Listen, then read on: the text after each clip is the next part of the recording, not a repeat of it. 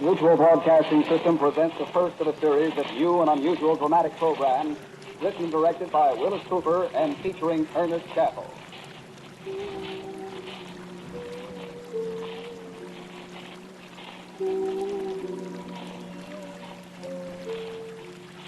Quiet, please.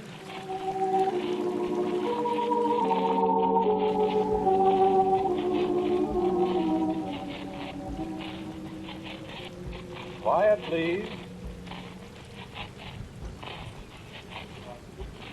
Feet above sea level. A little house, maybe 20 feet long, 15 feet wide. It's made of corrugated iron sheets with a high peak roof. It sort of hangs over the edge of the mountaintop, with nothing but the spikes of pine trees stretching all the way down to Pasadena, better than a mile below you.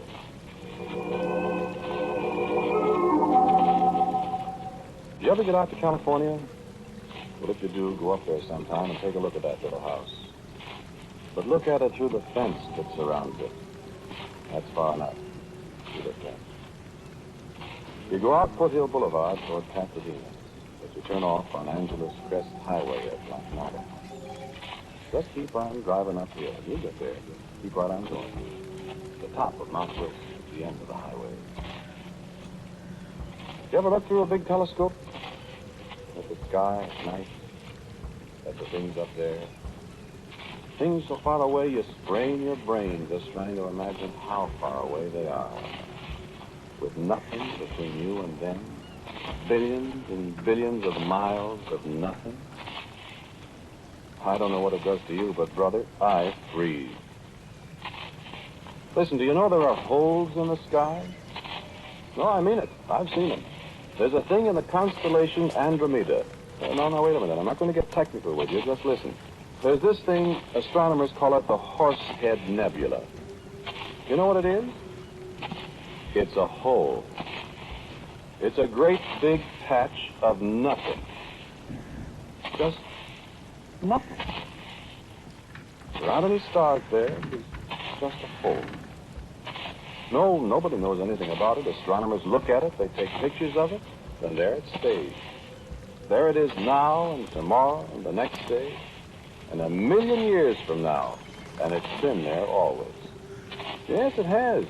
It's so far away that what you see now is the way it looked 1,000,000,000 years ago, before there was anybody to see it from.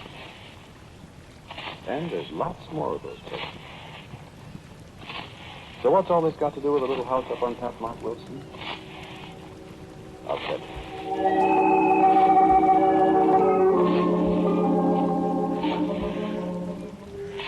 This was quite some time ago. I'd been living in California, see, for several years. I had a couple of bucks, had a nice little place near Venice. That was before the valley got to be so popular with movie people, radio comics, people like that.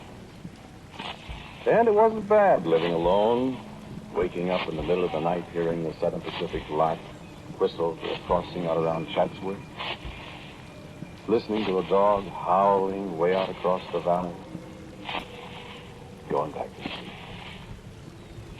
I don't get back to sleep so easy. Well, these people from Cleveland were out there, Aldo Minucci and Hugh Grant. We used to be great friends, Aldo and Hugh and I, so nothing would do but they'd come to stay with me. Well, it was all right. I had a Dodge convertible. The boys got quite a kick out of California.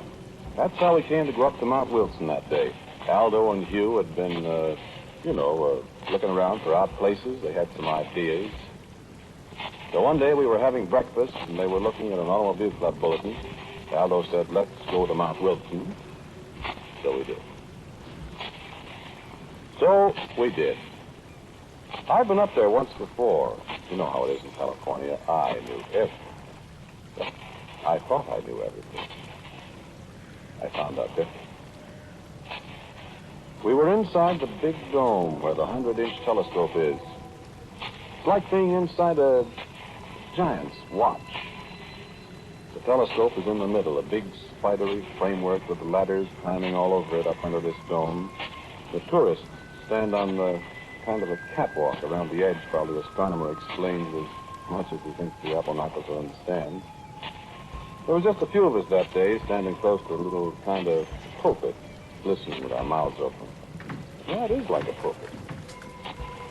I got to thinking that day how the astronomer looked like a priest up there. A nice old white-haired fellow, like a priest. And I was thinking he was talking about the heavens, too. I'd seen it all before, but my mouth was as wide open as Hugh's and Aldo's. The Earth is moving through space, too. It moves around the sun at the rate of about 18.5 miles per second. So therefore, you see, we must, in order to keep this telescope focused accurately on the celestial objects we are observing, neutralize those motions mechanically. The telescope itself, as you will observe, is controllable in any direction by this motor. Watch it at the face. Notice the motion of the telescope. And the final movement, the rotation of the entire dome, exactly synchronized with the speed of the Earth through space. Watch through the shutters above it.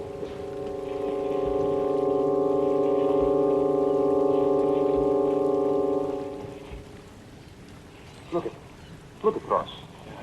Look outside. We ain't moving. The sky's gone by. Look at you. I see it. It's an optical illusion, Aldo. No, it's not an optical illusion. In relation to space, this spot we are on is standing still. Through these motions here in the dome, the mirror of the telescope is kept aimed exactly at one spot far out in space. What's space? Kid. What about the air? Sure, 2 miles of air, my friend, and then... Oh, stars. Yes, stars. And the places where there are no stars.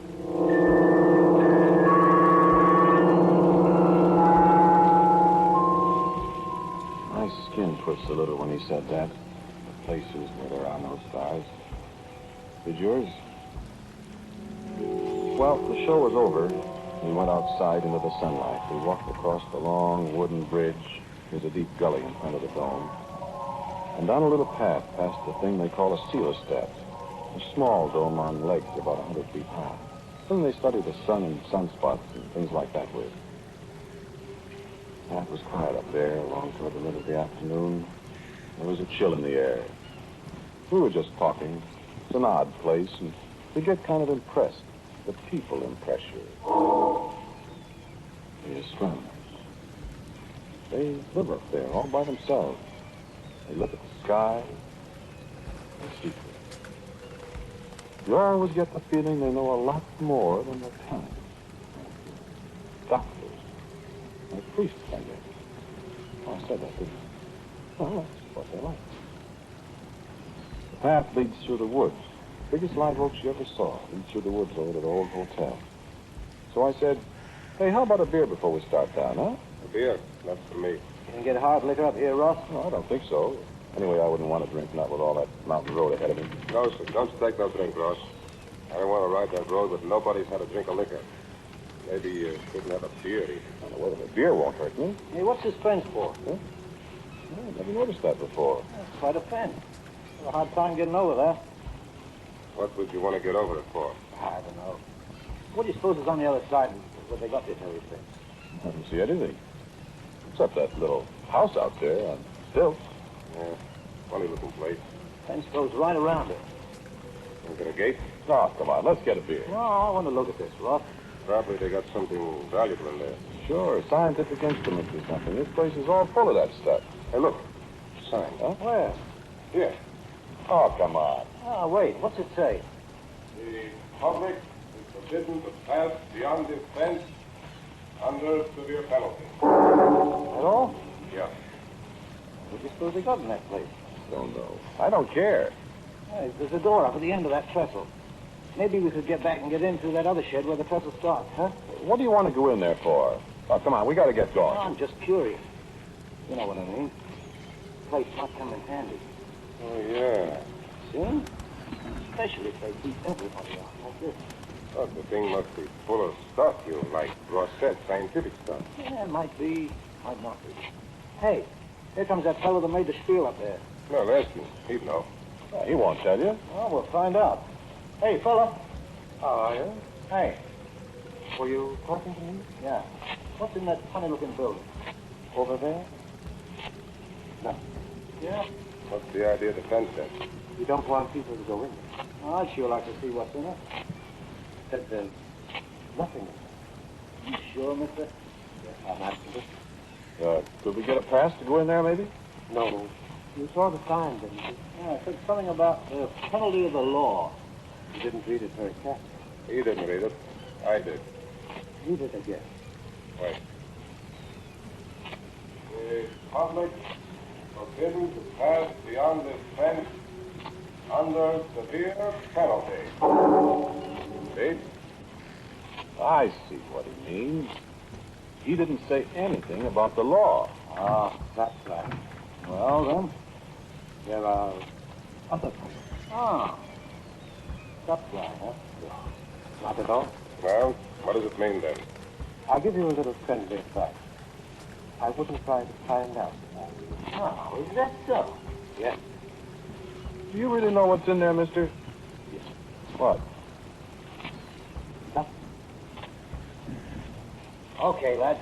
Let's go get that beer.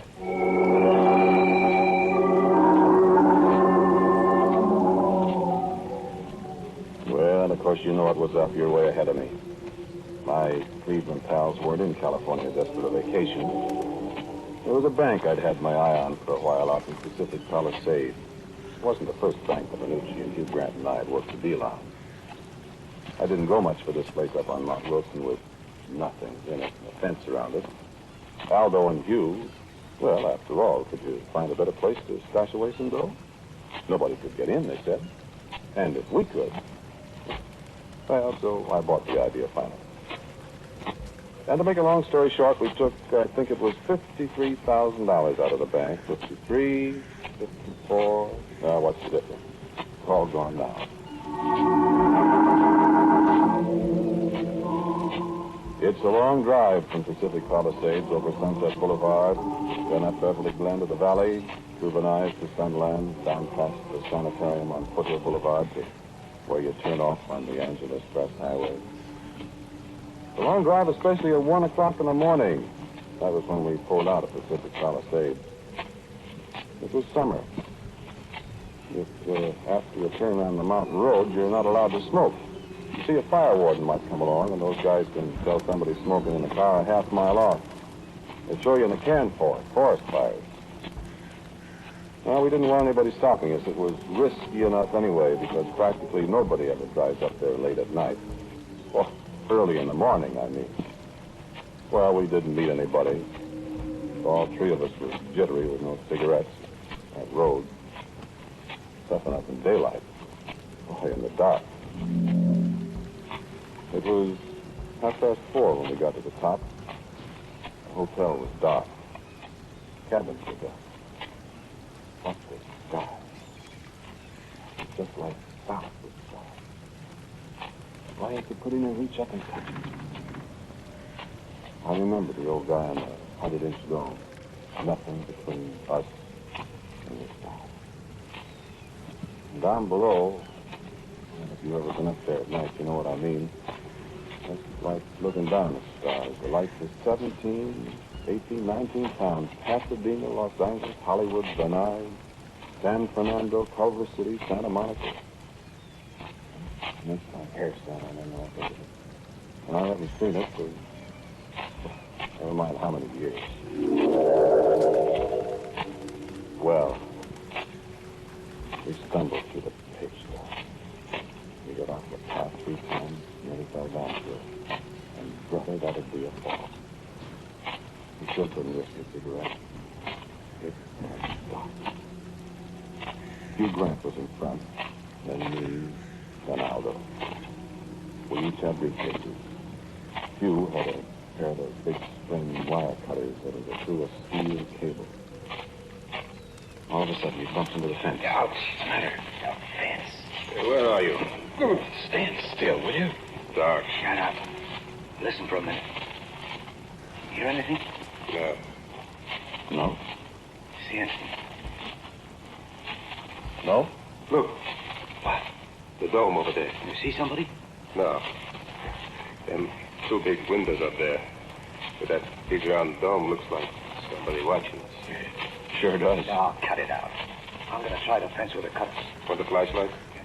No. I wish we... What? Nah, forget it. Just don't like that place. Get out of the way. Want some help, you? Just keep out of the way. Wait. Hear anything? Well, that wire made enough noise to... All right, all right. I'll try another strand. See if you can slide under there, one of you. Me. Here. No, can't make it yet. I'll try another. Look out for your arm there. Now try. Wait till I take off my coat. All right, now, let's see. How about it? He's through. All right, go ahead.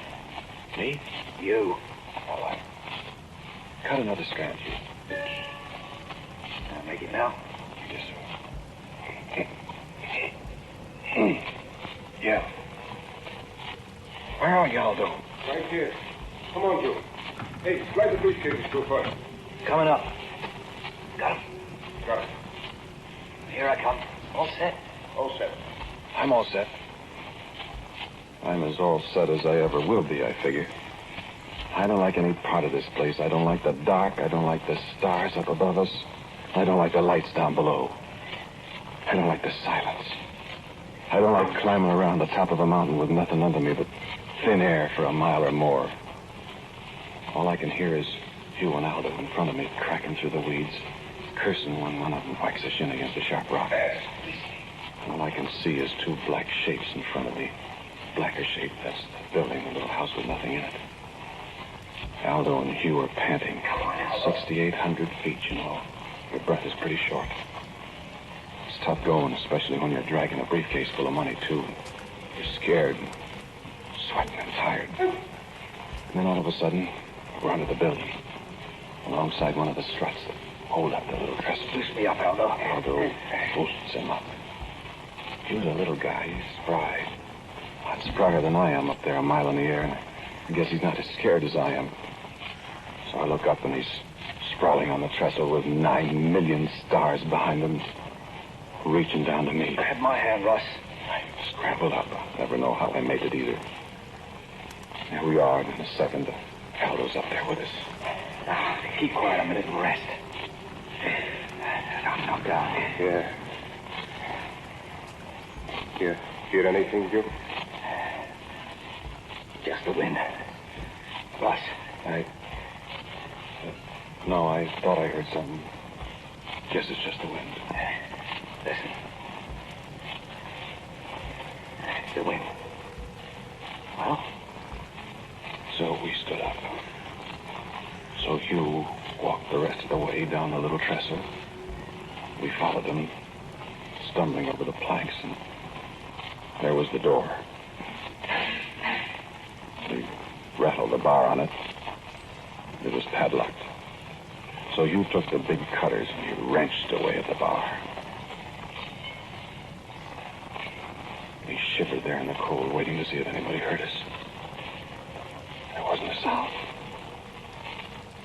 So Hugh tried again. And the bar fell off. Kept still for another minute. And then... Open the door.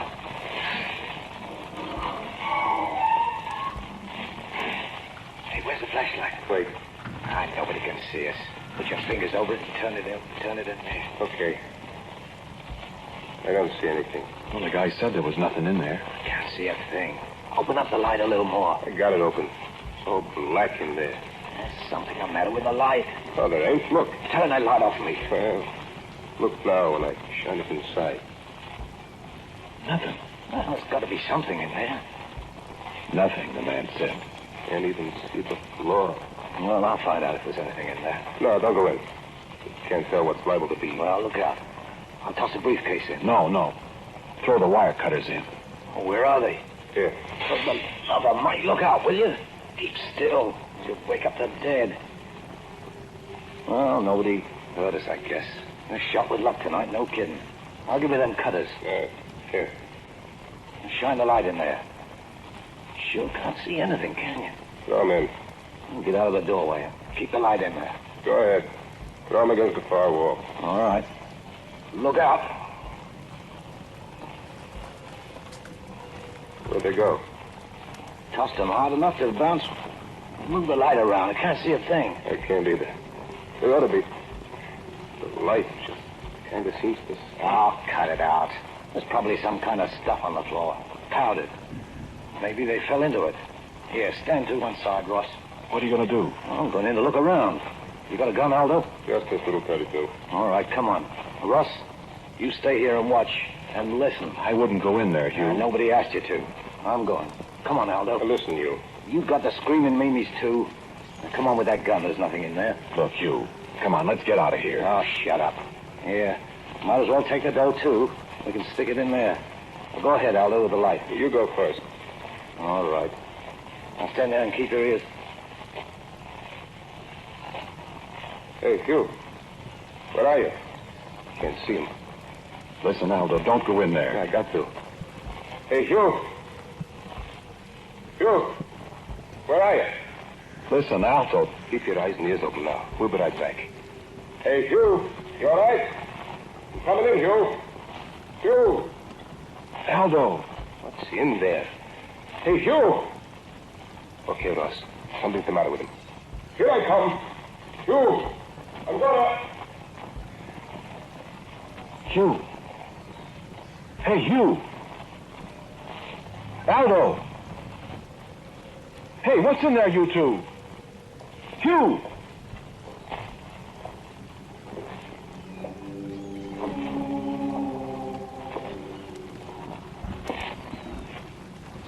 I can see you.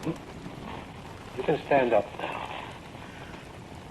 They won't come out, I assure you.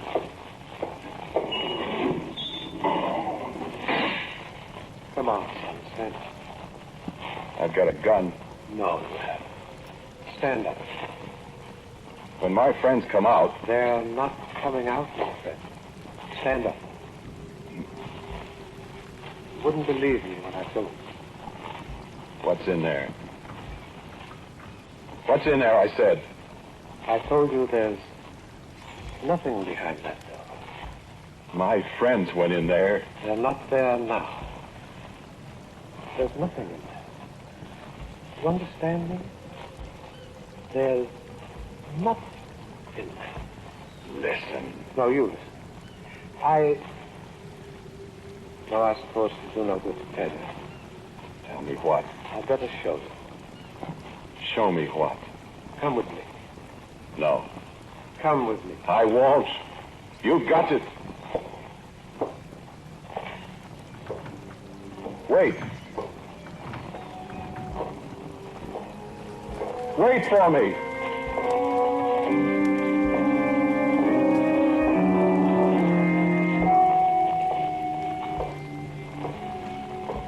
Across the little trestle, away from the door, he closed down my friends.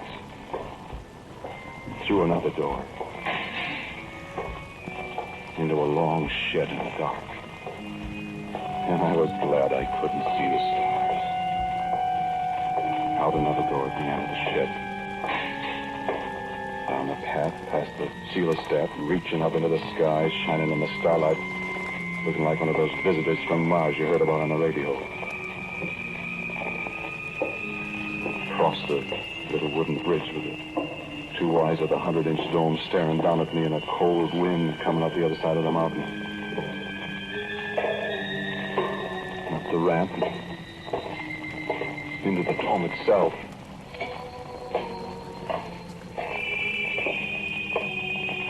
And up the iron stairs. Follow me. A little yellow light at the head of the stairs, and then out on the catwalk in the dark with the floor 40 feet below us. Up another ladder. My legs are getting tired. Up. Follow me. Up another dizzy ladder. And another. and across another spidery walk. Here, sit in this seat. I can't speak. My throat is dry.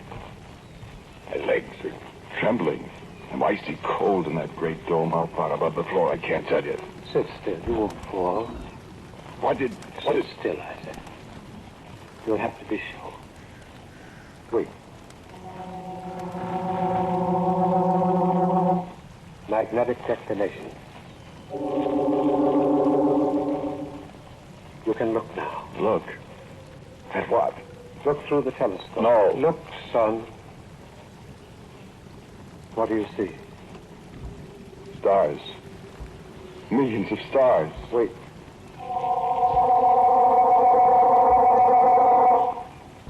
Look again. What do you see? Nothing.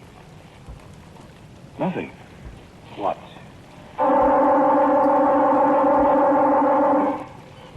Now?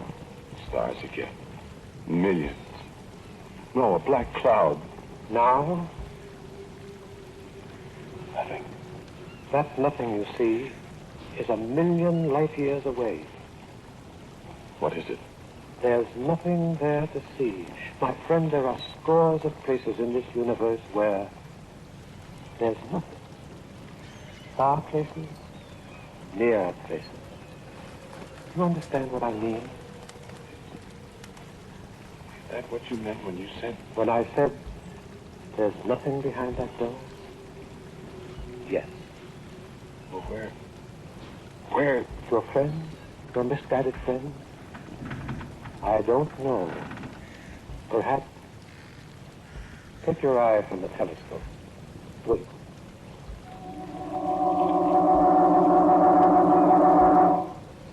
Look now, if you dare. Well, what? Look.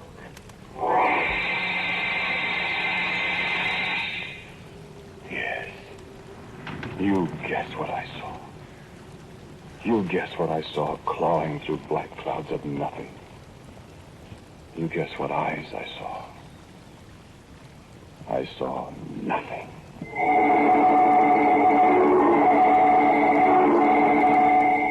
Yes, the little house is still there on Mount Wilson. You can go look at it if you want to. But don't go too close. Maybe somebody will tell you it's just a place where they store equipment. Maybe. Why do they keep the door locked then? Well, just one other thing. Don't you go around opening doors you don't know anything about. There might be nothing behind one of them.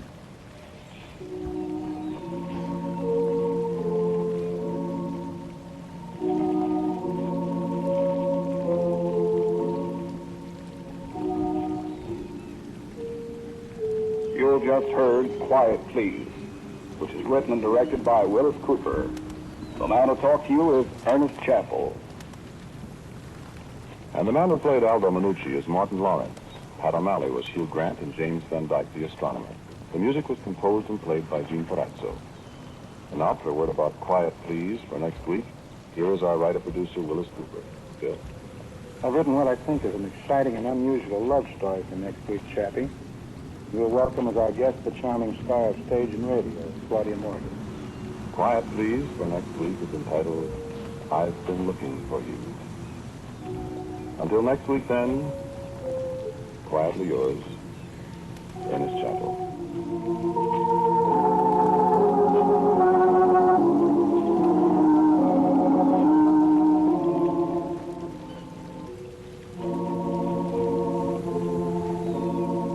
This is the Mutual Broadcasting System.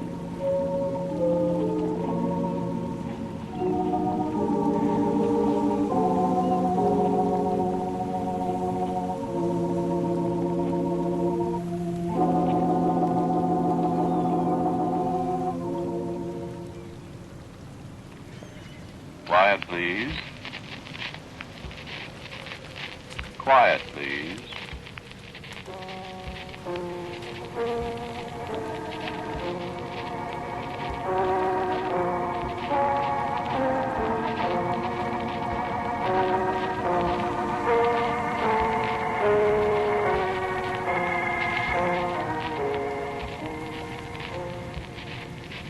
American Broadcasting Company presents Quiet Please, which is written and directed by Wyllis Cooper, and which features Ernest Chappell. Quiet Please for today is called Other Side of the Stars.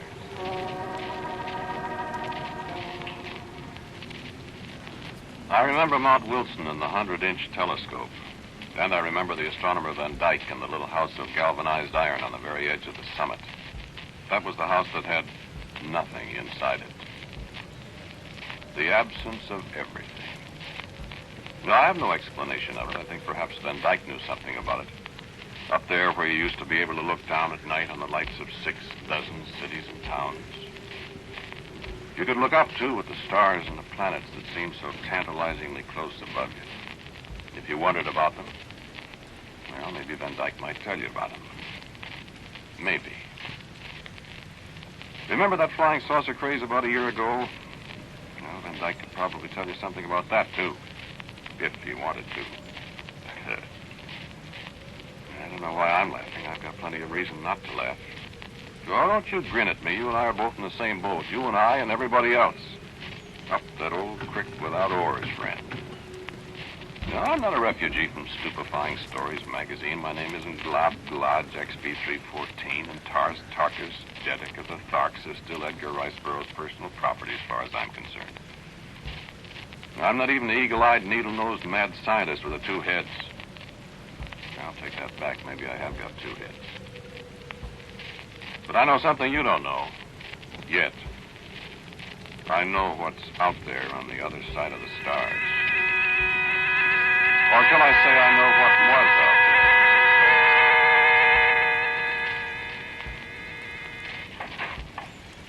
there? Oh, excuse me. What do you want, young man? Excuse me. Oh, come barging in here. Isn't that on the air sign turned on out there? Huh? Well, can't people see we're busy in here? Can't you do something about keeping them out of here? I've only got a... All right, all right. Where was I? I said I know what was on the other side of the stars. And I know where it is now. Or I think I know. That's what I'm here to tell you about. If people will stop bursting in here while I'm talking, get out of here, you! I'm sorry. Well, wait a minute. You might as well come in and hear what I've got to say in here. You'll keep opening and shutting that door. Sit down there.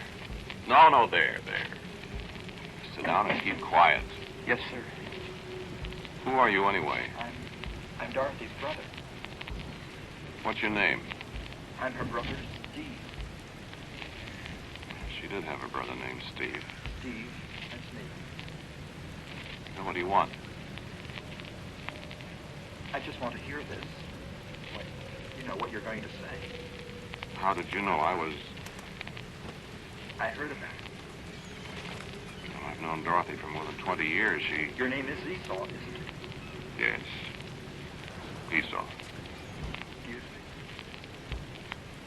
I met Dorothy more than 20 years ago. I met her when I was at Peach Springs, Arizona, before I started off up in the Yavapai Indian country looking for the well. Before Steve here was born. Peach Springs, 20 years ago. I don't know what it's like now. I haven't been there since 1928, September. Then it was a stop-off for the transcontinental buses, such as they were. General store on the edge of the Yavapai Reservation. They were so proud of their new frigid air. And right alongside the general store, there was a corral where the Indian cowboys seemed always tangling with raw-back range cattle. Not very far away from the Grand Canyon. Remember it well. Dorothy told me about the well. I was looking for the gold, of course. With the old map that showed where the well was, the old map with the Spanish words and the mark like the planet Saturn, complete with rings. Marked Pozo del Cielo, well of the heavens, well of the sky. And the other words alongside it in the crabbed soldier's handwriting. Lleno de oro y plata. Full of gold and silver. Full of gold and silver. And I was the first man who'd seen that map since, I think it was 1542, maybe 1543. Wasn't anybody in the world who'd seen it for nearly 400 years till I got hold of it. Went looking for it. For the gold and silver. Was that the well where... Dorothy. Dorothy got off the bus from Los Angeles when I did there in Peach Springs. I wasn't aboard it when it started off again. And neither was she. Then she went with me looking for the Well of the Skies. Yeah, it was just that simple. Dorothy was working for some museum of... She was investigating prehistoric Indian dwellings. Uh-huh. She was going north, and so was I. Oh, it was all right. We'd been walking about an hour through the mesquite and talking. There was a rattlesnake, a big sidewinder. Dorothy produced a gun from somewhere and very casually shot its head off at 15 feet. I stopped talking, I remember, and Dorothy put away the gun. I know how to use a gun, she said very coolly. See what I mean? I saw. Yeah, well, let's get on. That time's a wasting there. There wasn't any gold, and there wasn't any silver in the Well of the Stars. You found that out right away? We found that out right away. There wasn't anything except a skeleton and some very well-preserved pieces of 16th century armor, including a beautifully engraved steel cap, Morion, I think they call them, and a sword. Rapier sorted with a basket hilt. You've seen them in pictures. Why don't you tell it all? I'm going to. I think it would be better if you don't mind. I'll tell it all. I'll tell it all. About the music. I've got to tell about the music. Dorothy said when she came up. There were footholes cut to the sides of the well. She went down first because she said she wasn't as heavy as I, and I could hold the rope better in case she fell. She went down as far as the rope would reach, about 15 feet from the bottom. She stayed down quite a while. Finally, when she came up, she said she heard music down there. Didn't you? I wish you'd stop prompting me. Excuse me. That was all. Just music. In a hole in the ground that was at least 400 years old that nobody had seen since 1542 or 3. Nearly 100 feet deep. Music. That's all. Just music. You know how far away the stars are? The stars, not the planets. The planets are close. The planets of our sun, I mean. The stars, they're farther. They're so far away that astronomers measure the distance to them in what they call light years, just to make it simpler. A light year? Well, light travels 186,000 miles a second. A second, 186,000 miles. There isn't any such distance, not on this Earth anyway. Around 25,000 miles around the Earth at the equator, that's the farthest you can go, if you're a human being. Anyway, try and think of 186,000 miles. Then you multiply that by 60 for the distance light travels in a minute. Then by 60 again, and that's how far it travels in an hour. Just light, see? Then if you can still figure, multiply that by 24. That's the distance light travels in 1 day. And 365 times that is how far it travels in a year. That's a light year. In round numbers, 5,829,196,000,000 miles. And the nearest star is more than 4 times that far away. Alpha Centauri is its name. You could look at it some night, maybe. And the light, you see, started from there more than 4 years ago. Alpha might be bright purple now, and you wouldn't know it. Not for 4 years. That's what Van Dyke, the astronomer, told me, and Van Dyke, the astronomer, knows just about everything. The well. You were talking about the well. What? And Dorothy. Well, I have to tell the whole story, don't I? Pardon me, pardon me. You just shut up, Dorothy's brother. You just keep still and don't say anything. The hand on that clock just keeps going around. The first thing I know... I'm sorry. It was dark night when I finally climbed up out of the well. It was just like Dorothy said it was. The rope was too short to get all the way to the bottom. And when I came up, it was dark. And there wasn't a sound to be heard, except once in a while a coyote howling somewhere way off in the distance. The music. Tell about the music. I heard the music, too, while I was down in the well. I didn't say anything for a couple of minutes after I climbed out over the rim. Finally, Dorothy said in the dark, "Did you hear it?" I thought for a minute.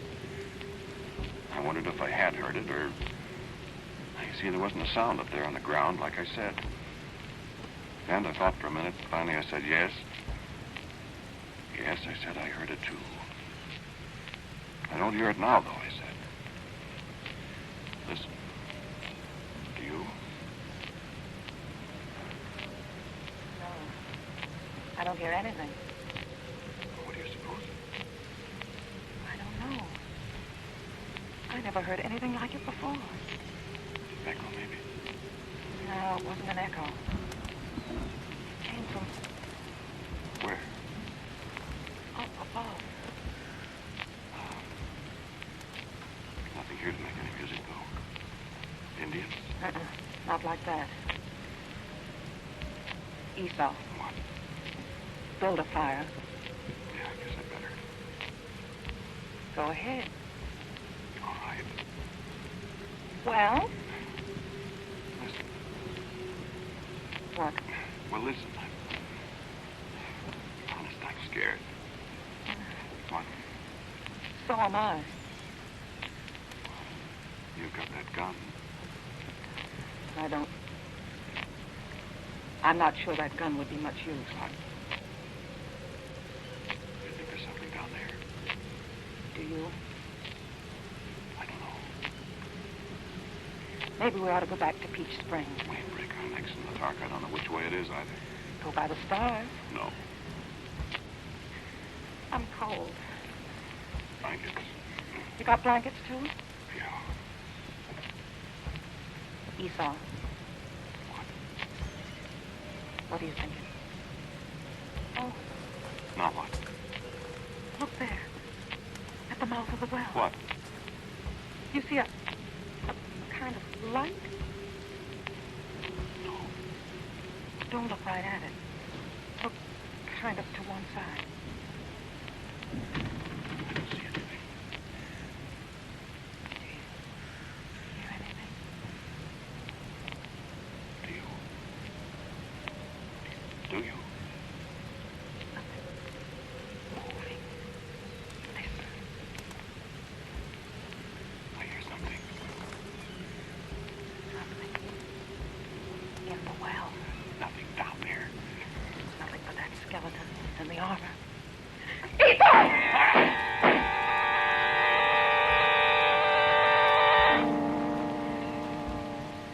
And when the ice had finally melted away from my heart and I could move at last, I aimed my flashlight toward the well's mouth, and in the bright beam I saw a poor, harmless lizard choking its little life away half a foot from the lip of the well. And Dorothy and I looked at each other in the dark. I guess she laughed first. In a minute, we were both practically in hysterics at the senseless fright that had gripped us a moment before. Finally, Dorothy said, "I'm going to sleep." She pulled her blanket up over her head and leaned back against a rock. After a while, I did too, still chuckling to myself. But just before I drifted off to sleep, I looked up at the stars, and they seemed so horribly close to us. And then I was asleep, and I dreamed of music that came either from them or from the well that yawned there beside us.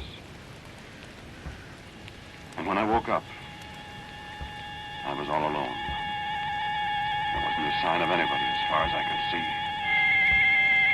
And I've never seen Dorothy from that day to this. But you talked to her. What? Yes, I've talked to her. Yes, I've talked to her. That's what I wanted to tell about.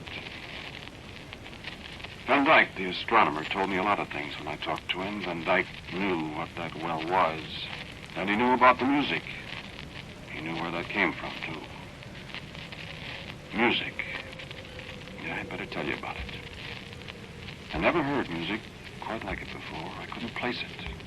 It sounded something like, well, like somebody talking, only whoever it was used music instead of words. You could almost understand it. After a while, I did understand it. Tell about trying to find The Dorothy. first thing I thought about, of course, was she'd fallen. I wasn't very enthusiastic about climbing down in that well, naturally. But there wasn't anything else to do. She wasn't down there. The skeleton was still there on the bottom of the well. When I got to the end of the rope, I jumped on down. There wasn't anything at all except those old bones and the pieces of armor he'd worn when he was alive. And at last, in the light of my flashlight way down there, a hammered silver bracelet. A hammered silver bracelet I'd seen the day before on Dorothy's left wrist. But there was something else down there. What? What did you say? Something else. How did you know? I know. Yes. There was something else. I didn't know it at the time. If I'd known it was there. But I didn't. I didn't know about it till after I'd talked to Van Dyke and it was too late. I should have known. It all falls into place. Now, the name of the place, Pozo del Cielo, well of the skies. The music that came from nowhere. I know what you mean, but I don't think they do. Excuse me. We think about this Earth, we think it's the most important place in the solar system. It isn't. The solar system's not very important either. Will you keep quiet? I'm sorry. No, the solar system isn't very important either. It's only a tiny little bit. Universe? Not universe, it's plural. We're all part of what we call the Milky Way, billions and billions of universes. As far as anybody could see with the biggest telescope ever invented, and the people in the other universes are just as ignorant of us as we are of them, just as uninterested. Except a few of the scientists. Now, let's not talk like one of those magazines, young man. Steve. The chances of an intelligent being from another universe even seeing this one of ours is pretty remote. What? Certainly there are intelligent beings in the other universes. Don't be so self-important. No, they're not necessarily like us. They aren't like us, as a matter of fact. Why should they be? Who are we? Just leave it like that. There are intelligences other than the so-called human race. Hate us? Don't be silly, most of them don't know we exist. Afraid of us? It's sillier yet. The well. That's right. The well. You don't think the so-called human race dug that well, do you? You don't flatter yourself that that music was produced by human beings, do you? You don't think Dorothy disappeared through any human means, do you? Well, the answer in each case is no. The human race didn't have anything to do with it. Why? The thing told me.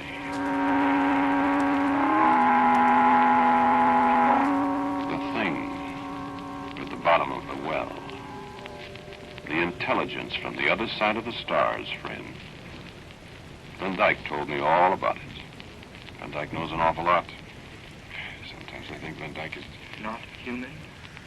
How would any human being figure it all out and be so right? Because he's right, all right. Tell it.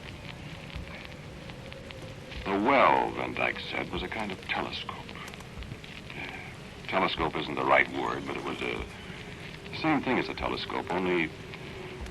You know, astronomers just look at the stars. The silent stars, the stars that never make any sound. You just see them. You don't hear them. What if you had a telescope for sound?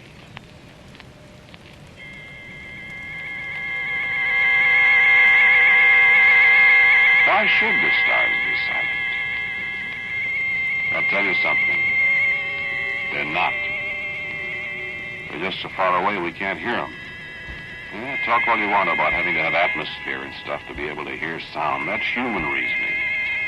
And these people, the stars, they know one or two things we don't know. Stars? People? Certainly the stars are alive. Certainly what's on the other side of them is alive. Well, go right ahead and laugh. I don't care what you think. You'll find out different. Only it'll be too late, see. You... about Dorothy? I have a couple of other things to say first, Steve. Then Dorothy. It was 20 years ago that I first saw the Well of the Skies and heard the music. It took me 16 years nearly to get the story all wrapped up. From Van Dyke and from my own researches. I even took Van Dyke to see the well. If you listen to the music, And he laughed. You don't know Van Dyke. You never heard him laugh. Gives me the creeps. A little more than 6 years ago, he gave me the machine.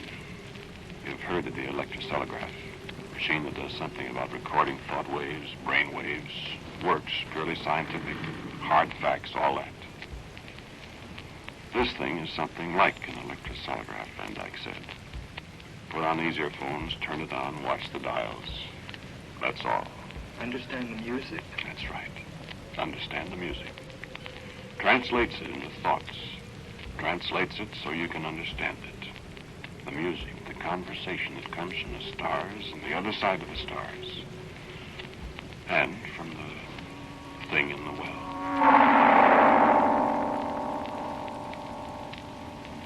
The thing in the well.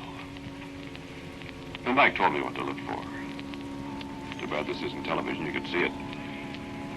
It goes with me everywhere I go. Well, you can hear it anyway. That's it. That's the first intelligent thing from the stars, the other side of the stars, that anybody on this earth has ever encountered. Just a little sphere, just like a ball. Feels like an egg, kind of, except it's not hard and brittle like an egg. Warm to the touch, moves, thinks, does whatever it wants to, talks by music. No, I don't know much more about it, except it's alive, very highly alive. Tells me it's closer to plant life than to our kind of life. Color? Well, it's kind of grayish green, very undistinguished to look at. Blue? Well, it came from the star Alpha Centauri. I told you Alpha Centauri is 4 light years away. It took 4 years for this thing to get here at the speed of light, 186,000 miles a second. And Here to stay. that's right. Here to stay. Found this Earth by sheer accident.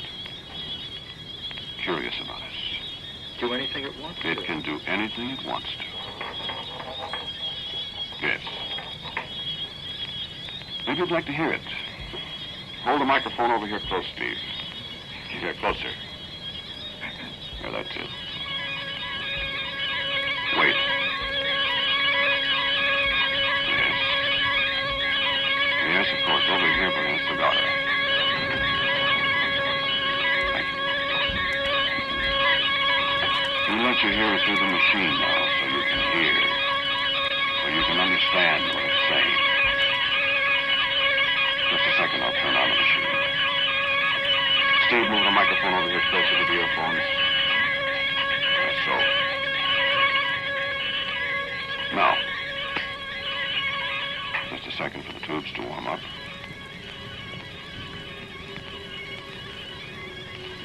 Now we adjust this dial. This one. Listen. Esau has told you almost enough, but there is still more to be Dorothy's told. voice. I found it very useful to absorb Dorothy. It is very difficult for me to form impressions of you human beings without much closer contact, without making your physical being a part of my own. There was only one other in all the time since I came to this universe, a Spanish The soldier. skeleton in the armor. And then when you and Dorothy came, it was necessary to know more about current conditions. All I knew about human beings was what I found in the mind of the Spanish soldier. You have made a few steps forward since his time. The rest of us will be interested. Move the microphone, Steve. You see? That's what became of Dorothy, Steve. Dead. No, Steve, Dorothy isn't dead. Dorothy's a part of that. Just like we're all going to be a part of the others. Excuse me. I mean... I was out in California 2 weeks ago. Van Dyke, he's still at Mount Wilson. He wouldn't go to Palomar. There's something about Mount Wilson and the 100-inch telescope and the little house on a mountain top that's got nothing in it. I told you about that. And Van Dyke doesn't want to leave. Van Dyke showed me a photograph made through the 100-inch on the 3rd of March. Yeah, let me show it to you, Steve. Stars. You describe it, Steve. This picture was made toward Alpha Centauri. Yeah, that's Alpha Centauri there. Now, there.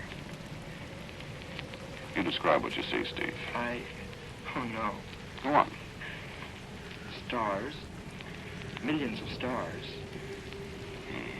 And this? Cloud? A cloud, blotting out the stars from a sixth of a light year away. 2 months ago, sixth of a light year. Now, this photograph, made April 7th, Steve. Steve. The cloud. It's bigger. The 12th of a light year closer to the Earth, Steve. They're coming. I don't know. Put the microphone over here closer. Yeah, by the machine. Here, listen now. Here is the word from the other side of the stars. Here is the word from the beings, the intelligences, the things from Alpha Centauri. Listen.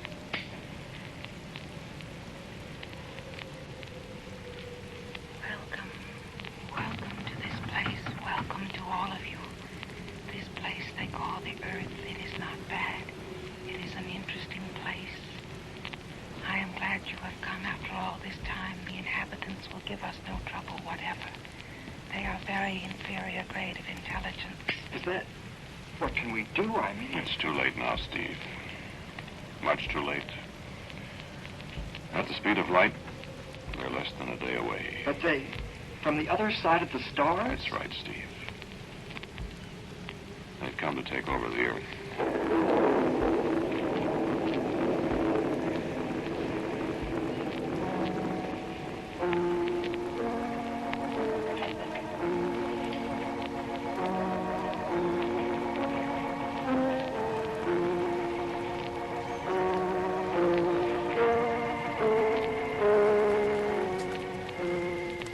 The title of today's Quiet Please story was The Other Side of the Stars. It was written and directed by Wyllis Cooper, and the man who spoke to you was Ernest Chappell. And Jane White played Dorothy. The young man was Mark Forbes. As usual, music for Quiet Please is by Albert Berman. Now for a word about next week, our writer-director Wyllis Cooper. Thank you for listening to Quiet, Please. Next week I have a love story for you for a change. It's called The Little Mornings.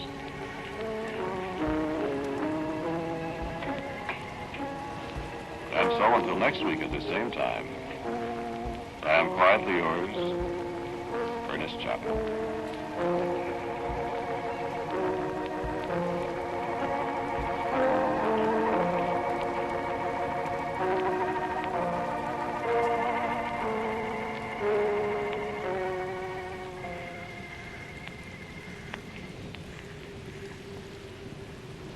Don't take any chances with your family's health.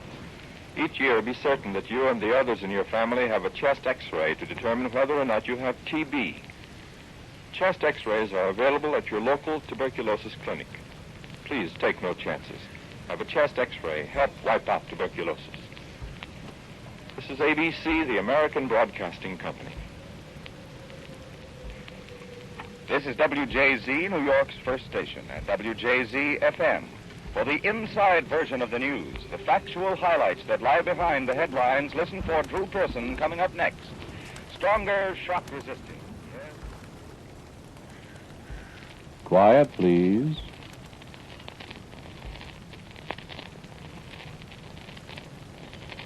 Quiet, please.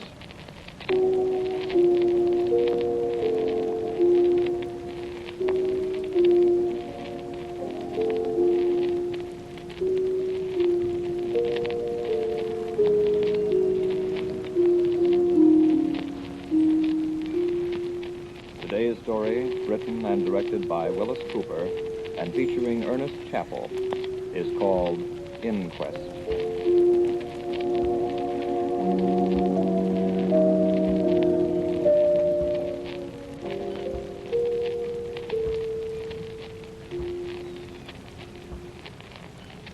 My name is William Ross, and I want to know why I'm here. My dear Mr. Ross, in all cases of violent death, it is customary for an inquest to be held.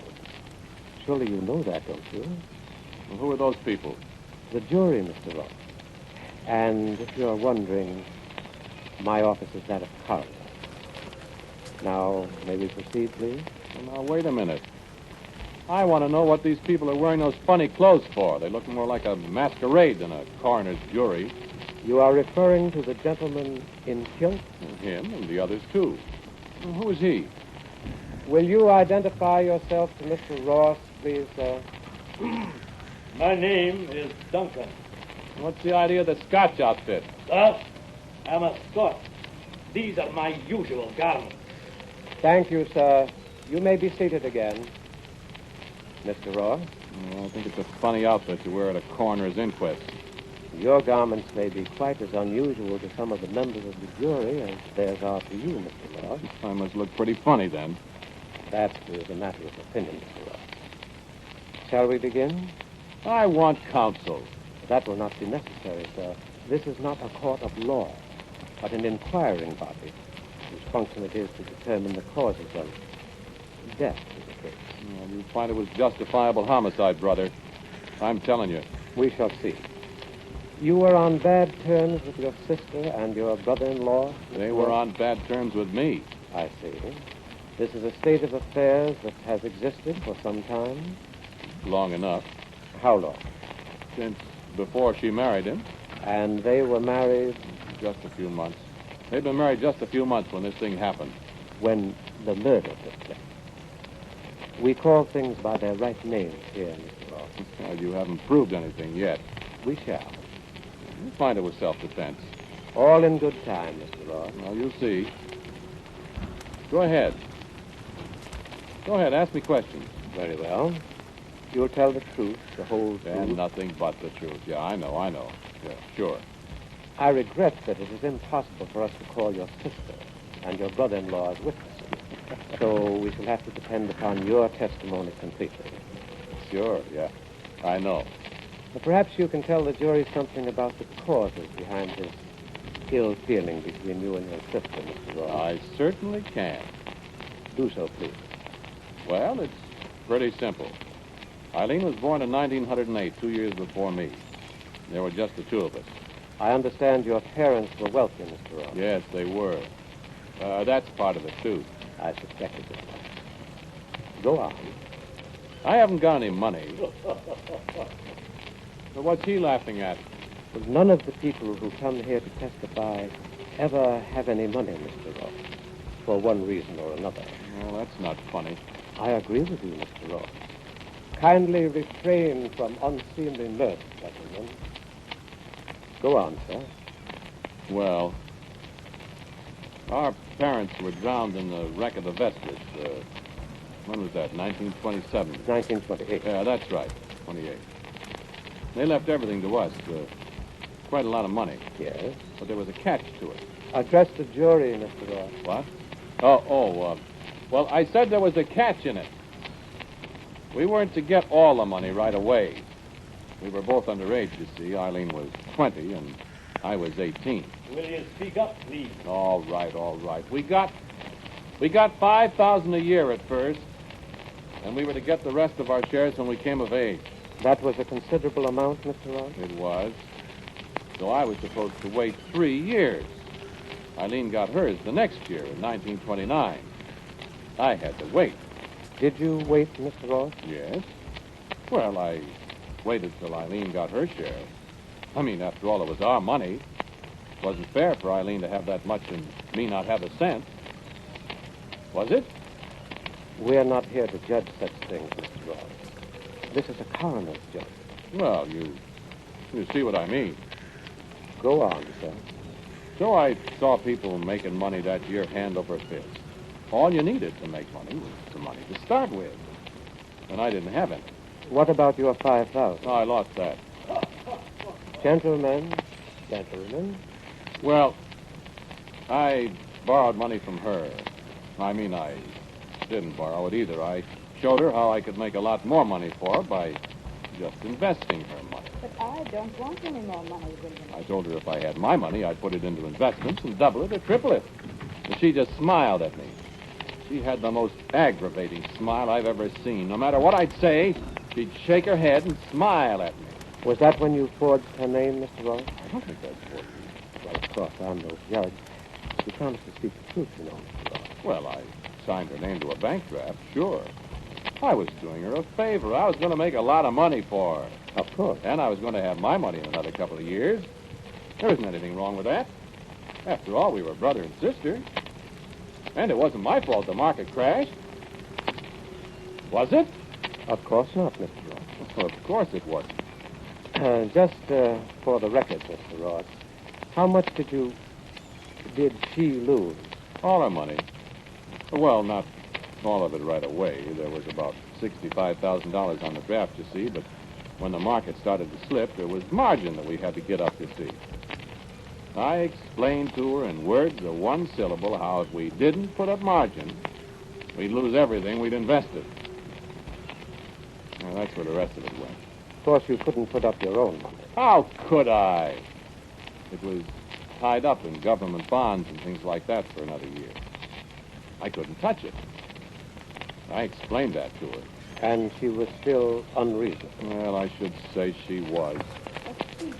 A despicable thief. Called me names. Get out of here and never come back. Tried to throw me out of her house. Not even a place to live. She changed her tune when I pointed out she didn't have a house to throw me out of, though. Oh, brother. Oh, was that a battle.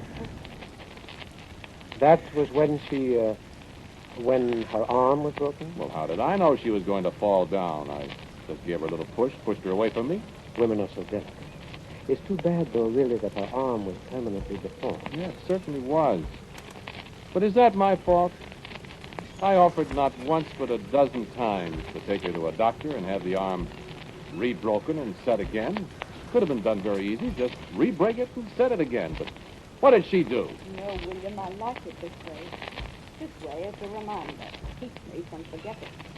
It stops hurting, William. It doesn't hurt at all. Tell us, Mr. Ross, you received your share of the estate, all right? Oh, sure. And you want to know something else? Just as soon as I got hold of my money, You didn't reimburse your sister. I did better than that. I took her in to live with me at my new house. I didn't charge her a cent. She didn't have any money to pay you, did she? No, but I let her be a kind of, a housekeeper, you see. I thought it'd make her feel better if she, sort of earned her keep. I have no doubt. And she had money whenever she wanted it, brother. She never had to ask me for a dime. Every week when I gave her the house money, there was always something extra for her. $5, $10, $20 sometimes. She had no kick coming. Well, then I take it you feel she had no real reason to harbor a grudge against you. I don't see why she should. But she did. Amazing. Well, I take that back. I guess she did have an excuse for a grudge. Yeah, I guess she did. You know, about Arthur. Arthur? The guy she married. Your brother? No, that's right. Oh, that jerk. I didn't like him from the start. So naturally you did your best to prevent their marriage. Well, I was just thinking of her. What's your name? Why, I'm the coroner, Mr. Ross. Don't you remember? This is an inquest. Yes, but you must have a name. I can't just call you coroner, can I? Haven't you got a name? Oh, yes, I have a name, Mr. Ross. We'll get to that. In the meantime, the jury is waiting to hear the rest of your testimony. Oh, yes, the jury. I thought there were only supposed to be 6 people on a coroner's jury. More than 6 people over there. Oh, yes. Those fellas in the masquerade costumes. Listen, coroner, what's the idea of all that? Looks awful phony to me. Well, I assure you it's anything but phony, Mr. Ross. You sure this is a coroner's jury? Not some gag you're rigging up to make me confess? Confess what, Mr. Well, Ross? Make me talk. You are talking, Mr. Ross. It's like a convention at a lunatic asylum. That Scotchman. Scotsman, Mr. Ross. Scotsman. And that fella there in the bathrobe. Well, they're the coroner's jury, Mr. Ross. I told you. I never heard of people dressing up like that just to be on a coroner's jury. This is your first experience with such a body, isn't it, Mr. Ross? It certainly is. Well, then we can forgive you for being unfamiliar with our procedures. Now, shall we get on with our inquest? Well, this is on the up and up. I assure you it is, sir. You said you objected to your sister's marriage. I did. Why? For her own good. Here she was living in luxury. Luxury? What? Well, I'd call it luxury for somebody who didn't have a cent to her name, Mr. Coroner. She had a good home, her own room with a private bath even. She could use my car practically whenever she wanted to. She had good clothes. Where would she have been without me? I was thinking of that. I'll tell you where she'd have been. She'd have been in some charitable institution, or she'd have been scrubbing floors or something. Or she might have been... Well, let's not go into it. Well, that's right.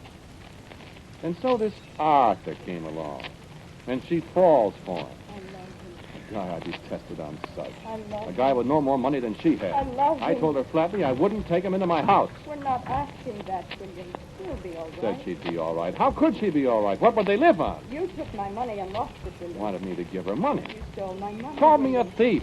We wouldn't need much. I wouldn't give her a cent. I gave her a home. I took care of her. I'd have got that crooked arm of hers fixed up. Why, with that arm, she couldn't even do the housework decently. And then she has the crust to want me to set her and this Arthur of hers up in their own home. Support them, even. Where did Arthur come from, Mr. Ross? Did you know him before? Yeah, he was in the Army. I didn't know. You weren't in the Army, Mr. Ross. No, I had a bad heart, you know. Yes, I know. I bought plenty of war bonds, though. Every week, $18.75, regular as clockwork. And his Arthur, he didn't buy war bonds. He was in the Army. Not that the Army wasn't all right, but some of the people they had in it. Isn't there something about taking all kinds of people to make a world, Mr. Ross? I suppose that applies to Army, too. Yeah, I suppose it does. But I don't want any part of that kind. What was your objection to him? Well, to begin with, he wanted to take my sister away from me. That was enough to set me against him. Then he didn't have any job or any prospects. And he didn't like me. I can't understand that. I wasn't going to have him upset my way of living. After all, I'd had Eileen there with me for, well, let's see, it was nearly 15 years. I was used to her. Hadn't you ever had any idea of getting married yourself, Mr. Ross? Me? I should say not. Why should I? Yeah, I suppose you're right. After all, you had a housekeeper, someone you were used to. And I understand you were quite a lady's man, too. Marriage might upset that, mightn't it? Yeah, it certainly would. Well, now, Mr. Ross, we have the background for this unfortunate occurrence, haven't we? Shall we get down to details now? If you're ready. I'm all ready. Go ahead. Go on, ask me questions.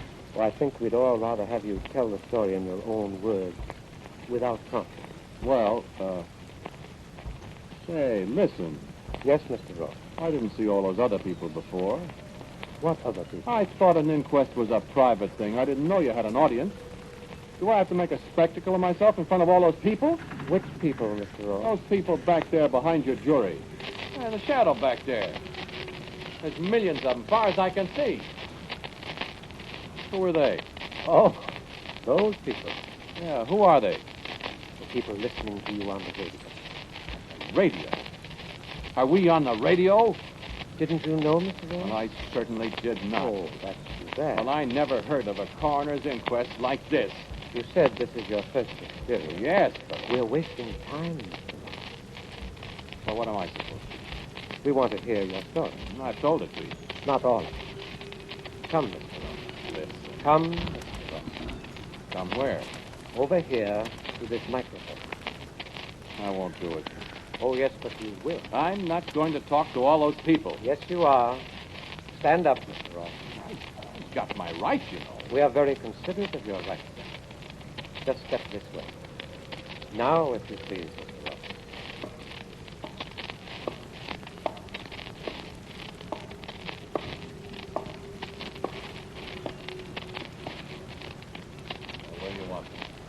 right here, if you please.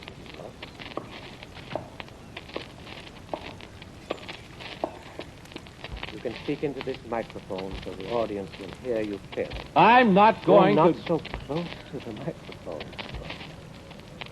Now, sir, we will hear your story of that day. We shall supply you with sound effects if they are necessary.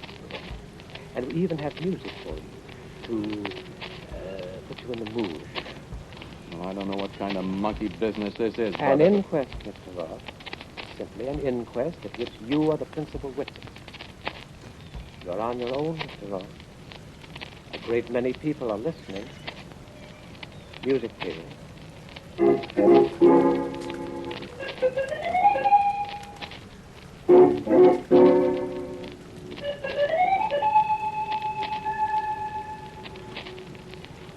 Go ahead, Mr. Ross.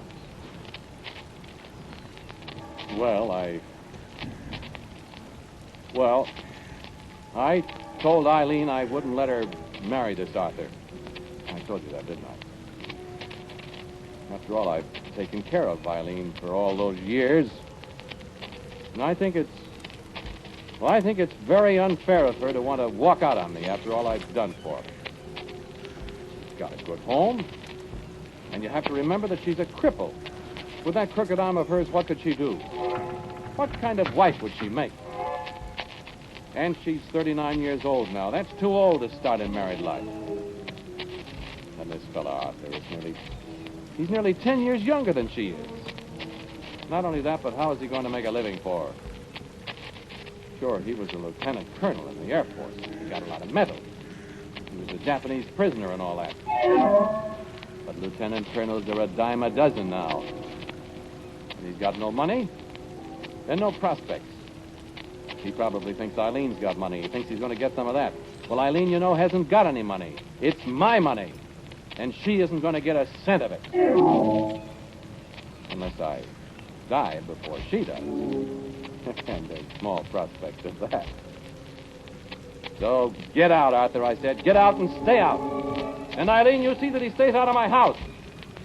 That's what I said. And I meant it. Well, he went. Eileen cried. Eileen is always crying.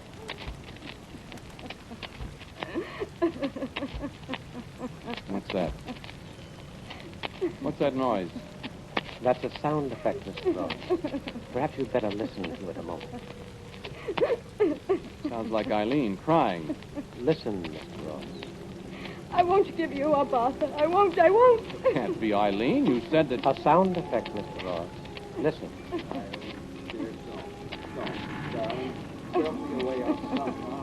We'll work it out. You don't have to. Oh, but Arthur, how can we? He's got to help us. Isn't there some way we can talk to him into doing something? He can't do this to me. Darling, if he won't let me have some of the money he stole from me, how can we? Oh, I hate him. I hate him.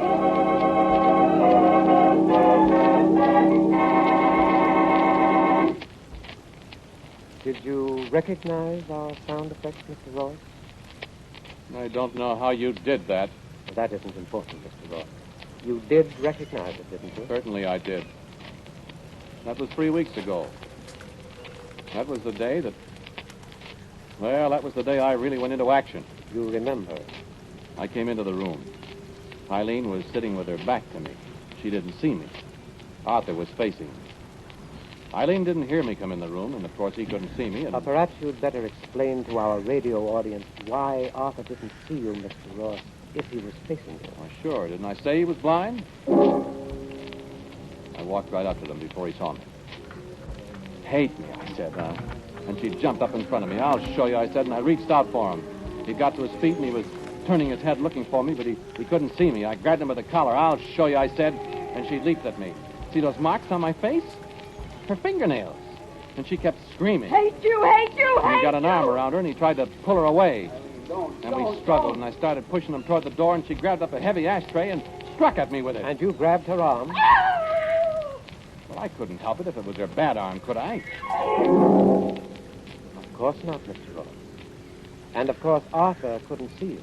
How could he? He was making passes in the air trying to find me. And you knocked him down. And threw him out. Next time I'll kill you, I said. You shouldn't have said that, you know, Mr. Ross. I know. It could be used against you. Well, I had to protect myself. Well, all right. I figured I'd fix that. I got the doctor for Eileen. She wasn't hurt bad. She just fainted when her arm got twisted. And she wouldn't speak to me. Stayed in her room. That house was an inch deep in dust. Dishes weren't washed. No groceries. Wouldn't come out of her room.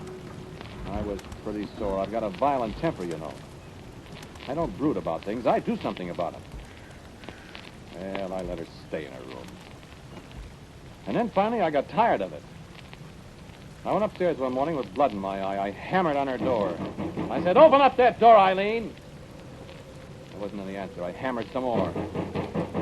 She still didn't answer, and I said, "Eileen, open up that door. I'll break it down." I said, "I'll take the cost of fixing it out of your allowance, too." There still wasn't any answer, so I got back and I slammed my shoulder against it, and then the second time, the lock broke and I fell into the room. And she wasn't there. That's right. She wasn't there. But the note was. That's right. The note. She'd skipped out on me. She'd married that Arthur. That blind man. I thought I'd die right then and there. You didn't, though. No, but I thought I was going to. When I found she got into my safe, I'd forgotten she knew the combination. How much was missing? $15,000 in bonds. She stole it. How much did you get from her that other time? Well, that was different. This was stealing. I see. Well, I hunted high and low for her. I hired detectives, and they cost plenty, too. I didn't find her. I thought they'd be easy to find a blind man and a woman with a crooked arm, but they weren't. I used to lie awake nights thinking of what I'd do to them when I found them. You're making some very damaging statements, Mr. So I am. So what? We'll see whether it was justifiable homicide or what. Well, they came back. I was all alone. They knew I'd be alone. Was that the day, Mr. Ross? Yeah, that's right. They came in. Eileen still had her key. I didn't know they were there till she spoke from the doorway of the living room. We've come back with you. And he was with her, standing, grinning behind her in the hall. Grinning, he thought, at me, at his new brother-in-law. His face was turned in the wrong direction. Blind men give me the creeps. She came in the room and she put out her hands to me and she smiled. Aren't you going to congratulate us? And my head began to swim and the light in the room seemed to turn red and I staggered as I got up out of the chair and then she backed away from me and I heard him talking dimly. What's the matter, William, what's the matter? The room began whirling around faster and I tried to speak but I got kind of mumbled and Eileen yelled, "William!" And I reached for that fool Arthur's throat. Yes, I did. Listen to me. As I reached for his throat, I saw Eileen out of the corner of my eye, and she was picking up an old-fashioned dirk that was on the coffee table that used to belong to my grandfather. We used it for a paper knife. She was running at me, and I was trying to hold on to Arthur, and she stabbed at me, and I couldn't let go of him because he was struggling, and she cut my hand. Didn't I tell you it was self-defense? And she kept striking at me, and I grabbed the dirk out of her hand, and Arthur was kicking me, and I got the dirk, and I heard Eileen scream, and there was a great red flash in my mind, and... Well, that's all. So, that's the story, Mr. Coroner. Next thing I remember is sitting in that chair over there with your jury and your radio audience staring at me. So, go on, let's hear your verdict. Go on, let's hear it. From your masquerade party jury. Go on! Very well, Mr. Ross. Your Majesty? Majesty? What's this? King Duncan of Scotland is foreman of our jury, Mr. Ross. There isn't any King If Duncan. you will please to remember, Mr. Ross, Duncan of Scotland was foully murdered by a certain Macbeth many a long year ago. Yes, Mr. Ross. And the gentleman in what you term the bathrobe died at the hand of a friend named Rufus. Aye. and the gentleman in the red cap was done to death by a snip of a girl named Charlotte Corday in 1794. What are you talking about, you... Yes, Mr. Ross, these gentlemen are your peers. All murder victims at one time or another. What kind of a masquerade? I assure you, this is no masquerade, Mr. Ross. Just one thing. Your sister and your brother-in-law did not die. Well, then, what's all this about? Your Majesty, the verdict, if you please. Guilty of murder, Mr. Coroner. Murder? But you said they didn't die. No, Mr. Ross. They didn't. But you did. Your heart, remember? And now I think you are my property,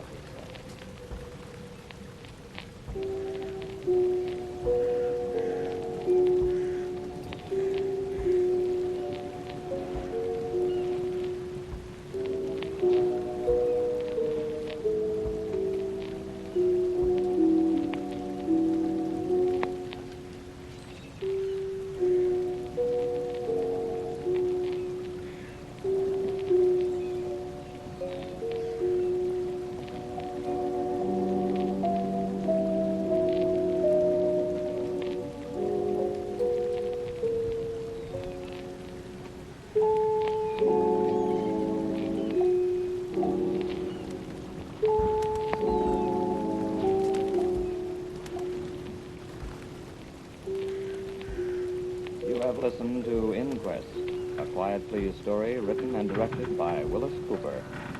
The man who spoke to you was Ernest Chappell. And James Van Dyke played the coroner. King Malcolm was Pat O'Malley. Eileen was played by Sylvia Cole. And Arthur was John Morley. Music was composed and played by Gene Frazzo. Now, for a word about next week's Quiet Please story, here is our writer-director, Wyllis Cooper. Next week's story is the adventure of a writer and the characters that he creates. It's called Bring Me to Life.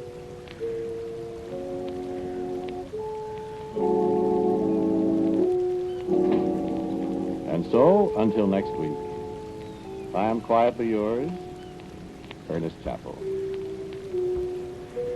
This program came to you from New York. This is the Mutual Broadcasting System.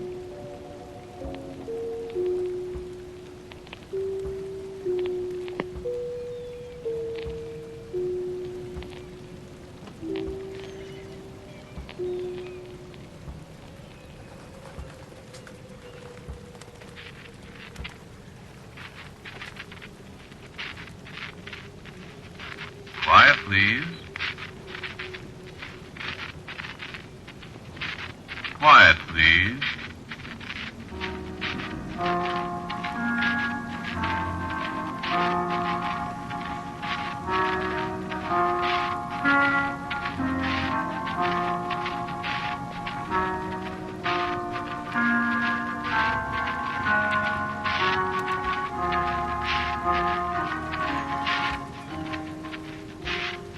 The Mutual Broadcasting System presents Quiet, Please, which is written and directed by Wyllis Cooper and which features Ernest Chappell. Quiet, Please for tonight is called Some People Don't Die.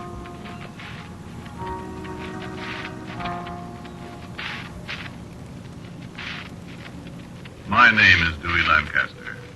You probably have never heard of me unless you're vitally interested in the subject of prehistoric cliff dwellers, and practically nobody is. There are a few cliff dwellings in the United States that I don't know about as well as their original inhabitants did. The Pelican, Mesa Verde, all the big ones, most of the little ones. They're quite interesting. Quite. Now, when I tell you that this particular one is called Mesa Encantada, don't look superior and say you know where the Mesa Encantada is. Because the Southwest has more enchanted mesas than there are main streets in the United States. And the chances of your finding this particular one is about 7 million to 1. And you don't want to find it anyway. I'll say you don't. Let's cut out all the preliminaries and say that it was several years ago, 1946 to be exact, that I first came to Mesa and Cantata. Muriel and me, my wife. I recognized it at once. How? Well, I'd seen pictures of it in various cliff dwellers' houses. Sure, other people saw some of the pictures, too, but I was the only one that recognized them as pictures of a particular mesa. And I'd been quietly looking for it for several years. I just stood there and looked at it, with the sun about a foot off the horizon, and nothing between us and the sunset but a million giant saguaros. Just me and Muriel and Fermin, my Yankee Indian helper.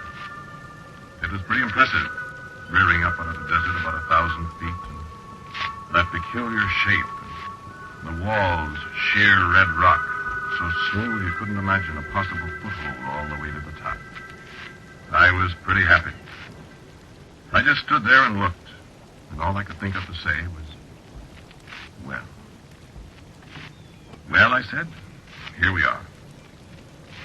Muriel didn't say anything. Fermin did. Sí, como no? Matter, Fermin. Don't you like it? No, amigo, I do not like him one nickel. No, come on now, Fermin, just because they call it enchanted. This place many more enchanted than you think, amigo. This baddest place in whole country. Ah, you people always say that. Not me. I never say him before, didn't we? This Cholo, he gets scared pretty easy when something is where old people live one time. But you never hear Fermin say nothing from being scared to these places ever, Emma. Caramba, que no, amigo. Only this place I don't like, boys. It'll look better tomorrow morning, Fermin. Maybe to you, amigo. But she don't look at me from the morning, I tell to you. What? You pay me off, senor amigo. Not me, I don't stay, pues. Oh, come on now, Fermin. Stop it. No mirror, amigo. Fermin, when he is scared, he don't kid you about him. I think it's más mejor you come along with me and not be here forever. Now, listen, Fermin. No, I got my ears shut. I don't stay here, not Fermin. I take my money and I go from this. Well, how are you going to go? I'm not going to let you take the car. Pues I walk. My pay, por favor. Fermin, listen. You come with me. Don't be silly. I've been looking for this place for a long time, son, and I'm not afraid of it. Come on, be reasonable. I am more reasonable than we think, senor patron. You and senora can stay, and I do not like it. But me, tengo mucho miedo. No quiero estar aquí. Please to pay me my money. What are you afraid of, Fermin? You've been with us at a dozen of these cliff dwellers' places. That's right. Look, the senora isn't afraid for me. But I am. Of what, for the love of Mike? Of what is up there? You know what's up there, Fermin. Broken pottery, a few skeletons. You're not afraid of the dead people, are you? Pero estos difuntos no son muertos, senor. You're crazy for me. No, senor. What did he say to He said these dead ones aren't dead. What do you mean by that, Fermin? Son brujos. Wizards? Que sí. Well, now, look, Fermin, I'm a pretty good wizard, too. You stick around here tonight, and if any of these wizards come around, I'll put my own special variety of hex Senor, on them. you speak to Fermin, not to some fool cholo. Mira, senor, Fermin has been with you long many years, so do not try to tell him that kind of stuff for why he knows better. Yes, I guess you're right, Fermin. Senor. I'm sorry. Senor, you know Fermin is not superstitious Indio, pues? So you this very mal país. How you say battered? Senora, you are my father and my mother. I do not want for you have bad death. Only not just you. And in your soul, these brujos take her too also. Please, you come away from here with Fermin before I am too late. Well, thanks, Fermin, but we're staying. I see. Then I go. Fermin, now don't be silly. Con permiso, senora. It is not I who am being silly. Adios, patron. Adios, senora. Fermin! Go after him, Dewey. He'll get lost sure as anything. We're 30 miles from the town. Stop him. Fermin!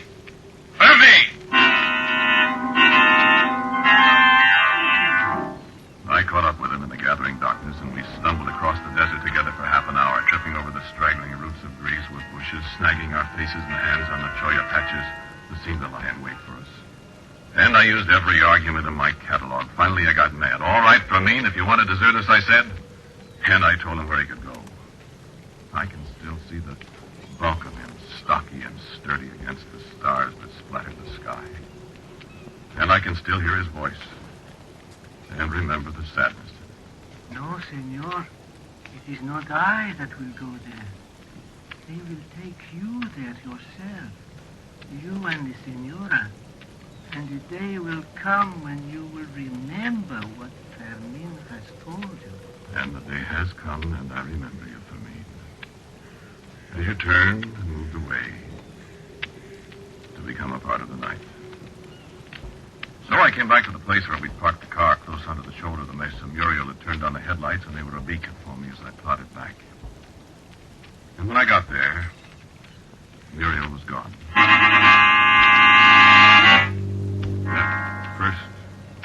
At first I thought she just wandered over for a moment. When she didn't come back after 15 minutes, I started to look for her. I looked for nearly the whole night long, shouting her name as I stumbled all the way around the towering mesa. It must have been only a little while before dawn that fatigue dragged me down to the cold ground for a brief sleep. I was awakened almost at once, it seemed, with the sound of a great gong that began in my dreams. It persisted until I forced my eyes open and saw that the sun was rising. And she was not there. I was alone at the foot of the enchanted mesa.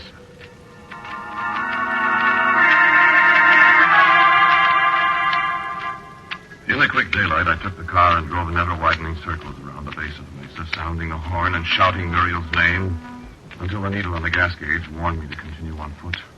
I examined every inch of the mesa itself through my binoculars. And far at the top, 1,000 feet above me, I could see the man-made wall and the windows of the old cliff dweller's mansion. But there was not the slightest sign of life anywhere. I was the only living thing on all these thousands of square miles of desert. So in despair, as the sun was declining again to the west, I drove the car back to the giant saguaro where we parked the night before. There was no mistaking the place, of course. I got out of the car and walked toward the smooth red precipice. And there, leaning against the rock, was a ladder.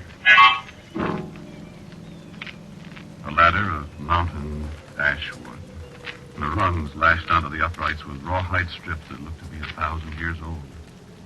And hanging on a rung just above my head, a beaten silver Navajo bracelet studded with turquoises. Muriel's bracelet that I bought for at Oakmont, the village in the sky, 2 years ago. Well, what would you have done? I didn't think of Fermin's wizards, his dead men who were not dead until after I'd climbed all the way up the ladder, till after I'd retrieved Muriel's bracelet. And I remember thinking that perhaps this ladder indicated some racial connection between the cliff dwellers of ancient times and the modern Zunis who used ladders such as these to climb up to the second-story entrances to their pueblos and lock their doors by hoisting up the ladders behind them. Perhaps Muriel had found it, lying under a mesquite bush, and had dragged it over to the mesa. And then I remembered out of my scientific musings. Where was she? Where was she? That was when I discovered the doorway. A black doorway leading into the mesa. The passage beyond, dark. So now I knew where Muriel was, and I was a little annoyed that she'd beaten me to the discovery, and I was irritated that she'd not waited for me. I called her. Muriel! No answer. I called her again. Muriel! Are you in there? Then there was a scraping sound behind me, and I looked back at the doorway just in time to see the ladder slipping away from the ledge. I leaped for it, but I was too late. It crashed to the ground. So now you've done it, Muriel, I said. And I was an angry man. I started on the passageway in the dark, and I called her name again. Muriel! The man's voice answered out of the darkness. I'll take you to her, Mr. Lancaster. Who are you? I'm sorry I startled you, Mr. Lancaster. My name is Kino. Who are you? Where's my wife? I live here, Mr. Lancaster, and your wife is safe for the moment. Come along with me, please. No, the race of the cliff dwellers have been extinct for a long, long time. We have only surmises as to what became of them, what they called themselves, what they looked like, where they came from, and where they went. Our unsolved mysteries. And here, in this place, crowned with perhaps the most ancient of all the cliff dwellings, was a man who spoke as perfect English as you and I. Yes, I am one of the cliff dwellers, Mr. Beckett. We here in the Mesa de los Miradores, we are the last of our race. Oh, I thought this place was called La Mesa Encantada. We call it the Mesa of the Watchers. Why? You see, there is a stairway here. Now, how could a man, a cliff dweller, if he really was one, how could he be speaking perfect English to me? Here in the heart of 1,000-foot mesa, far out in the desert. How could that be? I wondered if I were dreaming. No, we were not dreaming, Mr. Lancaster. Can a man read my mind? We can do many things, Mr. Lancaster. And you must not be surprised at my speaking English. Many of us can speak several languages. You see, from time to time, we send our people out into your world. We have been doing that for hundreds of years. You've been out then? Oh, yes. As a matter of fact, I was in your Navy during this last war. Aviation radioman third in Lexington. Oh, I don't understand this. We don't expect you to, Mr. Lancaster. Well, where's my wife? I'm taking you to her. Be careful, the stairs are steep. And the stairs were steep. Too steep for more conversation, although you can understand how anxious I was for information, for news of Muriel. I followed a man who called himself Kino up, higher and higher. And in the brief pauses to rest my aching legs, I managed to put in a few questions. Is my wife all right? Oh, yes. She's quite all right. How long can we stay here? For a long time. Shall we start again? There is still some distance to go. I am a trained mountain climber, but those stairs were almost too much for me. Kino, though, wasn't even breathing heavily. I had to stop oftener and oftener, and though I thought I was trying his patience sorely, he remained calm and courteous. There are about 1,000 of us. I hope we'll get a chance to study your people, their customs. Yes. You may do so. I'm amazed that there are people here. Living people, I mean. Yes. I'm sure. My assistant ran away from us last night. Yes. The Watchers saw him. He said you were wizards up here. You know, wizards? Yes. I know. Shall we go on? It's only a little way now. The last few hundred steps nearly tugged me out. But at last I staggered out into a kind of platform at the very top of the mesa, a platform of living rock surrounded by a parapet carved out of the mesa itself, perhaps 4 feet high. The wind was cool up there, and the desert seemed a long, long way below, and the stars were very close. This is the place of the Watchers, Mr. Lancaster. I wish you a pleasant good evening. Yes, but where... And a huge slab of rock swung into place over the trapdoor we just come through. I was alone again, on the peak of the mesa of the Watchers. And far below me somewhere, 1,000 primitive men and women went about their several ways, uncaring that a stranger watched the night for them. But I wasn't alone after all. For a voice, an old, dry voice, spoke to me in the cold darkness. ¿Quién es? It was a voice in oddly accented Spanish. And I looked around for the one who asked me, who was that? I could see no one, but I replied, Un americano, que se llama Dewey Lancaster. And I said, ¿Quién es? Who are you? And the dry as dust voice answered me. Soy Don Alvanuez Cabeza de Vaca. That's what it is. What? Yes, verdad. Have you ever heard of Cabeza de Vaca? The Spanish explorer who tramped from Arizona to Kansas and back with his black servant as stabbed in 1537.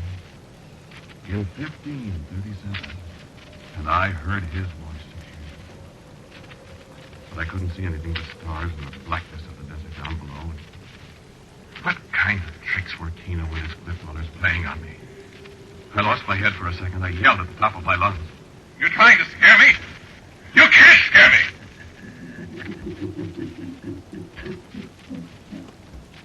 But they did. They scared me nearly to death.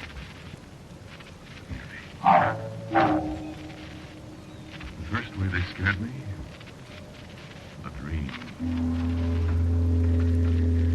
I dreamed that I'd fallen asleep and awakened again. Awakened with a man Kino standing over me. Get up, Mr. Lancaster. Well, it's about time. Yes, indeed. It is about time. What are you trying to do to me? Where's my wife? Your wife? Why, you see her very soon. Don't worry about her. I want to see her now. Not now. Are you going to let me out of here, then? No. No, I think not. We didn't ask you to come here. You see, you mustn't be surprised at the kind of welcome we give you. Well? We have customs, you see, of our own. Ran through my mind in my dream. Raced all the stories I'd heard of Indian cruelties and tortures. And in my dream, I shuddered at those thoughts, and my voice wasn't very steady as I spoke in my dream. Well, if you're going to kill me, do it quick. I am not going to kill you, Mr. Lancaster. You're not going to torture me either. No. You must merely receive the kiss of most beings. And I thought I heard the dry, crackling voice of old Cabeza de Vaca, muttering something behind me. But Kino spoke again. Stand still, Mr. Lancaster. And at his quiet, smiling words in my dream, I was suddenly powerless to move. Powerless to move away from the flat, ugly head of the great rattlesnake that Kino thrust before my face. I tried to scream. I had no voice. The sound of the snake's rattle filled my ears. Its eyes bore into mine, and the little darting, forked tongue flickered close to my eyes. And then there was the sound of the gong again. And an intolerable pain in my upper lip and my dream grew down to the darkness.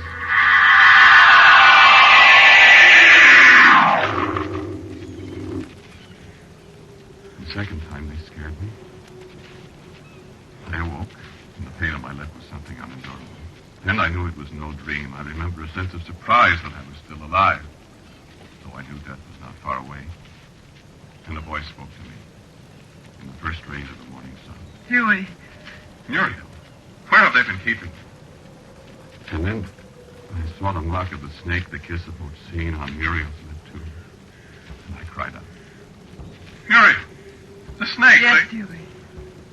I have kissed Otsine, too. They killed No, Ray. No. We have not killed you. Well, what? No, indeed, on the contrary. Now, my dear friend, you are one of mine. What are you talking? Her. She knows. Muriel, what is he talking about? We're worse than dead, Huey. Well, what do you... Otsine has kissed us. And now, we can never die. So, that is right. You are watchers now. Like me. And like Cabeza de Vaca. There. And that was the third time he scared me. I looked past his pointing finger. And there against the breast-high parapet was what I thought at first to be a mummy. A tiny, fragile, dried-up skeleton encased in leathery, ancient skin. And at his feet, a great, shining, silver-mounted conquistador's helmet and an ancient sword. And slowly, the desiccated mummy turned his head to us. And the skull of a long-dead man. And the eyes were pinpoints under the naked brows. And the grisly mouth opened. And the dry as dust words came out. Sí, compadre. Nosotros todos los misadores. Bienvenido, compadre.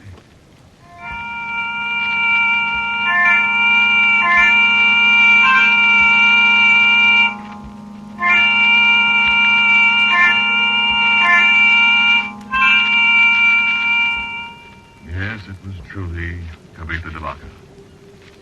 No, Muriel and I could never die either. Oh, I know, I tried.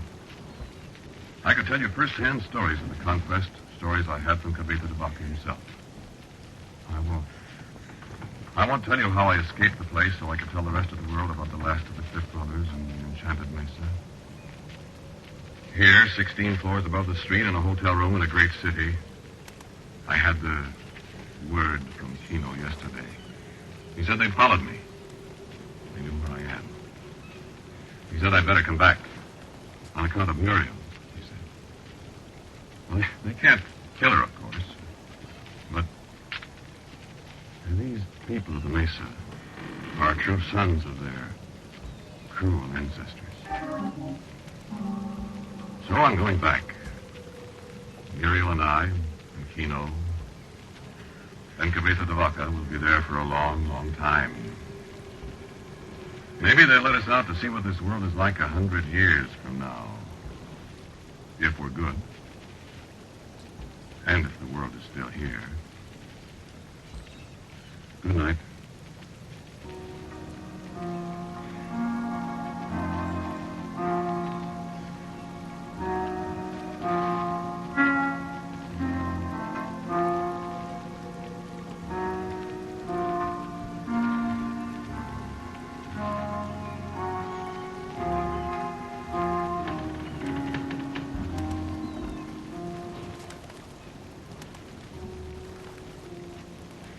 You have listened to Quiet, Please, which is written and directed by Wyllis Cooper. The man who spoke to you was Ernest Chappell. And Sid Cassell played Fermin. Muriel was Anne Seymour. And Ted Osborne was Kino. William Adams played Cabeza de Vaca. The music for Quiet, Please is composed and played by Albert Berman. Now for a word about next week's Quiet, Please. Here is our writer-director and my good friend, Wyllis Cooper. For next week, I've written you a story about a man who wasn't satisfied with his lot in life and who tried to change it. It's called Little Fellow.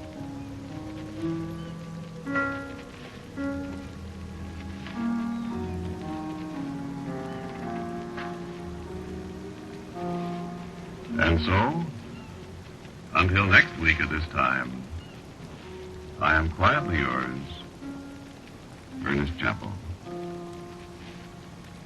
Quiet, Please comes to you from New York. This is the Mutual Broadcasting System.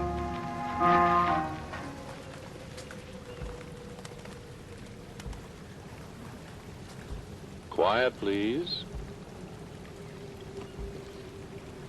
Quiet, please.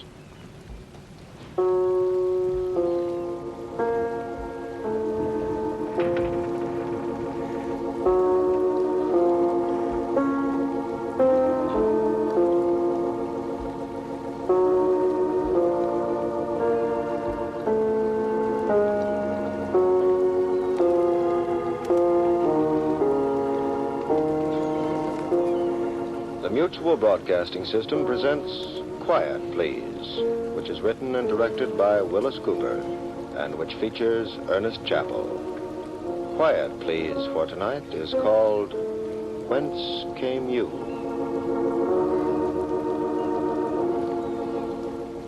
I came from Jerusalem. I've traveled in the East a good deal in the last 20-odd years, and I flatter myself that I know my way around. So when I got off the plane at Cairo, I didn't start for the camp right away as a good storybook archaeologist would have done. I made a beeline for Shepherd's in the room I'd left a couple of days before when I went to Jerusalem. A bath, a gin and tonic, and a large batch of mail from the States. What more can a man ask? In Cairo on a hot night? But of course it was too good to last. Just gonna let him knock. Hey, Austin, wake up. Now, who the... Hey, it's Abe Feldman. Hey, Feldman. Hey! Hi, Austin. Regards from State and Madison. Well, I'll be darned. Come on in. What are you doing here? What do you got there? I do get around, don't I? This is gin and tonic. How are you? Well, I'm fine, but come in. Well, sit down. You're the last man in the world that I... Here, take a gin and tonic before I drop it. Well, l'chaim. L'chaim in spades, Abe. By golly, I'm glad to see you, boy. I'm glad to see you. I've been looking here for 3 days waiting for you to come back. Hey, you look skinnier. Will you go out and dig holes out there for 6 months, lad? You'll take off some of that fat, too. Me, fat? Go away, you're kidding. Well, get your shirt on and let's go see the town. Sit down. Come on, what you doing here? Business? Yeah, what kind of business? Newspaper business, Natch. What's cooking in the Middle East and stuff. Say, how do you get more of these things? We'll get on the bar in a minute. They're colder down there. Well, go on. Tell me about it. Well, you know, Eddie Hefferkamp just called me in and said draw some dough and go east and send him some stuff for the Sunday feature section. The Trib's making a monkey out of us again. So I remembered the dear old days on the Midway, you and me, and you're around here, so let's go see the town, huh? Well, I'll be darned. When'd you leave Chicago? Day before yesterday. Oh, boy. Yep, the loop's still there. They still got the Burlicue shows on South State Street. The Michigan Avenue Bridge is always up. The Cubs are in 7th place. Now? Now what? Now we go see the town? Come on, put on your pants. You never been in Cairo before, have you? Me? Not me. Why? Well, if you had, you wouldn't care much about seeing it, my boy. Yeah? Yeah. But, women? You had a good look at any of them? Have I? Oh, boy. What? The one that's waiting for you downstairs. Waiting for me? Wow. What are you talking about? I don't know any women in Cairo. Well, there's one who knows you. Why, you're crazy. I'm telling you. How do you know? She's been waiting down there for 3 days. I've seen her. What'd she look like? Oh, boy. Not a native. Cleopatra. Is this one of your bum jokes, Abe? I give you my word of honor. I don't get it. Come on downstairs and you will.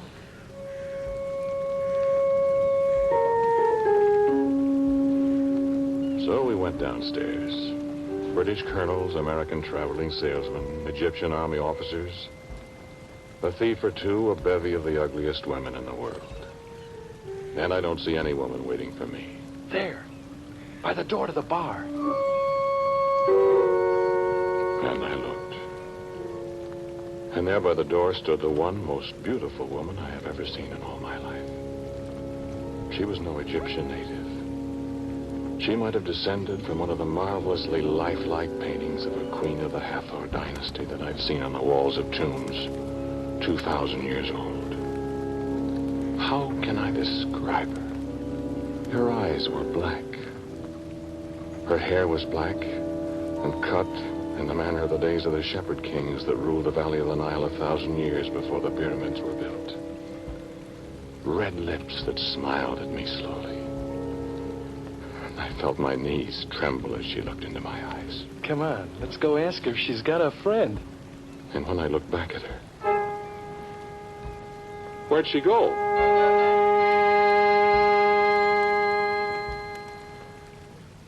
It was midnight, and then 1 o'clock, and 2, and then 3. We still walked the streets of Cairo. And the waning moon was rising in the northeast behind our shoulders as we turned our steps back to the hotel.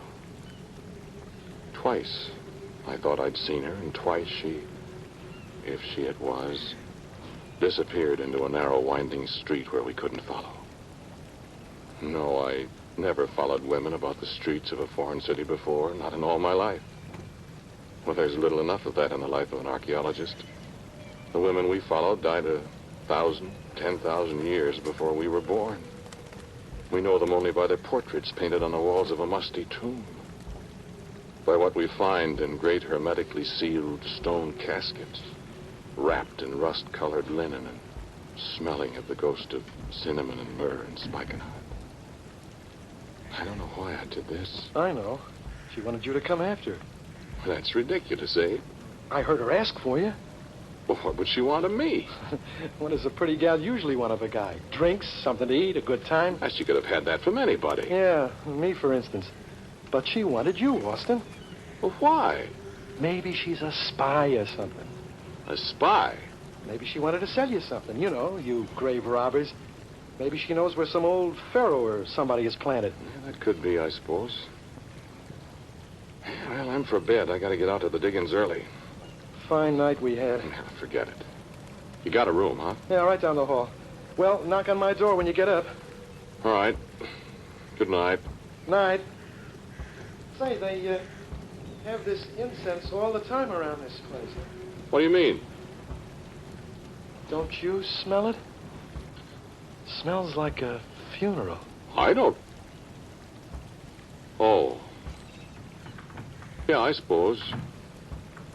Night. Night, Austin.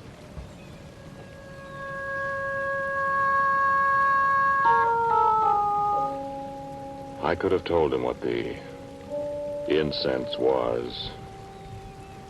I've smelled cinnamon and myrrh and spikenard too often not to recognize it instantly. When I opened the door to my room, the smell was almost overpowering, used as I am to the funeral spices of ancient Egyptian tombs. No, I'm not going to tell you that a beautiful Egyptian princess of the days of Hyksos was waiting for me in the darkness. This isn't a ghost story. It's a true story. There wasn't anyone in the room. I turned on the lights, opened the window. There wasn't anyone in the room. So I went to bed, dreamed about sailing on Lake Michigan. The storm came up and the thunder crashed. And I was scared to death. Then I woke up and the thunder was the servant knocking on my door, bringing me my morning cup of tea.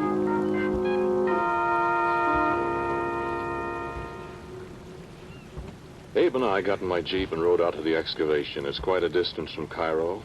But never mind just where it is, because that's my business. And the university's. That right rear tire went flat just as I'd been expecting. I'd forgot to put air in a spare, so we took quite a while getting it pumped up. It was late afternoon when we got there. Abe had never seen anything of this sort. You see, Abe, these places are built one on top of another. Almost every village and town in the east is. Different periods of time, huh? Yeah, that's right. There may be any number of cities built above the ruins of another. All we do is dig out the top one, you see, recover everything we can that's of historical importance, then go on carefully down to the next. What do you do with the stuff that's on top? It has to be destroyed, naturally.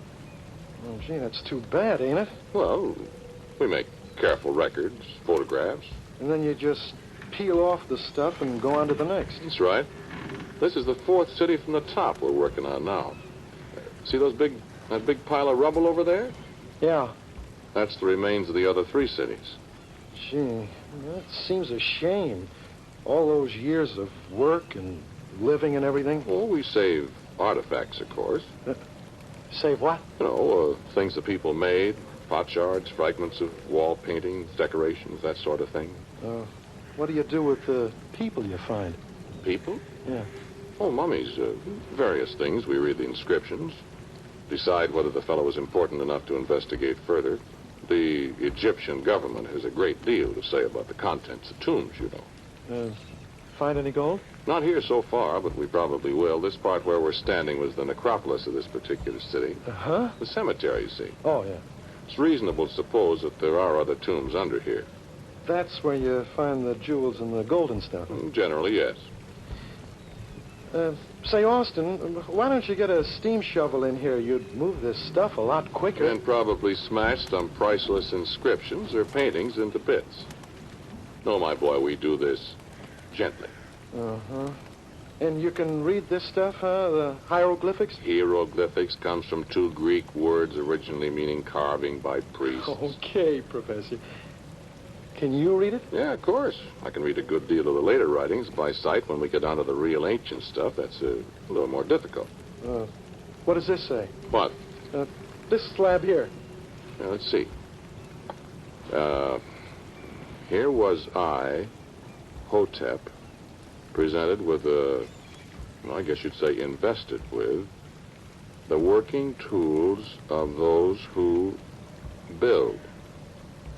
In my hand, I, Hotep, took the tools of the second grade of workmen in stone, the plumb, the square, and the level, huh? How'd you know?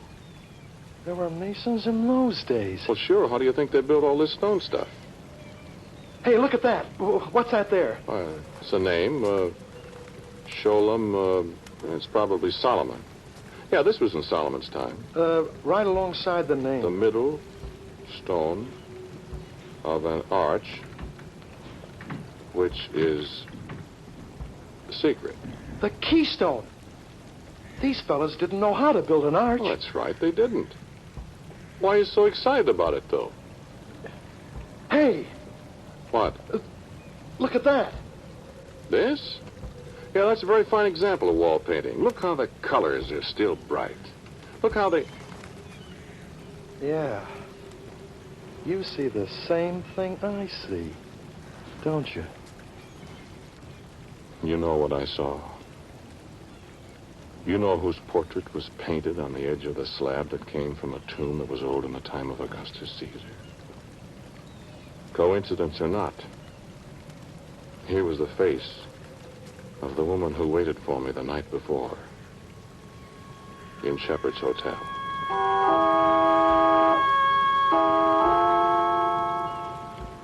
It's amazing how racial characteristics persist through centuries in Egypt. I have seen Egyptian men who might have been Tutankhamun's own brother.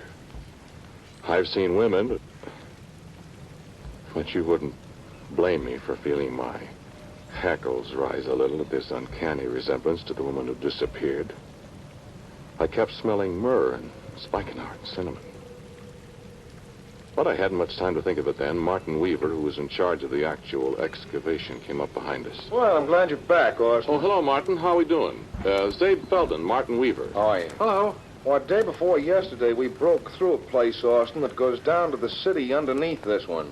You did? Yeah, one of the workmen found a big sandstone slab, and we cleared it away completely. I've got the big shears rigged over it now, and I thought we'd wait till you got here to lift the slab. You want to do it tonight or what? Oh, gosh, let's do it now, Austin. Well, what do you think? Getting dark. Let's have a look at it. Okay. Well, I'm glad you're back. Bring anything to drink with you?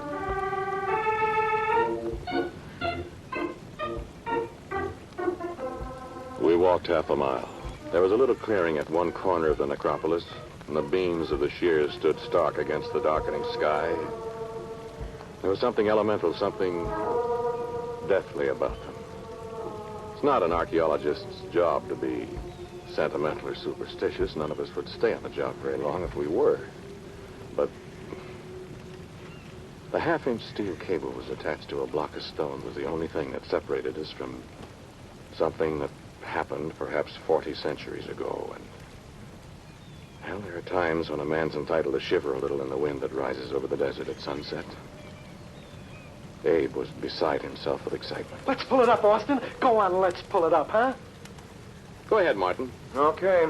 Glad we got the engine. That slab weighs about 70 tons. Go ahead.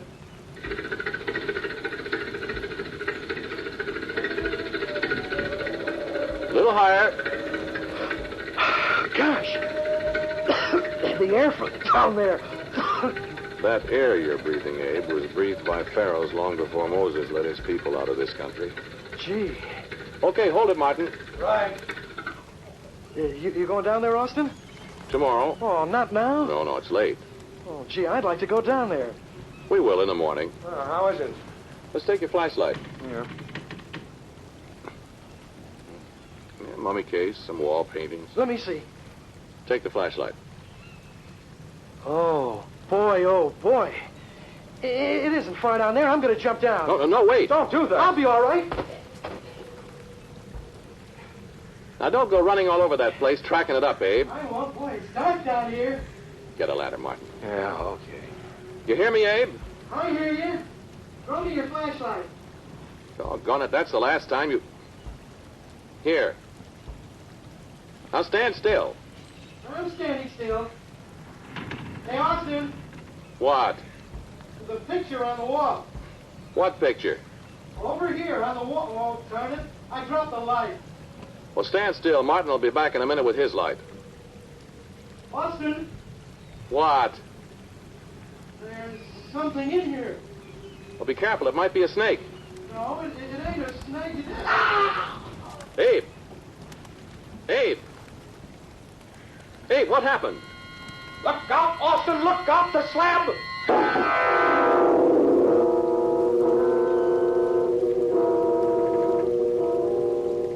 We worked all night long, Martin and I, splicing that steel cable and raising the heavy slab that had imprisoned Abe in that place of the dead. We had no hope, but what could we do? A miracle might have happened. There might have been a chink between the slab and the opening it covered, an opening through which a few breaths of air might have seeped into the tomb. The snake might not have bitten him. He might have killed it. So we told each other all through the night. The stubborn cable cut our hands and defied our every effort. The sun was just rising when we at last had made it fast, and Martin started the engine.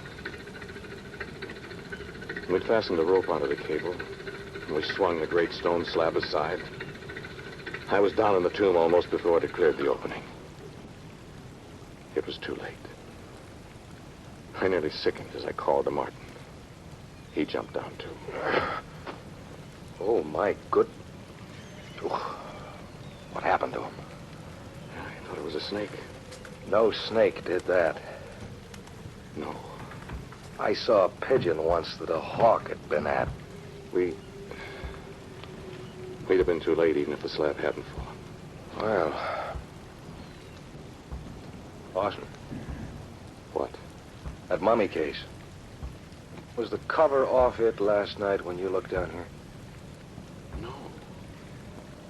Why, Abe couldn't have. That lid weighs 10 tons. Then we looked down into the stone coffin. I hope I shall never see the like of that again. Look. What is it? The mummy of a man. A tall man in a robe of gold cloth. Not wrapped in linen bindings, just a robe of gold cloth with strange symbols woven into the cloth. And his head. Not a man's head. The head of a hawk. No, not a mask. We looked carefully. A man with the head of a hawk. And the hawk's beak, all dabbled with red. I didn't believe it either. It couldn't be.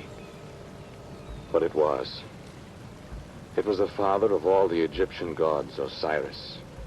Osiris, the brother-husband of Isis, the founder of the world's first empire. Osiris, who was murdered 16,000 years ago. And whose body was hidden by Isis, his wife, with a blasting curse on any who might find his tomb. It was impossible. It couldn't be. But there it was.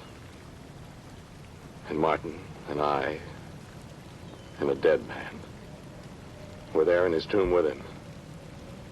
And the curse hung heavy in the musty air around us. And then the first rays of the sun reflected from something above us stole down into the tomb. And I saw the pictures on the wall. I saw Osiris with his hawk's head. And the robe he wore and the mitre on his hawk's head was the same that the mummy wore in a casket. I saw Isis, his wife, weeping over the body of her murdered husband. And the beauty of the work of the long-dead artist was unbelievable. And I saw another picture. There was the daughter of Isis and Osiris. Yes, of course I could read the inscriptions. Yes. Of course I could recognize her face. I'd seen it before. In the lobby of Shepherd's Hotel.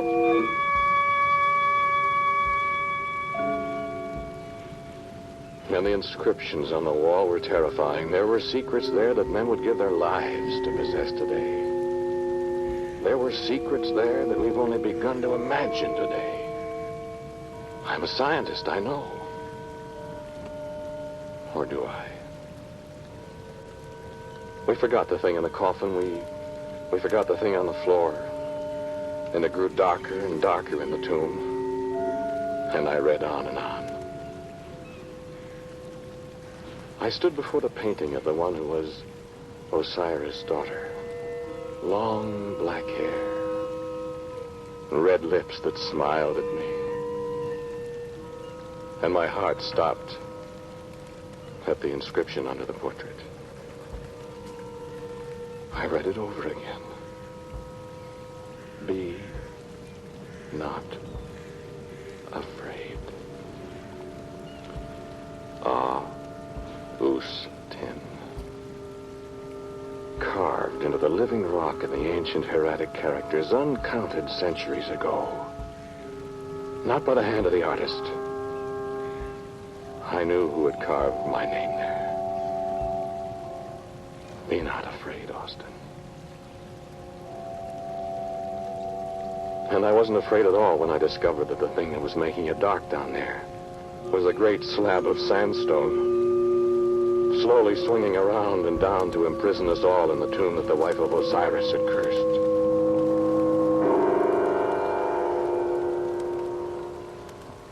Martin Weaver was a very brave man. Martin Weaver didn't scream and cry in the heavy dark.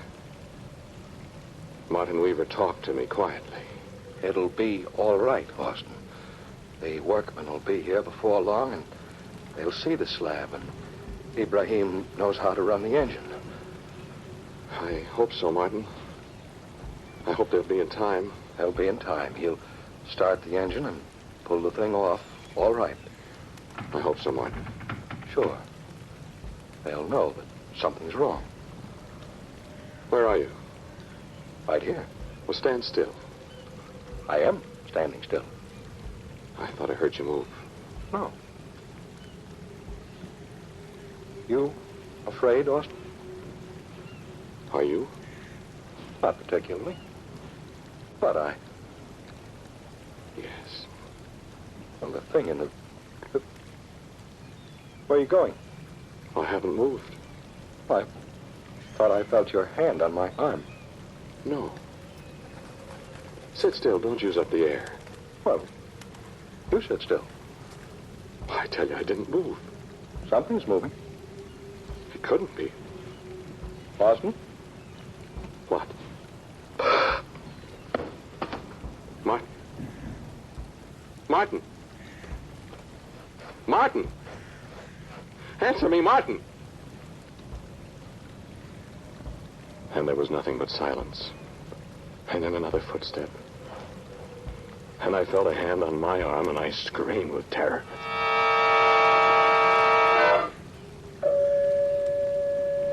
But it was a gentle hand, and it led me gently away from where I stood in the dark. And I followed. I hit my head on a solid stone wall.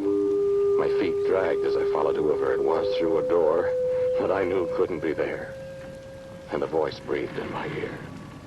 Austin. And I smelled cinnamon and myrrh and spikenard. And I followed on. And soon there was a glimmering of light ahead of me, and I felt the hand release my arm, and I walked on toward the light. Then, in a little while, another little room hewn out of the solid rock, and a light burning. A little bronze lamp at the head of a mummy case of lacquered painted wood. And the portrait image on the lid of the sarcophagus. The same face. The smile. And I came closer to read the inscription I knew would be there. An inscription put there so many, many years ago. I have freed you, Austin. Now free me. My hand went to the fastening of the lid when I looked up to the wall above. The portrait again, but with a difference. The same costume, the same jewelry, the same headdress. But the head was the head of a hawk, the head of Osiris' daughter. So I sit here, and the little bronze lamp is flickering low. No. I haven't opened the coffin. I'm afraid to.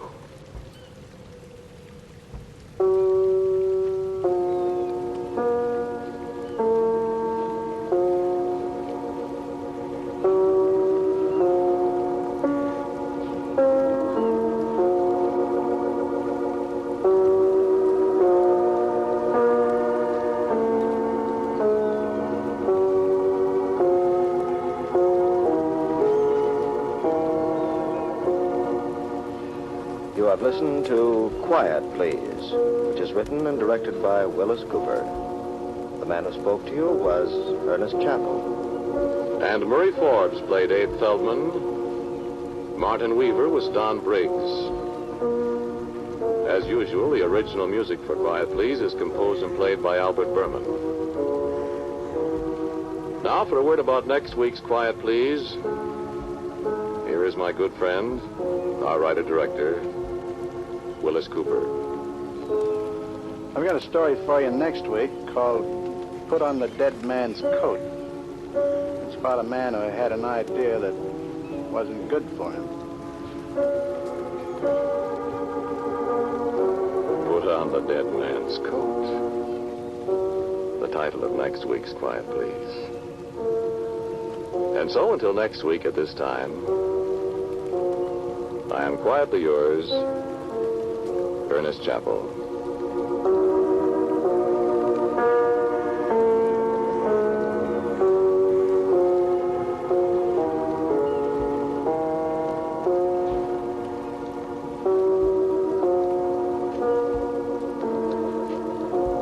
Quiet, Please comes to you from New York.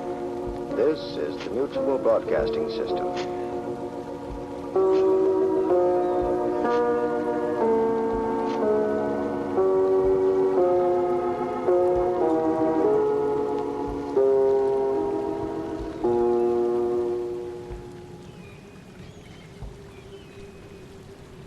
Quiet, please.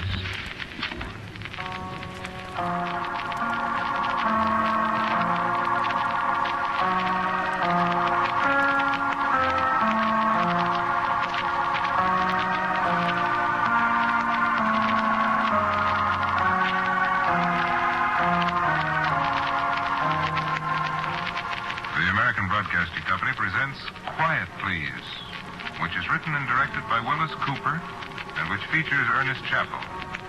Your Quiet, Please story for tonight takes its name from the title of the series, Quiet, Please.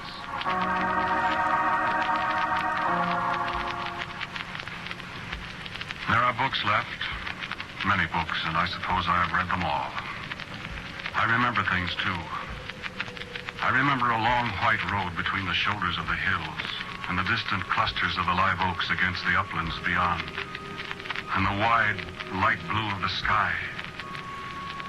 There was a wind that wandered the edges of the hills that brought the salt smell of the sea so that it mingled with the loamy scent of the grass and made a perfume that I have not smelt in so many years.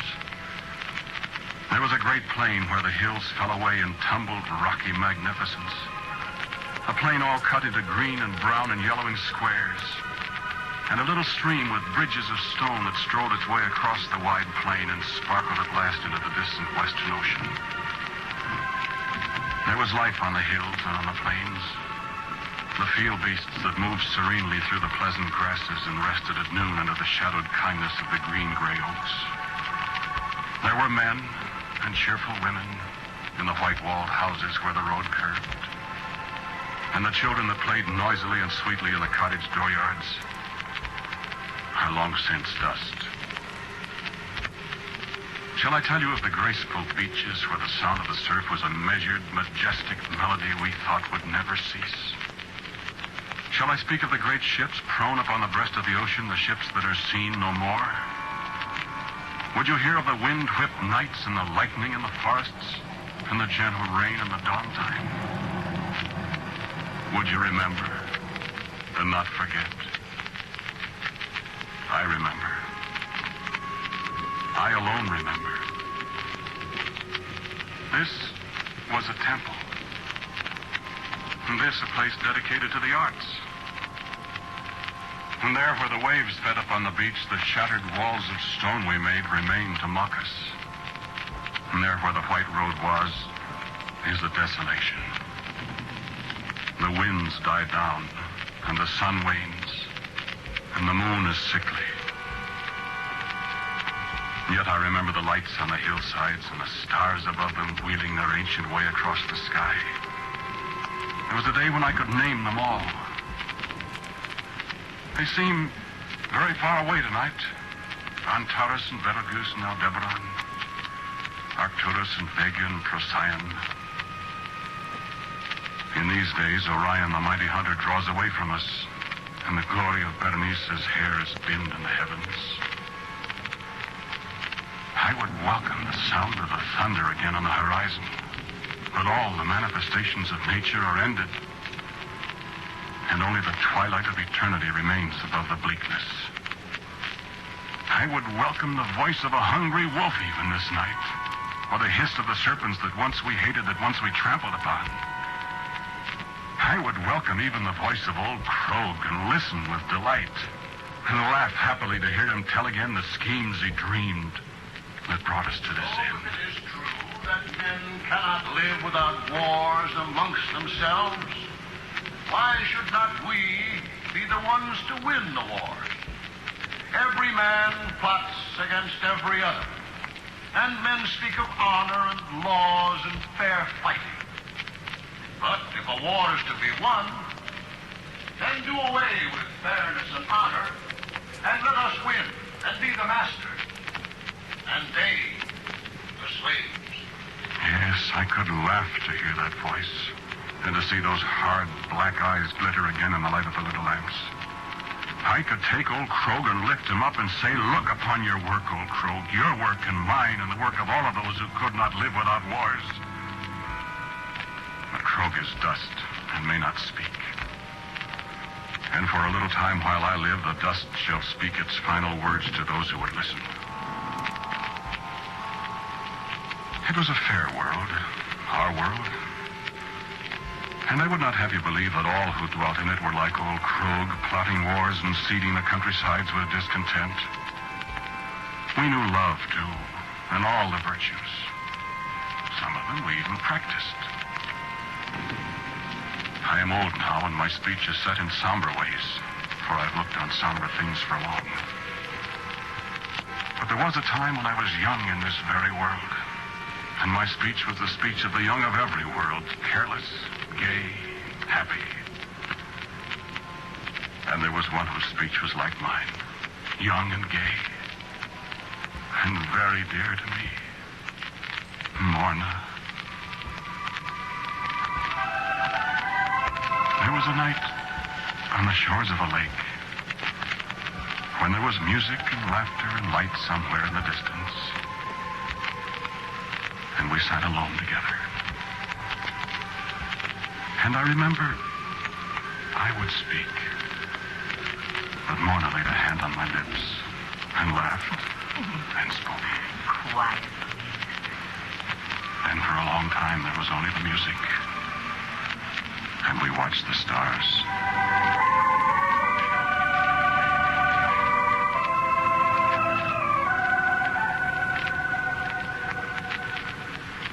Thor.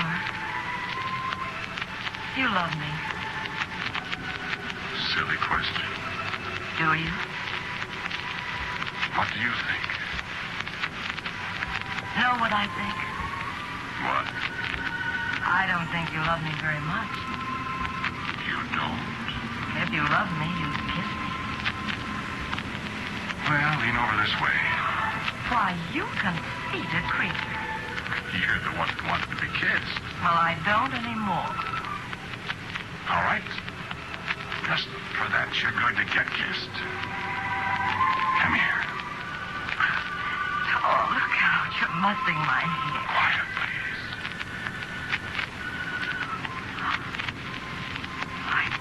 Thor, you do love me. There just aren't any words to tell you, Mona. Oh, my darling.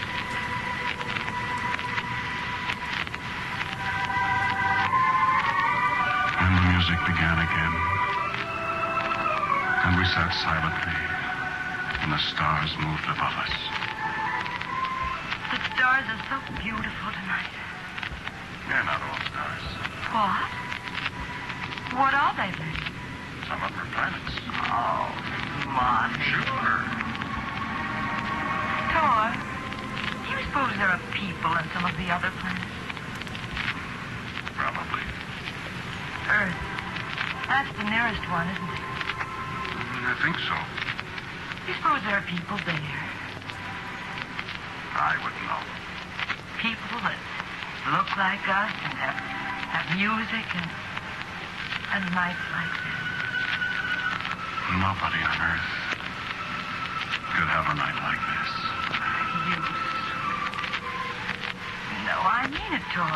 Do you suppose they have houses and automobiles and wonderful stores like ours and they have babies like we do and everything? And they're probably 80 feet tall and have 6 arms and 16 eyes. Oh, no, not And Tor. someday they'll come roaring out of space at us in terrific big spaceships and disintegrator guns and death rays. And we'll say boo-at. And they'll all turn around and go right back where they came from. Maybe they will. And maybe they won't. What would we do if they invaded us from Earth, Tor? Fight? I hope we're not alive when it happens. Yeah, so do I. Or maybe they'd be nice. Don't kid yourself about that. I wonder what they call our world. Why, probably the same thing we do. Mars? Well, sure, why not? After all, it is Mars, isn't it?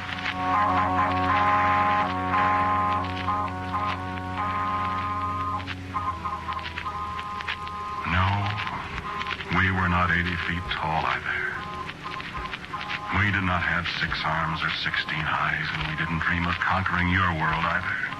We were like you. We were human beings, too. And we lived and loved and worked and died. Very much as you do. Look upon your own Earth if you would see us as we were. Stand at your window tonight and look out upon the lights of your fellow beings' homes. Look upon the faces of your sleeping children and see the reflection of ours. Let your mind's eye wander across your oceans, beyond your mountains. See all the lights of the world and its darknesses and the sun rising again beyond.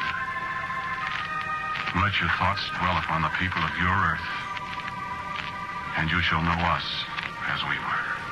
Neither happier nor sadder, neither better nor worse. Old Krog, the prophet of war, muttering away of disaster, might be one of your own. Morna, with her golden hair and her laughing eyes, might be the girl you passed unseeing in the street this afternoon. And the triumphal arch to a long-dead general brooding above a little park in the city where children race and shout might be the one that stood in a city in another world, 100 yards from where I speak to you. And here, no stone remains upon another. Old Krog has said that wars are inevitable. Have you found it so? In the years when I was a reporter for a great newspaper, I sat in his study and heard him speak to us, and through us to all our world. Is written from the standpoint of the winners of the wars. And thus wars are essential to the progress of the race. Had our enemies won in the last war, then their cause would have proved a just one. And we, by losing, would have been in the wrong. For future events would then have shaped themselves upon the basis of their winning. And the decision would have been irrevocable. Future history would be changed. Our nation's bid for leadership forgotten. And thus it will always be. Then there was silence in the room for a little time. And at last I spoke. Dr. Krog, I said. Dr. Krog. Well, son? Dr. Krog, 50 years ago we fought a war. Were we right? We won. And by winning, we charted the course of history in the 50 years since. Had they won, the last 50 years might have been very different. And which is right? What is right, son? And what is wrong?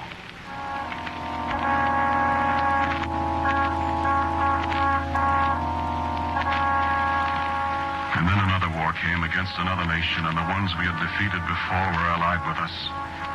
And old Krog made notes in a great black book that was one day to be published to all our world.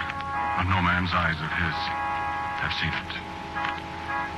But the sands are running out. Let me speak of the things that have perished.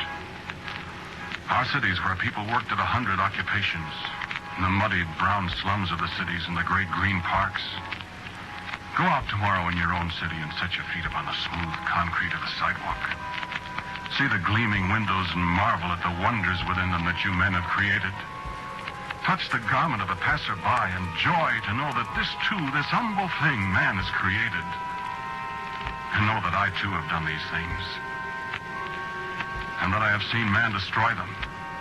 And that I helped. Do you know the good black smell of the mold of the earth in springtime? Will your heart leap at the first green shoots of the bounty that lies in that earth?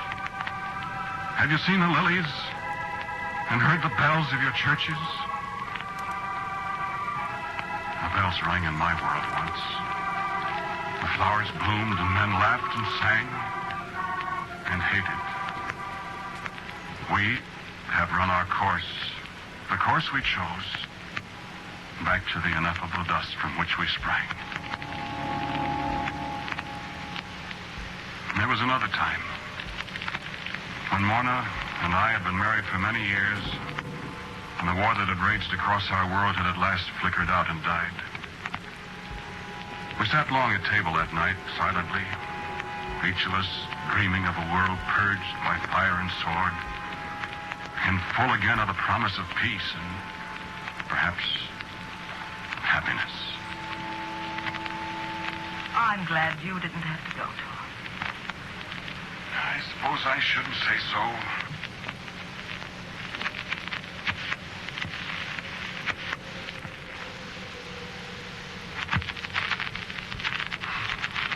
But I am too. You're not a coward, Tom. I don't think I am, Morna. But now we can get started all over again. we need so many things we haven't been able to get. I can hardly wait to go shopping. I bet. Well, at least we can afford them. Some of them. It's just a shame, isn't it? What? I hate those people. The things they've done to us. All those boys dead and our cities smashed. Well, they lost the war, though. And we killed plenty of them. Yes, we did. We should have killed them all. Quiet, please, dear. All right. You're always saying that, though, to shut me up. Well, it helps, doesn't it? Well, I suppose. If we could have only said it to them when the war started. Quiet, please. They'd have gone away. We said it all right, only in a different way. Yes. They'll be quiet for a long time, some of them. And some of us. Who's that? I know a good way to find out. Well, you go. I've got my apron on.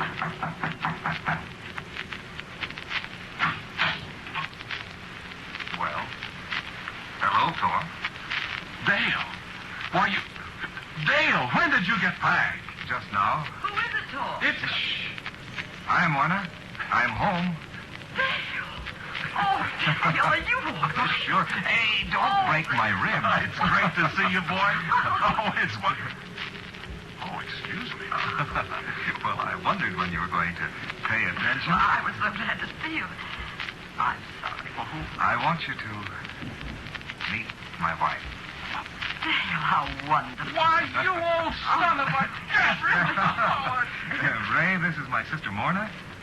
And her husband, my brother-in-law, Thor. Oh, you darling. I'm so glad. Thank you. Thank you. It's so nice to know Dale's people. Well, come in. Come on. Come in. Oh, I'm so glad to see you, Dale. And Go ahead, Ray. Thank you. We haven't heard from you for so long, Dale. We were beginning to get worried. Oh, I was all right. Didn't get a scratch, huh? Say, place looks about the same. Where's old Shep? He died last summer, Dale. Oh, I'm sorry about that. He was the greatest dog in the world, Ray. Well, sit down. Sit down.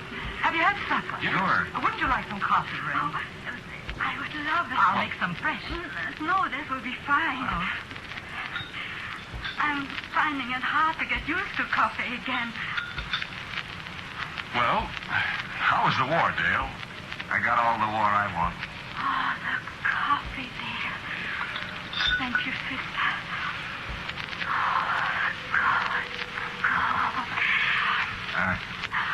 She hasn't had much coffee the last 7 years. What? Why, you poor thing. Why not, Dale? Why hasn't she had coffee? I'd better tell them, dear. Tell us? What? Well, Ray was one of our enemies. What do you mean by that, Dale? Was she? Yes. Should we go, dear? Thanks for the coffee, Mona. Tor. Where are you going, sister? More. Sit down, sister. Do you think I'd throw my brand new sister-in-law out of my house? Come on, let's go make some fresh coffee. Lots of it.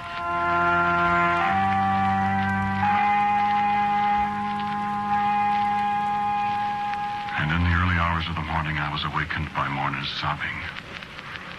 I put my arm around her.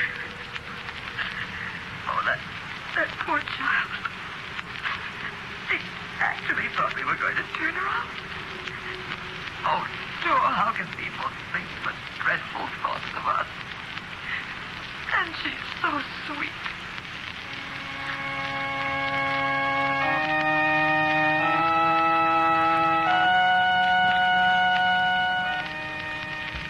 No, I have never solved the problem either. Why people can love individually and hate collectively. And the children of Ray and Dale were very dear to me. No different from the other children who played with them in our yard, who went to school with them, who read history with them. I suppose it's only strangers we hate, for Ray was a daughter of the nation we had fought bitterly with. And yet when our friends became acquainted with her, they too grew to love her. And some of those who wept most bitterly at her funeral were the ones who at first had pointed her out as the enemy woman. Well, Krogh said wars are inevitable. Perhaps they are. There has never been a year in all the 1,000 centuries of our recorded history when there has not been a war in some part of our planet. And always history told us men have been striving for a means to end it. A war to end war, they said. A war to end war. They achieved it. They ended everything.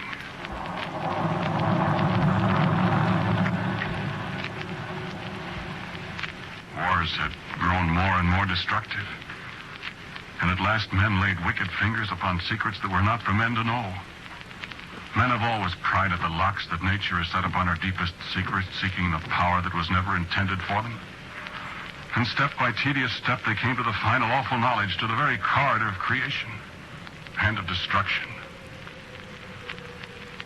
Ours was a fair world, I said. There was beauty in everything. Beauty in the mornings and in the red sunsets. Beauty in the long, low hills and the mountains that bore themselves majestically aloof above us. And beauty, too, in the humble things of our world, the simple, unnoticed things that haunt my memory tonight. A turning wheel. The flight of a bird. The sound of a train whistle in the night. The rustle of wind in the trees. And, unforgettably, the voices of people. The voice of old Krogh. Now we have the supreme weapon. There is no defense. And the weapon will bring us undisputed mastery of all the planet. But why should we be masters of the world? Why should any one people be the masters? Is it not written how good and how pleasant it is for brethren to dwell together in unity? Men said that, cannot men practice it? And the voice of Morna. There will never be any more war after this next one, Tor. Every one of our enemies will be destroyed. And we'll live happily ever after. No, Morna. There never will be war again. There never will be anything again. For now, Morna, men have plotted against the green hillsides and the towering mountains. They have declared war upon the flowers and the grass and the forests. They have made our planet an altar on which to sacrifice us all. And the voice of Dale. I'll not go to war again. If they bring it to me, I'll fight. But they'll have to bring it to me.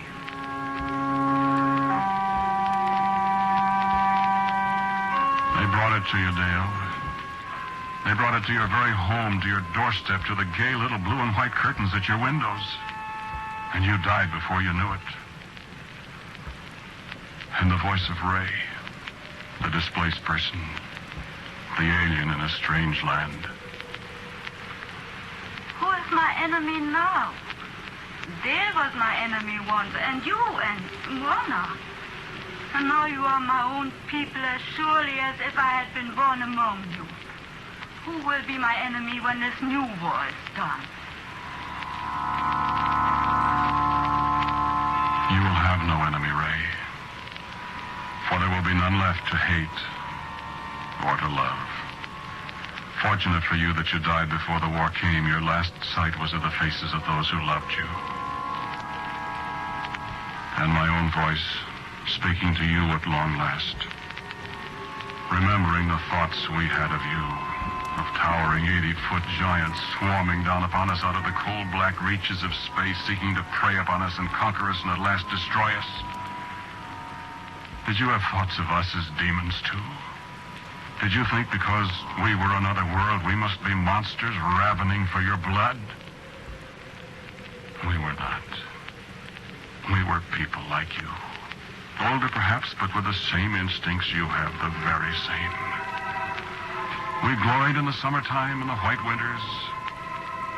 We loved individually and hated collectively as you do. We lived. We fought. We died. Your astronomers have watched us for so many years, speculating on the possibility of life here.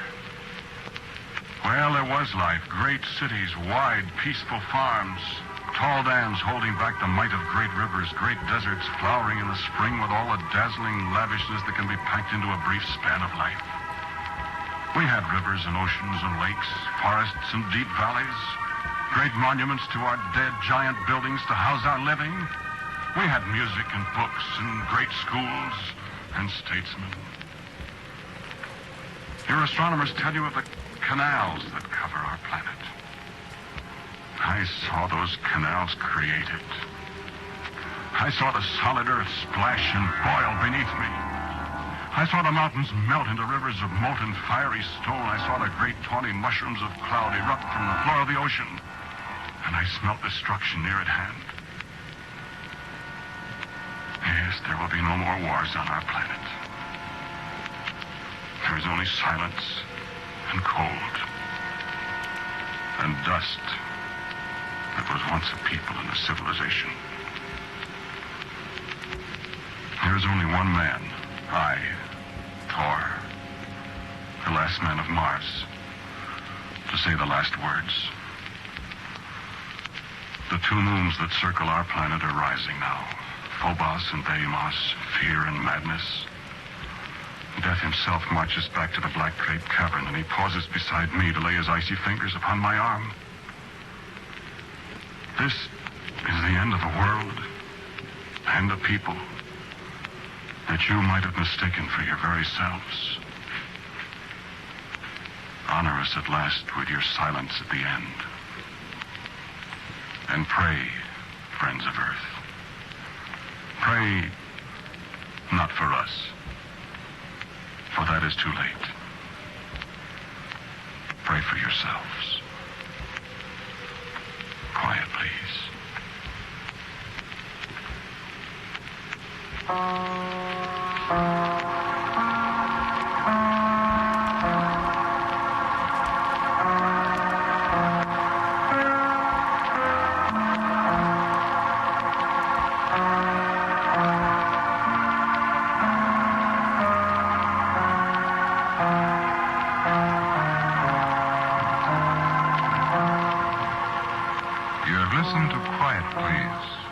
Written and directed by Wyllis Cooper. The man who spoke to you was Ernest Chappell. And others in the cast were Floyd Buckley as Krogh, Vinton Hayworth as Dale, and Lotta Stavisky as Ray. Morna was played by Claudia Morgan, Mrs. Ernest Chappell. Music for Quiet Please is by Albert Berman. This present series of Quiet Please comes to an end with this broadcast after more than 2 years. We've enjoyed bringing these stories to you. Thanks for your comments. My personal gratitude to my friend and associate Bill Cooper for his writing, counsel, and cooperation. Here he is, Bill Cooper. Thank you for listening to Quiet Please. Thank you, Chappie. Thank you, Bill McClintock. Thank you, Bert Berman. Thank you, Bob Doherty. And thank you, all you people. I hope we'll meet again sometime.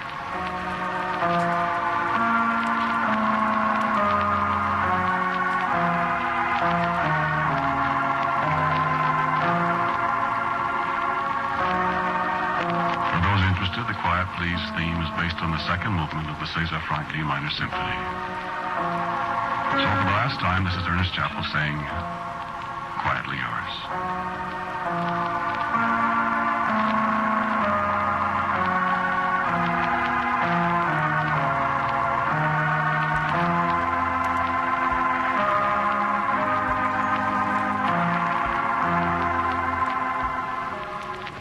This is ABC, the American Broadcasting Company.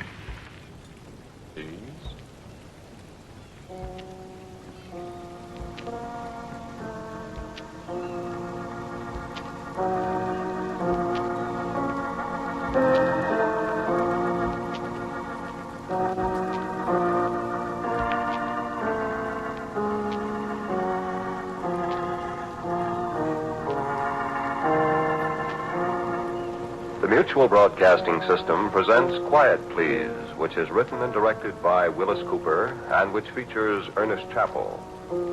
Quiet Please for tonight is called The Thing on the Fourble Board.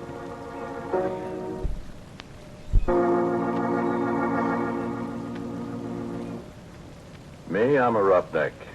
Well, I was a roughneck, 20 years ago. A little too old, too slow now. Besides, I got $1 now. I don't have to be a roughneck, you see. Married, got a nice home. Had to meet my wife. Hey, Mike. Her name's Maxine, but she likes to be called Mike. Mike! I guess she's busy out in the kitchen someplace. Besides, she doesn't hear very well. Shame, too. She's so pretty and everything. Well, you'll meet her. Sit down. I was saying I was a roughneck. Well, no, that doesn't mean exactly what you think it means. A roughneck is an oil field worker, specifically a guy in a drilling crew. Call them roughnecks like you call a section hand on the railroad a gandy dancer, a garage hand a grease monkey. Same time you work around a drilling crew for a while, you're going to be a roughneck in every sense of the word, boy. A derrick floor or a Fourble board's no place for a guy with a bow tie. Because when you have to fool around with drilling holes that go farther down the ground than it is from the top of Pike's Peak down to sea level, sure they do. The time I was a roughneck, we got this one well down to 7,313 feet. That was a record. But last May, Pure Oil brought one in out in the Natrona Valley in Wyoming at 14,309 feet. That, friend, is almost 3 miles. Quite a hole, that, huh? Sure, I don't think there's an oil man in the world that don't wonder one time or another what's down there, besides rock and oil and gas. Oil that's made out of trees that died 20 million years ago. Oil that's made out of dinosaur bones. Oil that's maybe made out of the flesh and blood of men, maybe, that beat each other to death with a stone axe, ate saber-toothed tiger for lunch. Yeah, you get to wondering. You look at the cores that come up from way down there, and sometimes the little shells, trilobites mostly, that was alive when Manhattan Island, where New York is, was under half a mile of ice. We found something once, me and Billy Grunwald, and something found us.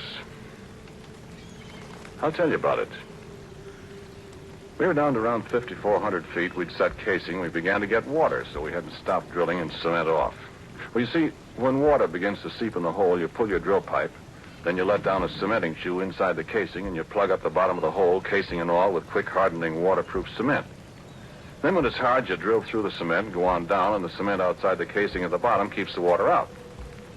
Well, we had the drill pipe all pulled and cracked. The cement was setting, see? So we was shut down, waiting for it to harden. We'd been coring just before.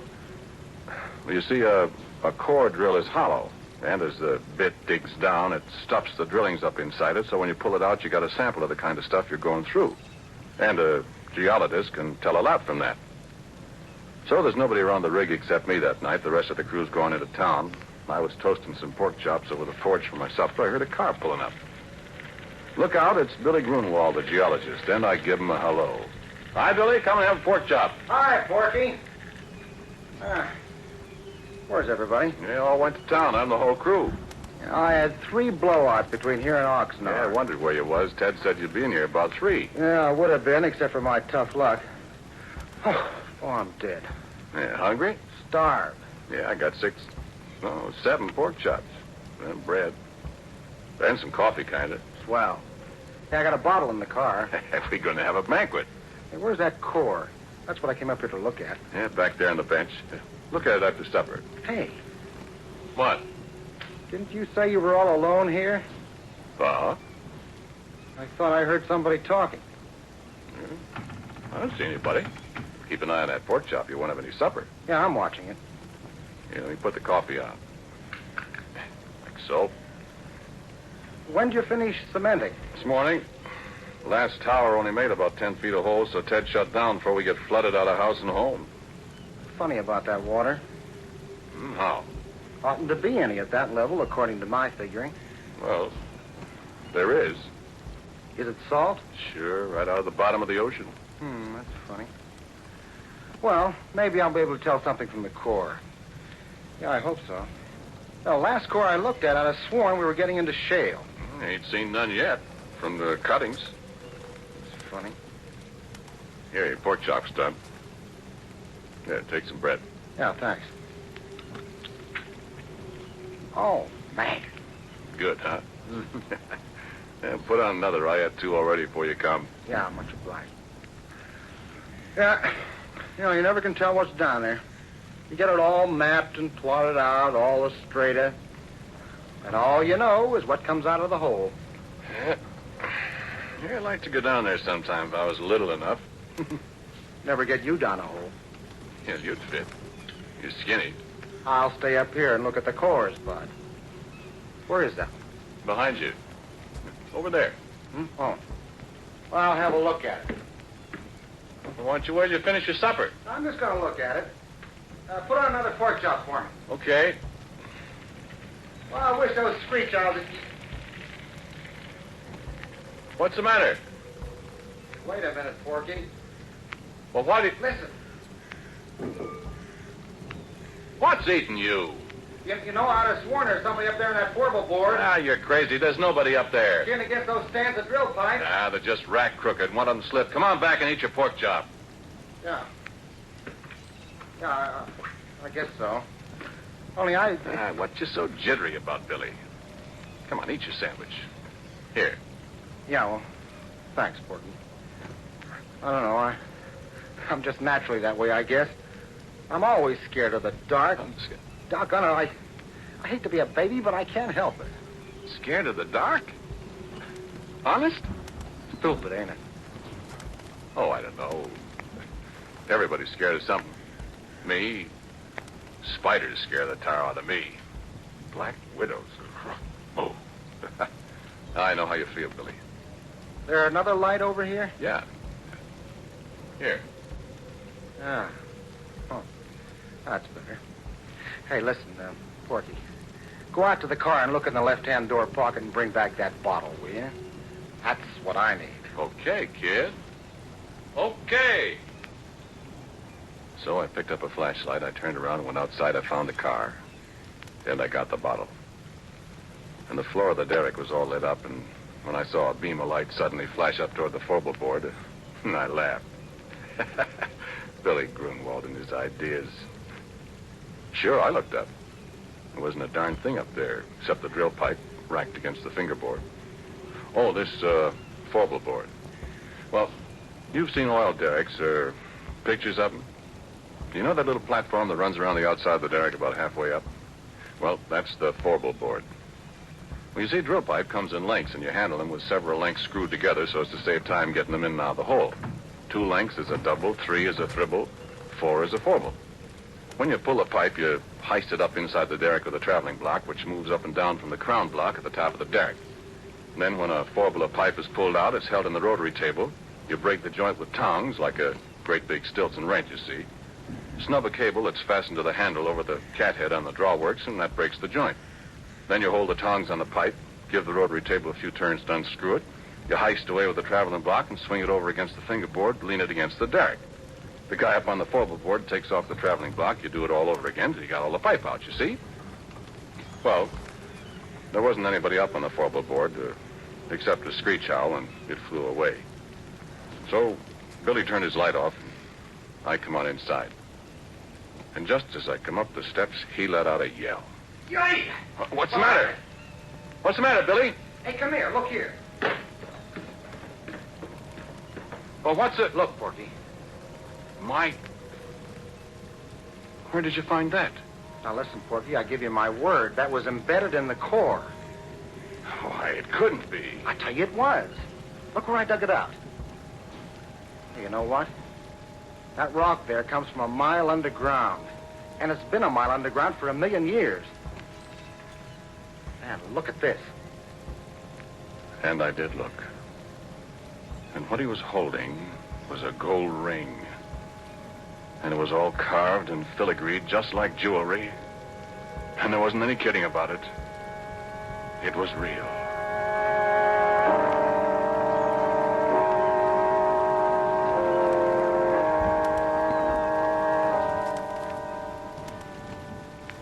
No, wait a minute. Hang on, I ain't done. I poked at the core of rock that looked like a kind of petrified salami or something. And then it was my turn to pretty near jump out of my pants. Because right alongside the place where Billy dug out the ring, there was a mud-covered, but very unmistakable finger. I picked it up, and it was cold, and it was heavy, and it was solid rock. At least it felt like solid rock. And I looked at Billy, and Billy looked at me. He started to rub the mud off this here stone finger. And as he rubbed it, it begun to disappear. No, he could still feel it, he said, but when the mud was gone, neither one of us could see it. And he dropped it to the derrick floor. It went clunk, and we couldn't find it any place. So you know what we done? Well, we took that bottle and we took and finished it, Billy and me. We finished it in one slug apiece, and it was a full pint of bathtub gin. It tasted just like so much well water to me.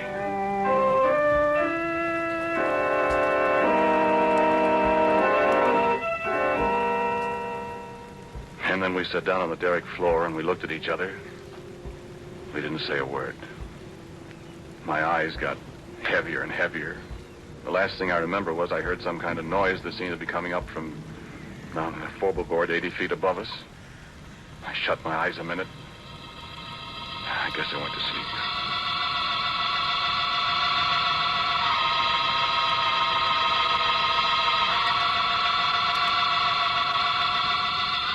And I had awful dreams. Black widow, spiders crawling all over me with gold rings on their legs. Things I could hear, but I couldn't see, up on the Fourble board. Billy Grunwald climbing up the ladder outside the derrick in the moonlight. Faces looking at me, and I couldn't figure out who they were. Then I was waked up by a horrible scream. A crash alongside me that shook the whole derrick. I opened my eyes to see Billy Grunwald lying on the floor 2 feet away with a broken neck.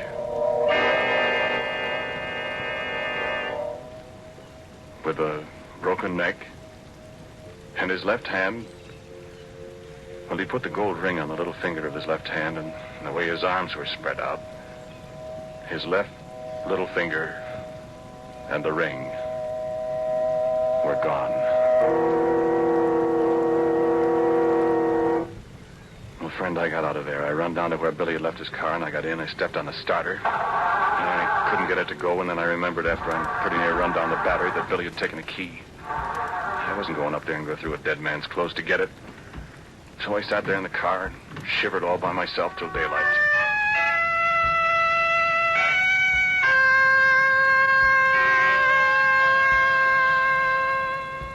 And then Ted and the crew came.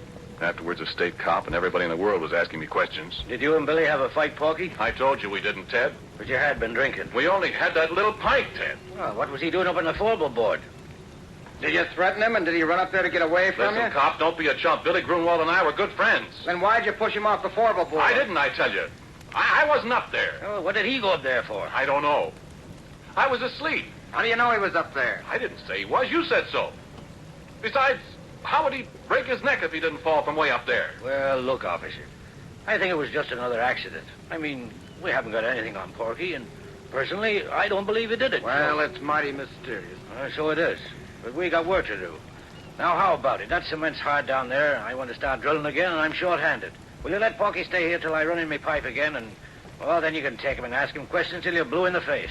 Well, okay. Let's get rolling. You got steam up, Happy? I'm all set. All right. Porky, you go from the Fourble board. What? Not me, Ted. Oh, don't be such a boob. There's nobody up there to shove you overboard. And you can put a safety line around you if you want to. And besides, you're getting paid to do what you're told. I've lost too much time already. Come on, get going.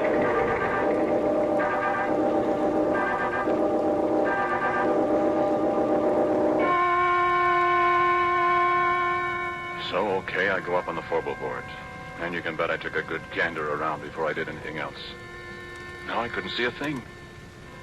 So I signaled to the driller to let down the traveling block, and he did. Came sailing down from up above. I was just reaching for it to pick up the first Fourble of drill pipe. Gave a big jerk, and the cable broke. It dropped and nearly pulled me off the Fourble board. And it landed right on top of Ted.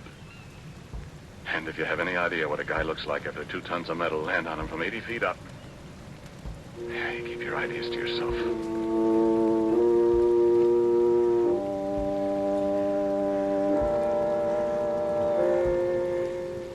Well, that was enough. 2 accidents in a row.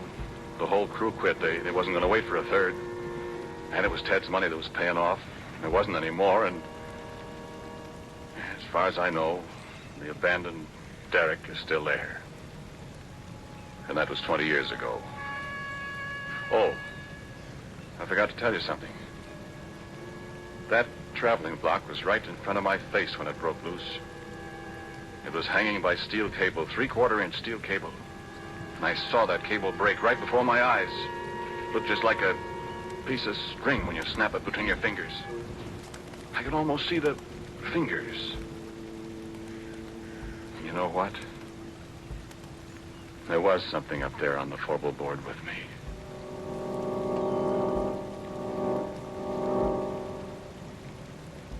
And so a couple of days later I came back. I don't know if there's anything in the world as desolate, as dismal, as dead-looking as an abandoned oil well rig.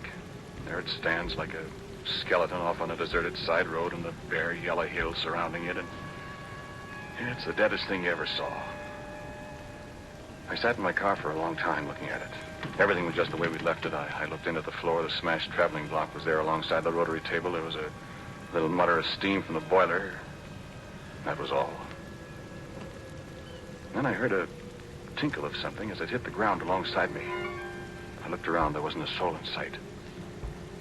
But at my feet was the gold ring that Billy Grunwald and I had found in the core of rock that came from a mile underground and from 1,000,000 years ago in time.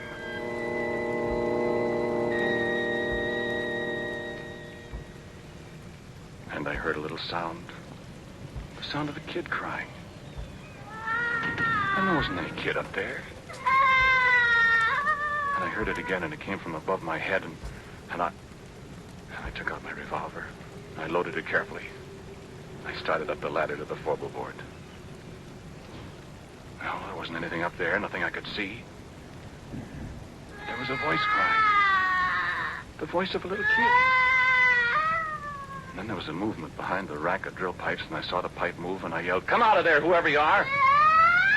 Come out or I'll start shooting!" And the stand-up pipe shivered, and I thought, what can it be that can handle that heavy pipe like jack straws? And then there was a crash.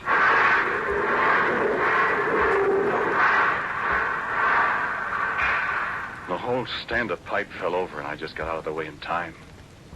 And I was alone on the Fourble board with the thing.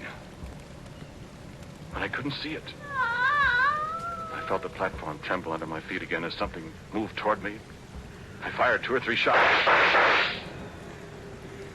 And nothing happened. I started backwards. I knew it was following me because I could hear it meowing like a cat. My feet tripped over something. I saw it was a big can of red lead that somebody had left up there. Without thinking, I picked it up and I threw it at the sound and it splashed. And there it was. And I wish the face of a little girl, frightened, crying with hunger and terror. Hands like a human being, and a finger missing from the left hand. And the body. Well, I'll tell you about that. I told you how I'm scared of spiders. But I knew where it came from. It had come from the bowels of the earth, come riding up on the drill pipe as we yanked it out of the well. Come to an alien world, and was lost. It stood there dripping with red paint, blood red from head to foot like some horrible dream. And it put its hand on my arm. Its hand was stone. Living, moving stone. And it looked into my eyes and mewed like a lost kitten.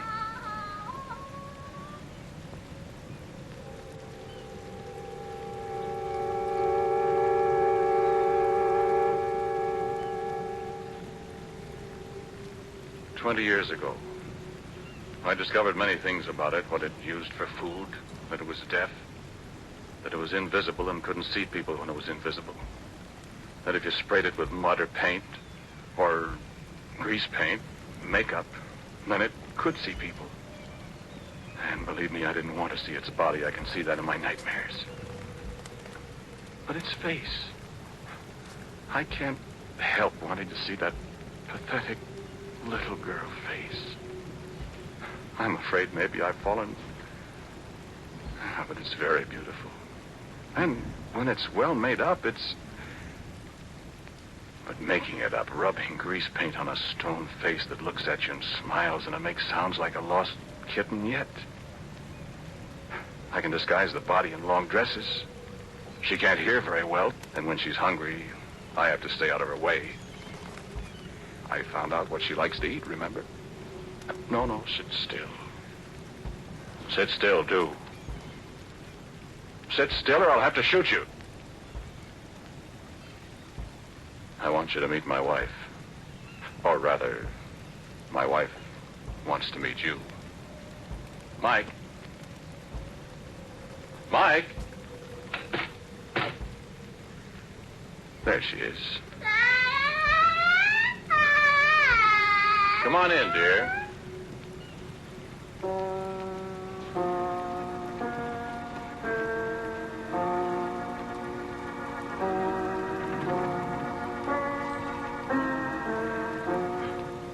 The title of tonight's Quiet Please story is The Thing on the Fourble Board.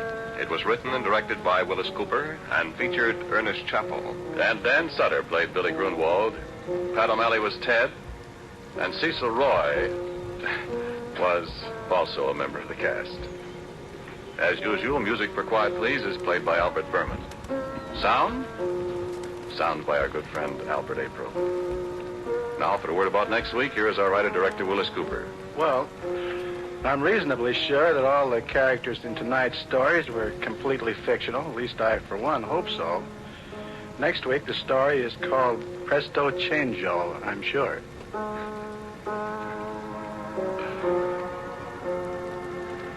And so, until next week at the same time, I am quietly yours, Ernest Chappell. This program was heard in Canada through the facilities of the Canadian Broadcasting Corporation. This is the Mutual Broadcasting System.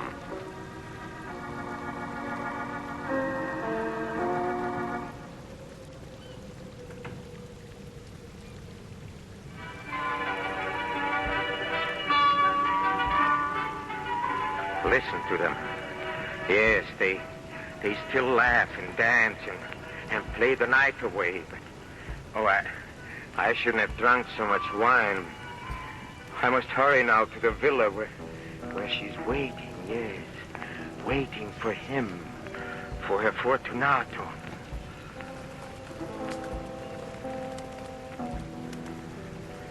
Oh, you at last.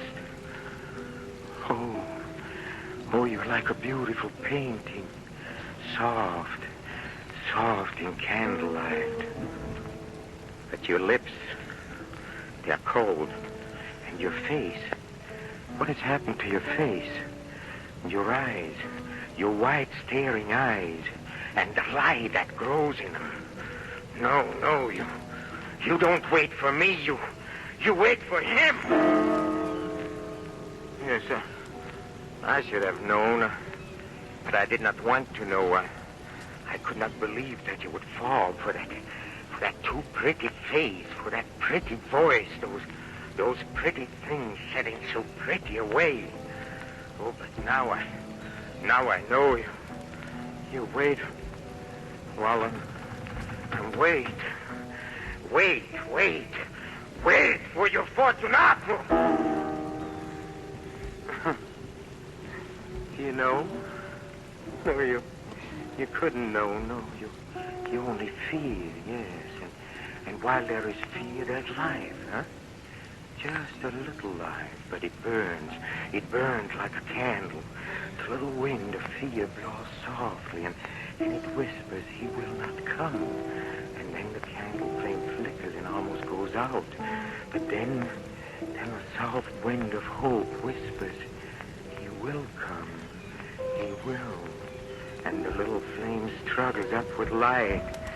Yes, but he will not come. He will not come.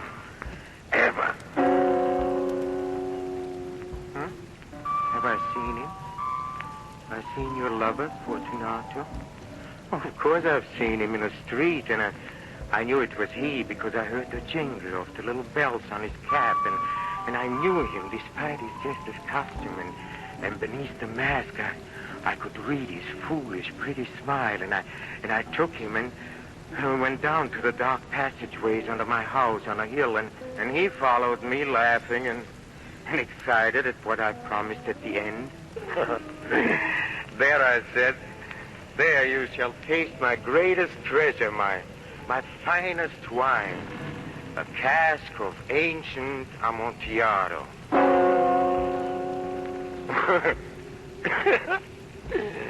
Then I took him by the hand and I pulled him toward the solid rock behind the shadows, where I had prepared an opening, yes, an opening to fit the form of your Fortunato. I put down the candle and I said, now you shall taste the Amontillado.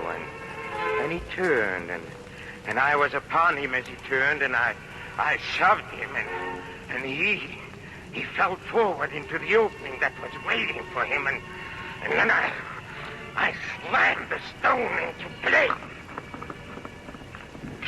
Soon it was done, and I flung away the trowel, and I cried out to him, "Hear me, Fortunato."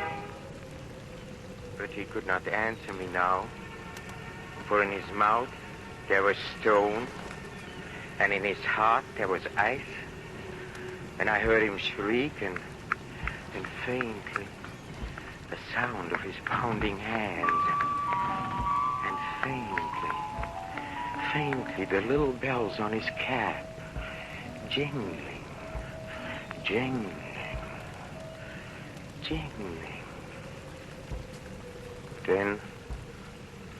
Then there was nothing, and I left the place where Fortunato is waiting.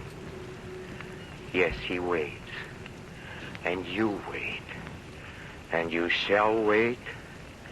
Wait forever.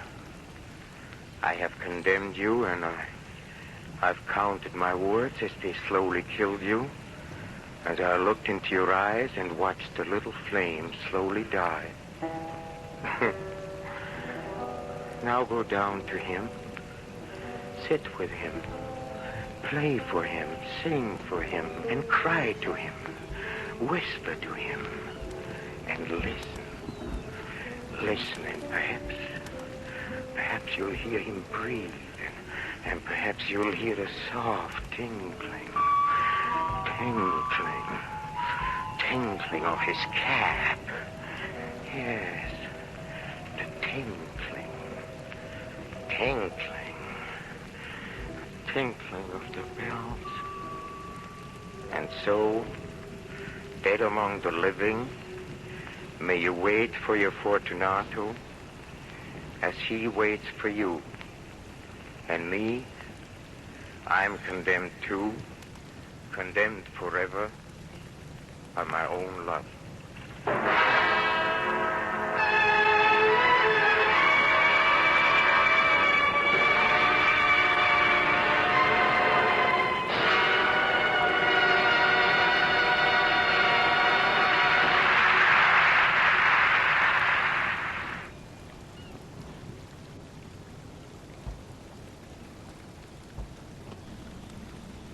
Quiet, please.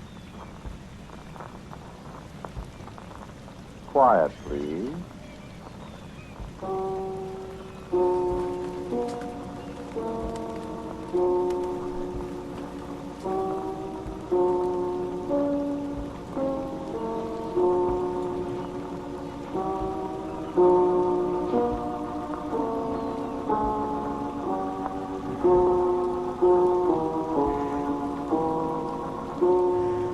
The Mutual Broadcasting System presents Quiet Please, which is written and directed by Wyllis Cooper and which features Ernest Chappell. Quiet Please for tonight is called The Man Who Stole a Planet.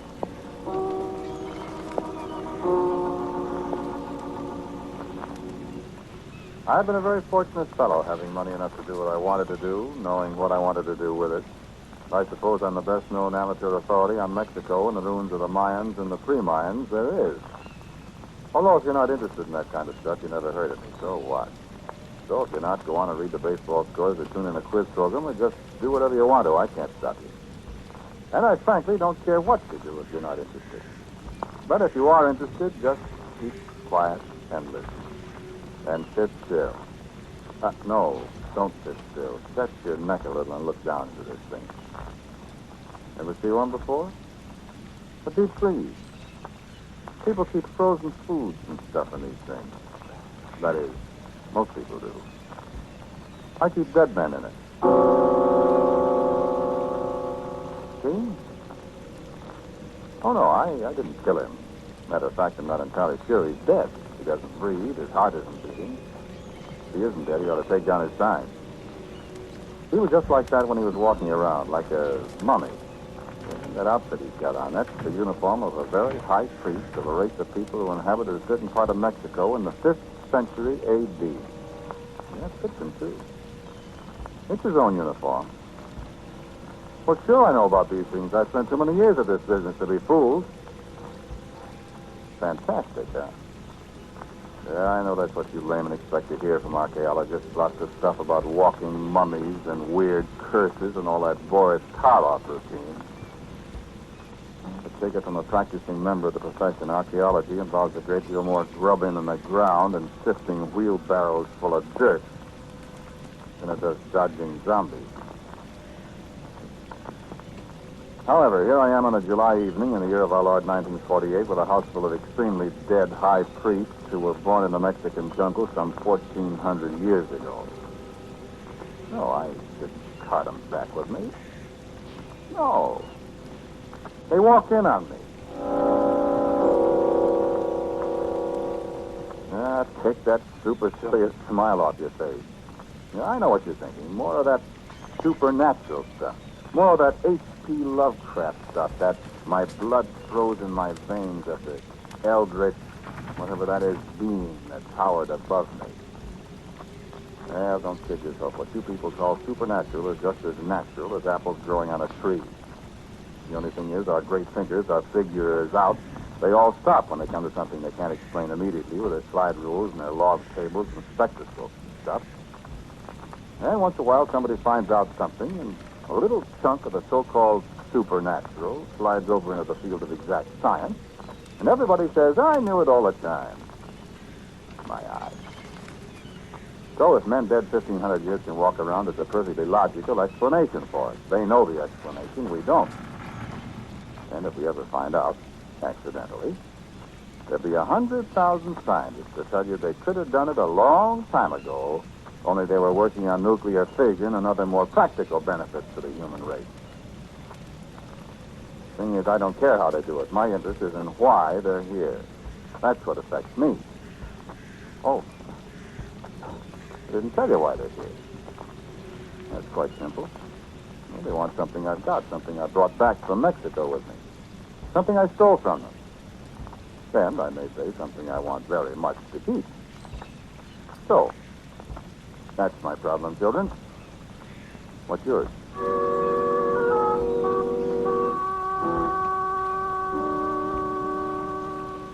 Oh, excuse me. I've been doing all the talking. This is my wife, my beautiful wife. Her name is Elizabeth. You can call her Liz. Look, don't let my husband fool you. He talks as if all this is very amusing and very simple. But believe me, he's just as frightened as I am. You can say that again, Liz. He's still there. You see, I was with him in Mexico. I wouldn't be here now if she hadn't been. Please, Norman. I'm an explorer, too. Though I'm afraid I'm not much of an archaeologist, but I'm a very good cook. And I'm the serious member of this family. So I'm going to tell you what happened without interruption, I hope, because we think maybe you might be able to help us. I don't know how exactly. Neither do I. But you listen. And if you can, well, this was our 14th trip to Mexico. We flew to Mexico City, then down to Veracruz, and our people met us at Merida. And... If you'll excuse me a minute, darling, I think one of our friends is looking in the window. Oh, Norman. Just sit still. I'll be right back. I'm simply scared to death. We've been so fortunate this far. We always discover them in time. But what will happen if one gets in and we don't see him? Norman! Norman! Okay. I had to bust the window, though. Yeah, I better put this one away. No telling what had happened to us if some curious policeman got a look at... You see? Same uniform, same badge on his left arm. Just like the ones carved in on the thing. The Guardian. The Watchers. Okay, Freaky Weekly. Have a nice sleep. Oh, Norman, I wish you wouldn't be so flippant about things. Flippant? Listen, sweetheart, do you mind? I'm just about ready to go over in that corner and scream. If I see one more of these... I'm sorry. Oh, darling, hadn't we better take it back? No.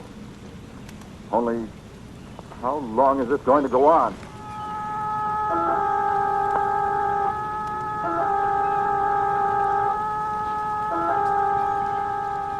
Yeah.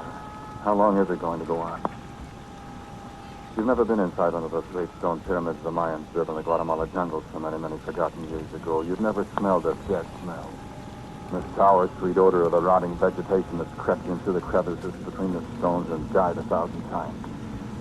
And the musty gray smell of those low tunnels with the maddening paintings on the walls at your elbows. The figures seem to gibber at you in the light of a Coleman lantern. Sweat. And the feeling that snakes are waiting for you in the darkness at the end. Yeah, they worship snakes too. Khan, the snake god. They tore people's hearts out. They hurled their beautiful daughters to the devil god that lives in a bottomless pit. We've been in the middle of all that a lot of times. Haven't we, darling? And the rites of spring and the harvest. The corn maidens dying horribly in the fields to preserve the fertility of the land. And they're right to be scared. We saw the pictures of what they did to their prisoners, the ones they thought had done evil to their gods. We saw what was left of the poor victims. He's got a right to be scared. We've outwitted them so far. And how long can it go on? Take it back, Norman. Oh, I won't. I found it, and this world of ours today can use it. It can do more good here than it ever could in a moldy underground room beneath the Piet Alley. Where we found it. Tell them about it, Norman. And see if they don't agree you ought to take it back. I don't care what they say. It's mine, and I'm going to keep it. You hear me? I'm going to keep it, I said.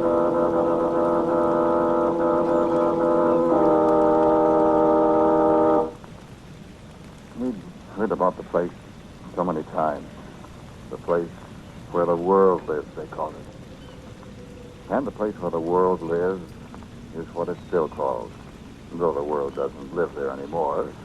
Not since Liz and I found the deep galleries and took away the greatest treasure that the world has ever seen. All right, now you know. When you hear a little more about it and see it, you'll forgive me for being dramatic. The greatest treasure the world has ever seen. You'll agree. Well, tell about it. Will you take it easy, please? We finally found a place. Let's see if I can tell you about it. A wilderness of high grass, the kind of grass we'd never seen before, higher than our heads, sharp-edged as razor blades. My arm. Loathsome insects hanging out of the 2-inch blades of grass. Silent, dripping, heat, crawling things. How I found a place I'll never know.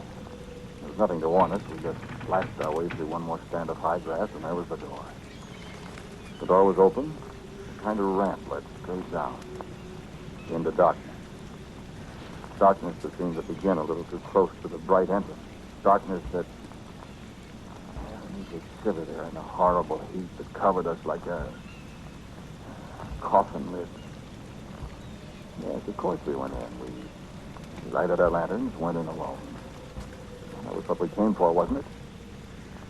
And I think we were the first human beings who had set foot on that long stone ramp in a great many things. We knew it. We could feel it. The passageway wasn't so bad. Except for the pictures on the walls, I think I'd rather not tell you about them. They were put there, of course, to give any intruder an idea of what would happen to him if he got caught in there. You wouldn't believe me if I told you. I want to remember this very clearly, Liz. You stumbled against something. It was the lever that opened the inner door. And the door opened, and I said, "We found it, Norman." And the door closed behind us. And our lanterns went out. I put out my hand for Liz, and she was still there. We stood there a minute. I got over my first fear. Liz was kind of moaning in the dark. It's okay, honey. Stand still so we don't get separated from each other. Just stand still. I light the lanterns again. No, wait. There's a light. And there was a little light, a little faint light, down there under the earth. And at first I couldn't see where it came from. But our eyes got more and more used to the dim radiance. We finally saw where it was coming from. But there's a globe there, Norman. There too. Come on, let's look over. What is it, Norman? Baseball. Is that any kind? What's holding it up? Oh, I don't. Again. It just seems to be suspended in the air. I'll be darned. Light the lantern. Yeah. No, wait. Don't touch it, Liz. It's inside something, a globe of some kind. Crystal, I guess. Here.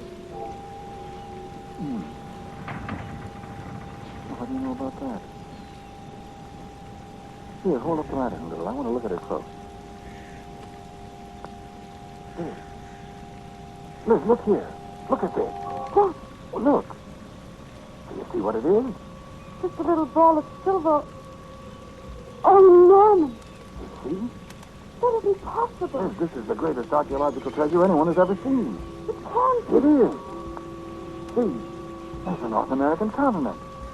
And look around here. Europe, Asia, Africa. It's the world. Do you realize what it means? It means that these people knew the world was round hundreds of years before Columbus proved it. It proved that the people who lived here knew all about the world. Look, even Australia. Yes, it does. Perfect. Why, this will upset every scientific... My Lord, woman, do you realize what a discovery this is? I'm afraid of it. Oh, I found what holds it up. What?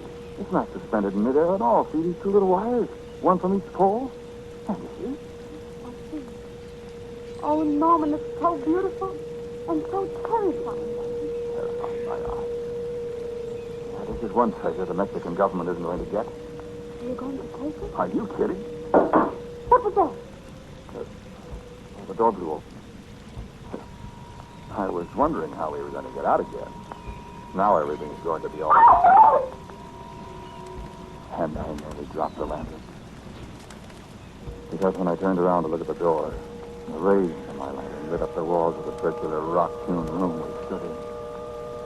And ranged around the walls 2 feet apart were the high priests and all their regalia. Just like these you looked at. All of them staring at us, each one of them with a bow in his outstretched left hand, and an obsidian-tipped arrow drawn to the head, aimed straight at Liz and me.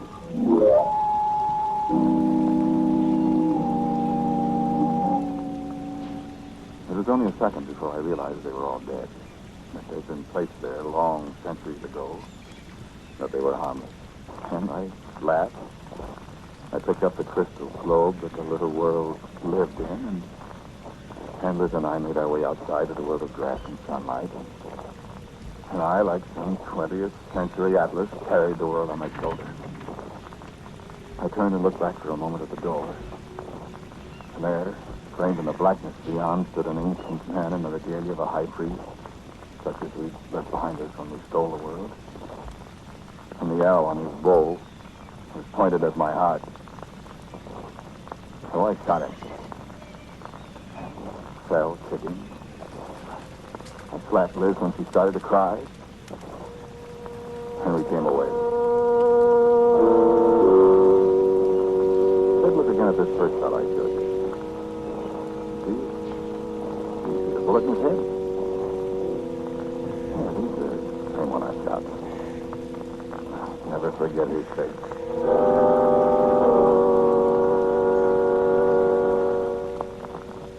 Well, there isn't much more to tell. Is there, Liz? I think there is. Oh, that's right. Come in here. I want you to see this world. This little silver globe that was fashioned nearly 1,000 years before Columbus was born in a Mexican jungle that hasn't even got a name. Come in. Here it is. Quite a thing, isn't it? What? Oh, yes, I managed finally to break the crystal globe it was in. The day of that big earthquake in Japan it was. Yes, I don't know why it still stays suspended in the air like that. There's reason for it, of course. No, not supernatural. Perfectly natural if we could only find out why. But there's something else I wanted you to see. Look at it closely. Isn't it beautiful? The continents in relief. See the mountains, the Rockies, the Himalayas over here? And the ocean really looks wet, doesn't it? Wonderful workmanship. Oh, Norman, please. Liz. Here, look at it with a magnifying glass. See anything? No, I guess you can't. You'd have to watch it for a long time to see. I was, well, I'll say surprised when I discovered it. For it's turning. Turning on its axis once every 24 hours. It's been revolving like that once every 24 hours for a million years, friend.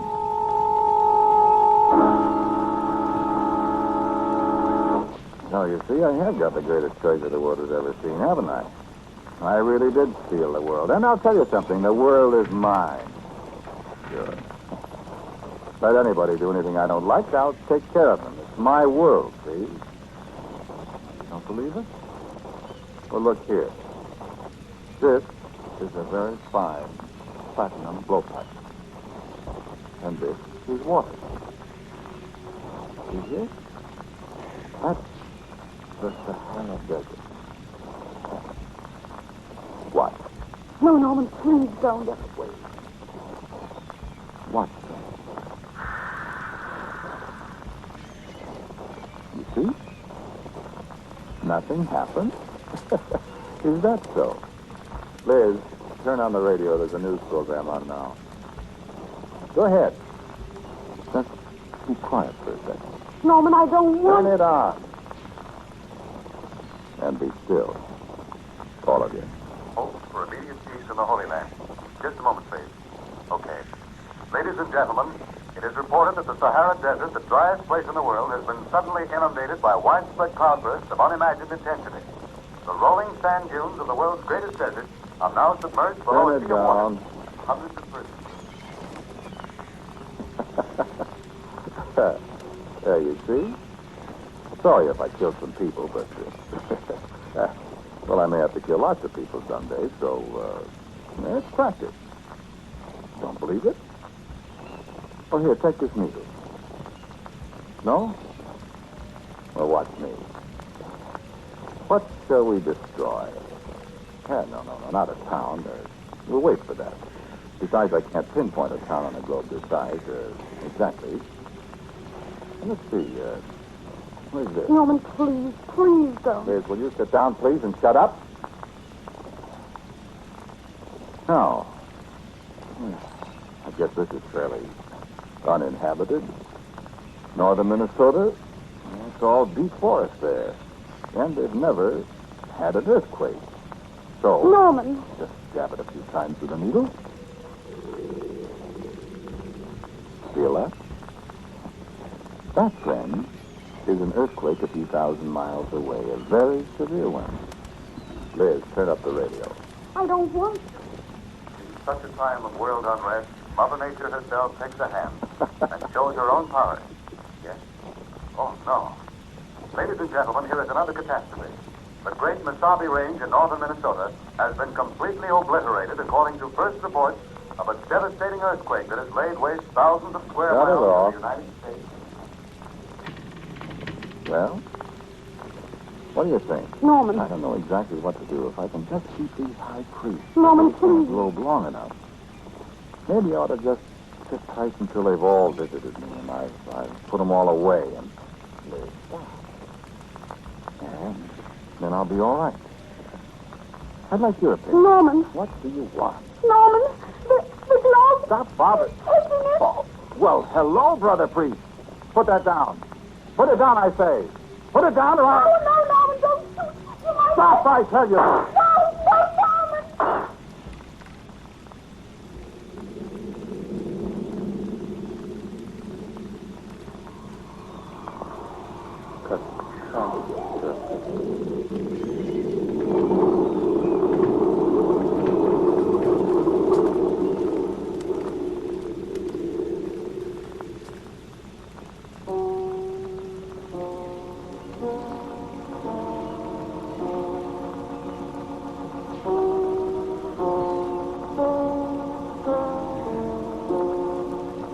Quiet Please for tonight was called The Man Who Stole a Planet. It was written and directed by Wyllis Cooper, and the man who spoke to you was Ernest Chappell. And Hildy Palmer played Liz. The voice on the radio was that of Phil Tompkins. Music for Quiet Please, as usual, is played by Albert Berman.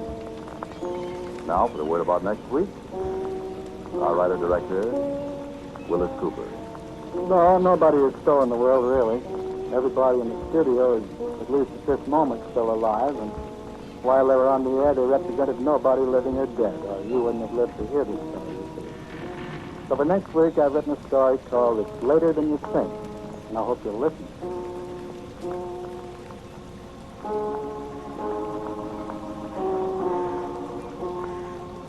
And so, until next week at the same time, I am quietly yours, Ernest Chappell.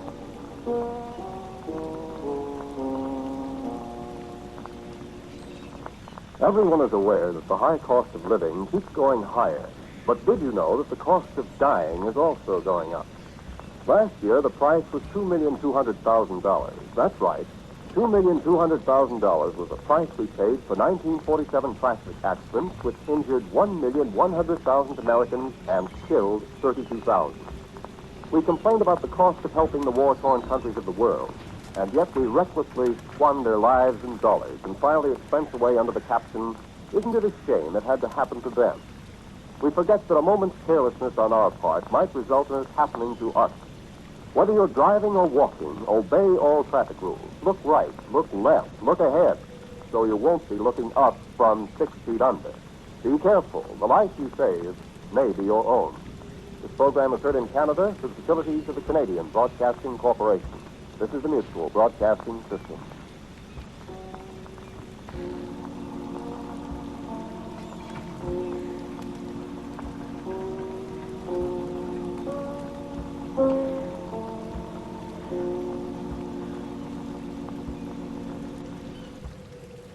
Quiet, please. Quiet, please.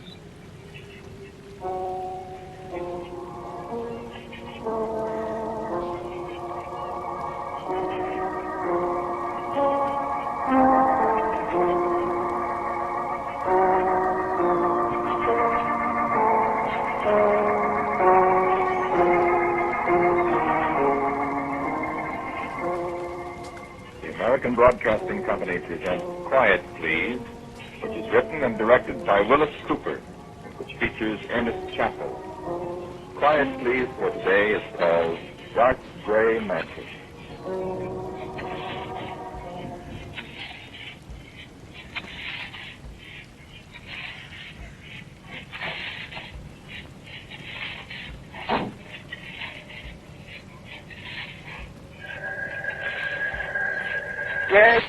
Yes, I'll be there.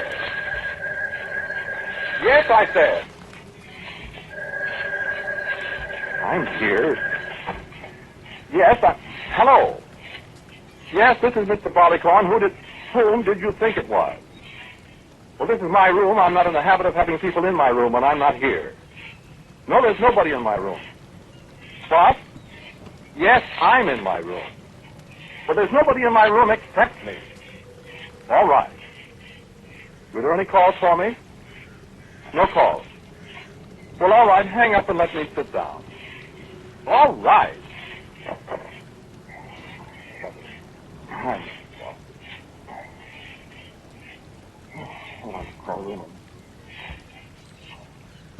Get me Gramercy 91044. Yes. Hello, Mr. Lumen Crittenden, please. Oh, Lumen, it's you. Didn't recognize your voice, Lumen. How are you? I'm just exhausted. I've just had the most extraordinary experience. Well, I was waiting for a Madison Avenue bus there on 4th Avenue. Well, I guess that's your place more properly. You know, right across from Wanamaker's where the subway station's in the middle of the street, kind of. You know. I was waiting there for a Madison Avenue bus, and you know all those second-hand bookstores along 4th Avenue? They have tables outside, carry away these plastic 6 for 50 cents. Wait a minute, Lumen. There's somebody at the door. Somebody interrupts my telephone. Well, now, who done it? Who did that? How was that? I'll try to those kids again.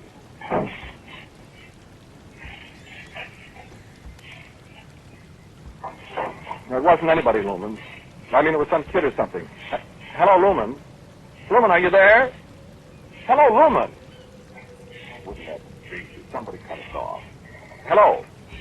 Hello, office. Hello, you cut us off. You did, too. Get me Gramercy 91044 again. Wait a minute. Gramercy 91044. Make it snappy, too. That kid at the door again. Hello? Oh, hello, Lumen. We were cut off, weren't we? Well, I went to the door and... Yes, I know. Well, I was waiting for the bus. Oh, yes, I did say that, didn't I? And about the second-hand book. Well, I bought a book. Yes, I did. 45 cents. You guess. No. No. No, you give up? Magic. No, not card tricks. Magic, real magic. Black magic, just like real. Sure. I nearly broke my neck on my way home. Oh, walking along reading it after I got off the Madison Avenue bus. I fell over a cat. Cat, C-A-T, cat. Black as the 8th of spades. Wouldn't that freeze you? Oh, but that isn't anything. Somebody followed me. Wait a minute. I wonder if that could be him that was at the door. Do you suppose... Oh, no, it's that little Yussel Silverman that lives down the hall. He always wants to sell me cigars. Cigars! I haven't the faintest idea where he gets them. I think he filches them from somewhere, the little dickens. No, wait, Lumen. I want to read to you from the magic book. But it's fabulous, Lumen. You want to know how to give people warts? No, I suppose not. Wait. How to ride a broom. Oh, that's for sure. Oh, wait. How to make ye dready spirits appear from beyond ye beyond. Oh, boy. Listen to this. Yin thou wouldst raise up a naughty spirit to teach thee all the secrets of evildoms, thou must needs... Wait a minute, Lumen, I've got a cramp in my leg. Wait till I sit down. Must needs... Well, for goodness sake, listen to this. Thou must needs first stumble unawares over a catty. It's spelled C-A-T-T-E, Lumen. A catty of the blackest hue. Imagine, Lumen. Well, I did trip over a black catty. Wait. Listen to this. Over a black catty, the cat, whilst thou dost read the 40th page of this bookie. Wait, let's look at page 40. Oh, let your dinner sit. It won't run away. 37, 38, 39. Yeah, 40. Well, I'll be jiggered. I'll be absolutely, comprehensively, teetotally jiggered if that isn't a coincidence, Lumen. That's the very page I was... Lumen, do you smell anything? Oh, that's right. How could you smell on the telephone? I smell something, though. Like something burning. Goodness, you suppose it's brimstone? Are you listening? Well, wait till I find my place again. Here. Then must thou place thy left thumb on thy right ear, and close thy left eye and say, honorific... Goodness, what a word. Honorificability... For the love of Kate's cats, did you ever hear a word like that? Honorificability to the... Honorificability to the kettle.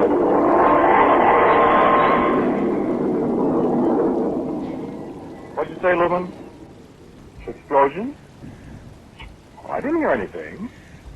No, I must be blasting in the street or something. Oh, I think there is somebody at the door. Wait a minute, Lumen. Darn little devil. The little man get out of a cookie.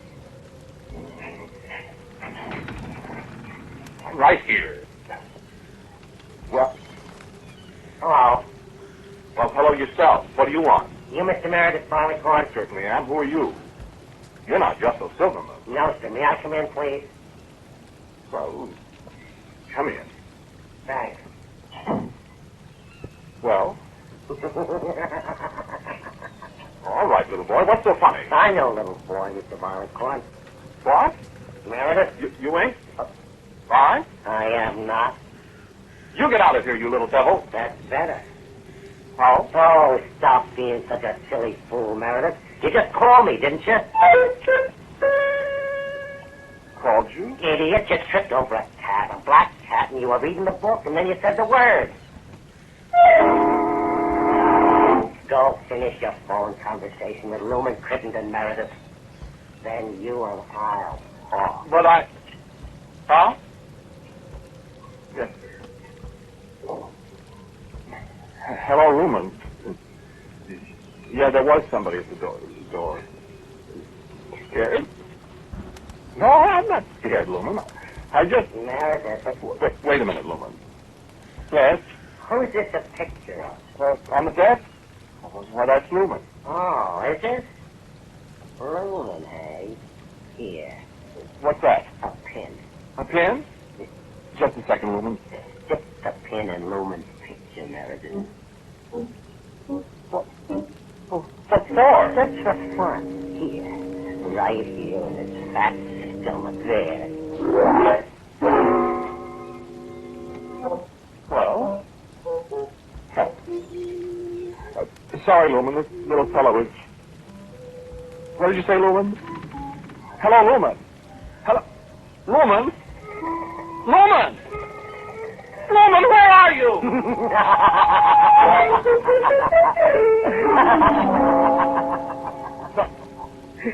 What are you laughing at? Why, you learned your first lesson fine, Meredith. Oh? Why, you wanted to learn all the secrets of evil, didn't you, Meredith? sir? You stuck the pin right through Lumen's big fat stomach, Meredith. You murdered him. Sure, Meredith. You did everything the book said. You called me to teach you evil, boy. You got a fine start. Murder. Oh, what are we trying next? You decide. I still Lumen? With the pin through his stomach. Have you ever heard of that? Voodoo, they call it sometimes. Works fine, doesn't it, Meredith? I killed him? Sure. Oh, my. Why, you dreadful, murderous, horrible, evil little devil. Thank you, Meredith. Excuse me. Hello? Hello? What? Lumen. Huh? Lumen, I thought you were dead. You what?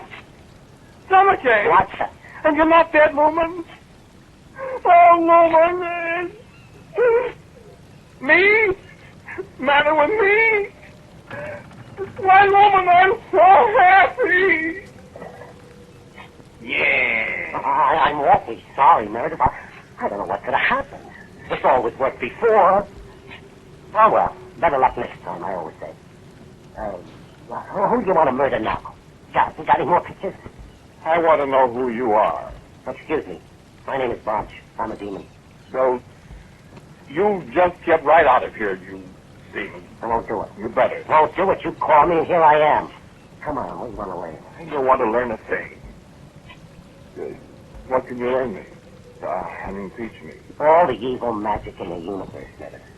Really? There are 64 ways of murdering people by magic, Meredith. 64 more? I'll show you how to produce an earthquake, fires, floods, sicknesses, start wars, rob people. No, I guess not, thanks.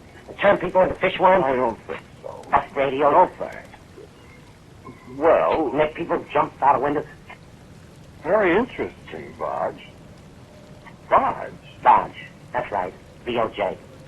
You're a mean little cookie. Thanks. How old are you? Oh, a couple of million. Well, you don't look it. In some of my swarms, I do. Swarms? I turn into different things. Oh? Evil things. Snakes, bats, platypuses, great big spiders, ornithomatosis. They're like a fish. Lives way down the bottom of the ocean. Very horrible. I imagine. Well, come on. Let's murder somebody. Let's make somebody jump off the Empire State Building, huh? Can you really do that? I can. I'll teach you how. Really? How? Easy. Think of something. Lumen? Okay. Okay. Now, say after me. Bibbidi bibbidi. Bibbidi. Bibbidi sad. Bibbidi sad. Jump. Jump. Oh, my goodness. I was thinking of Lumen. He jumped. Bye-bye, Lumen. Got him that time, Mary. I don't believe it. You wait and see. Just because I said bibbidi bibbidi sabbity said. Sure. Did you say sabbity said? Sure, sabbity said. Oh, yeah. Halfway. Sibbity sad. But that's what I said. You said it backwards. Answer it. Yes? Oh, hello, Lumen. You see? Oh, fool. I can't hear you very well, Lumen. What's all that noise? The what? People, what people? Trying to get into what phone booth? For goodness sake, where are you, Lumen? Where? On top of the Empire State Building. Well, how in the world did you get... You what? You jumped up there?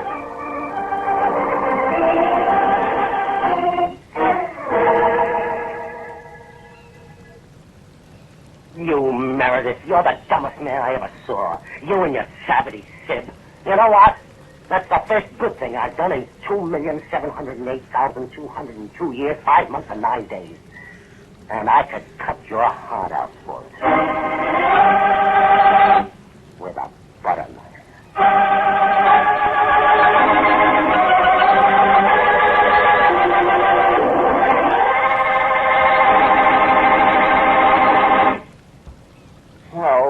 Lumen's happy in Hollywood. My gracious, he's getting $1,000 a week in that new picture, The Man Who Jumped Over the Empire State. He didn't jump over it.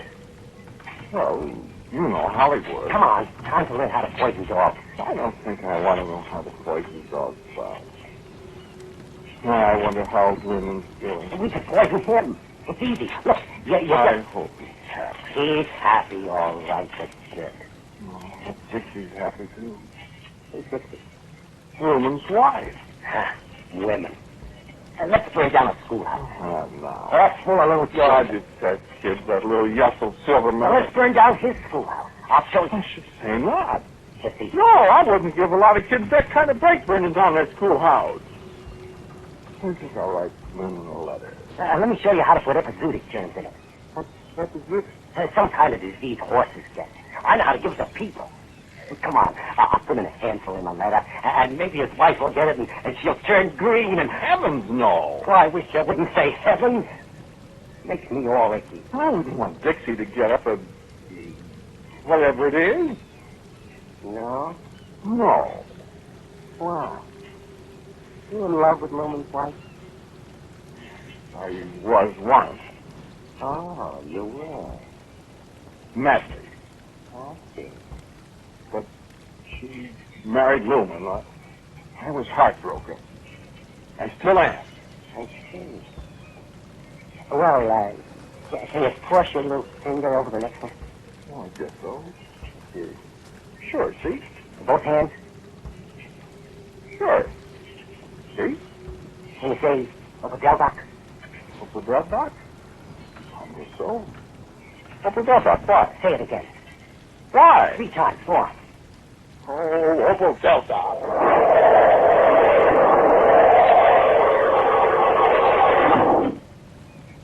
Who's that? Spell. Spell what? Spell to bring back a lost love narrative. That's so. That's so! You were in love with Lumen's wife. Dixie? No, it's that Lumen. What are you talking about? Somebody at the door, Meredith. Who's that? Meredith. Oh, Meredith, darling. It's Dixie's voice. Sure. What have you done to me? I didn't do anything, Meredith. You said over Delta. Meredith, are you in there? Come in, Dixie. Oh, Meredith, darling. Hello, Dixie. Oh, kiss me, Meredith. Now, Dixie. Now, Dixie. Oh, I love you so much, Meredith. Now, wait a minute. I mean, Lumen. Oh, Lumen. I'll change my mind, Meredith. It's you I love. Oh, my goodness, I sure do love you, Meredith. See, Meredith? Who's that little boy? Lady, don't kid yourself. I know, little boy. Well, you ought to be ashamed of yourself standing there looking on in love with me. I'm enjoying it, lady. Kiss him again. Oh, no! Now, you hark to me, Meredith Barleycorn. I've gone and left my husband for you, and I love you. So you just grin and bear it, you hear me? Kiss me now. Now, stop, Dixie. Oh, Meredith, you and me, we're going to be so happy. She's awful fat, Meredith. And I just love you so much. But I don't like your apartment. It's all? Now, Meredith, we're going to have to do something about it. Just the minute we get married. Married? Well, of course, Meredith, honey. But what about Lumen, my friend? Oh, Father Lumen. It's you I love. Now, Meredith, I want to know how much money you're making. I expect to be escorted in the style I've got accustomed to since Lumen got his job in the movies. How much do you make? He only makes $85 a week. Oh, I wish you'd go away, little boy. Meredith, is that all you make? Yes, ma'am. Well, that's something we'll have to take care of right away. Sweetheart. I wish you wouldn't call me sweetheart, Well, Dixie. you are my sweetheart. I just love you to sweeten. Now, Dixie. And another thing, Meredith, you'll have to go out with me and buy some new clothes. Why? Oh, I like you, Dixie. Well, I'm going to march you into a store and make you get the finest true pantsuit $22 will buy. $22? I'd never let Lumen pay more than $22 for a suit in his life. And you've got to get some new tires, darling. Yeah. No kidding. I want you to look like a young lover. Me? Nothing's too good for the man I love. Did you buy Lumen's ties, too, Dixie? I certainly did. And what's furthermore, I took one of his ties with me when I left. A rhubarb. Oh, don't you just love those purple dots on it? See? My. Well, I'll be a... Oh, shut up, little boy. And such a lovely shade of green, too. And don't you just love the fringe? 39 cents. And worth every penny of $1.19. Gracious. It's my eyes. I just love it.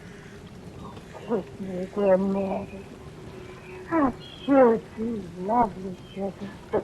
What about Lumen, Dixie? Oh, leave Lumen out of it. We can have his $1,000 a week out there in Hollywood, lolling around on beaches in the sun and eating every day at the Laurie's drive-in and throwing his money away in the shooting gallery. Gosh. And that's just what I say, honey, darling. Now, you and me, you're worth your finger to the bone for your little Dixie. Little. And Dixie just make our little penthouse a real love nest for her there. And every night when you come home, I'll cook liver and onions for you. And rhubarb pie twice a week. Dixie, I don't like liver and onions. Oh, you'll learn to like it, Ned. I just adore Oh, it. I detest rhubarb pie. Oh, I love it. With chocolate ice cream.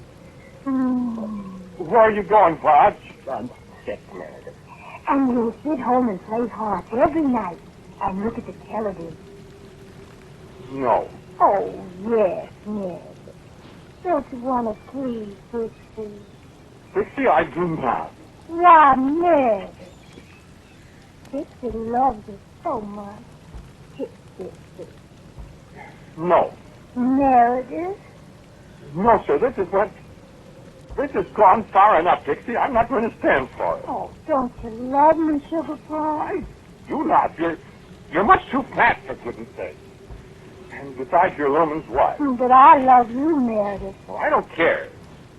You go back to Lumen. I won't. Well, you just better. Now, Meredith. Oh. What's the matter? Oh, the bird, those great big green and yellow birds. Where? Oh, Where? Oh, it's on the nose. But do something, Meredith. Stand still, Dixie. Stand still. Oh! Meredith Barleycorn, you struck me.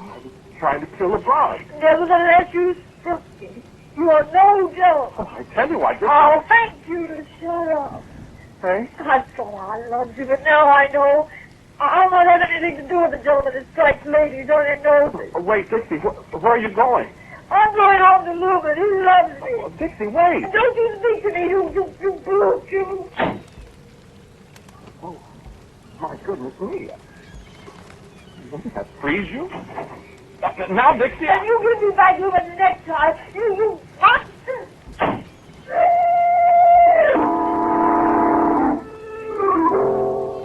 Oh, man.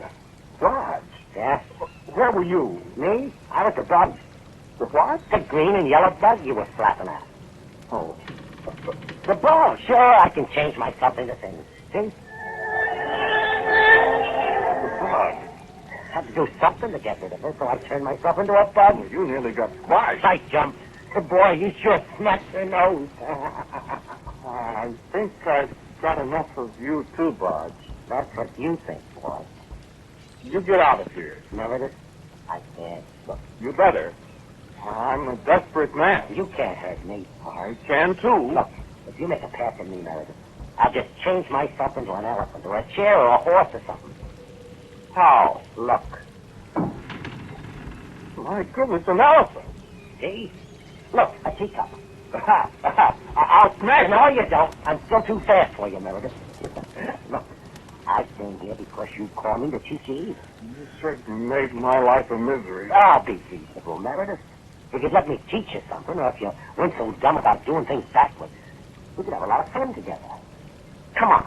I'll show you how to think about it. I don't want to. I want you to go away. I can't go away. I'm going to be here forever. That's the rule. I don't want you. You called me. Well, I didn't mean to. But you did. Come on. Let's practice disappearing. I don't want to disappear. Assassinate the mayor of Brooklyn? Brooklyn hasn't got any mayors. Set off all the atom bombs in the world. Oh, boy. That'd be terrific. Listen, you just put your fingers in your ears. You stop! was just an idea, Meredith. Don't you ever have any good ideas, Bodge? Well, I should say not. Say. Say? Don't you ever have any bad ideas? Getting rid of you. No. That's a good thought, Meredith. Besides, it can't be done, I told you. Please go away. Let's change people into different things. Sure, Meredith. We could turn Lumen into a bigger team. Lumen's got troubles now. You're telling me. Well, let's change Dixie into a pencil shop. Or a necktie. With orange cactus grandfather. And a light yellow background with the Reef dot. That's right, Stone. Come on. How do you do it? You just stand on one foot and point and say what you want it to be. Is that all? Sure, it's easy.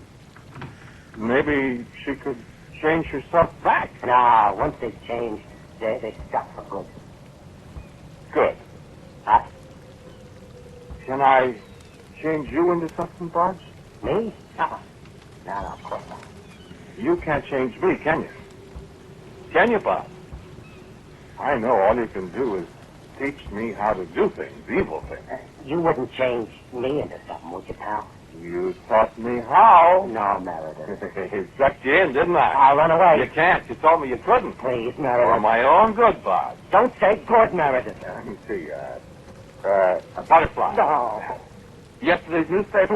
No, Meredith. A box of cigars. A cloud. I'll rain on you. I got you at last, Bob. A little dog. I'll bite you and give you hydrophobia. A fountain pen. I'll write poison pen letters about you. I've got it. What, Meredith? Oh, no, please, Meredith, please. Oh, yes. No, Get ready, Bob. No, Meredith, please. Bob, I command you to... No. Stand still. I command you to become a...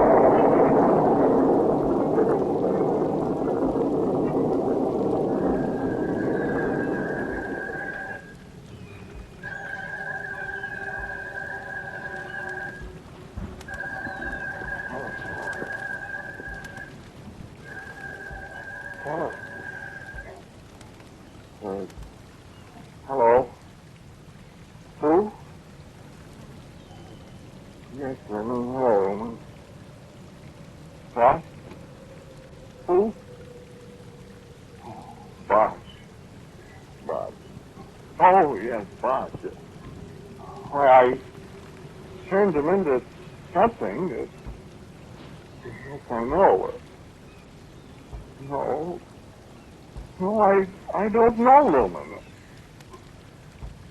Sure, Lumen. Goodbye.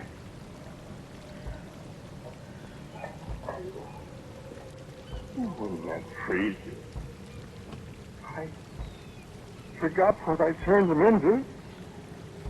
And he's still loose.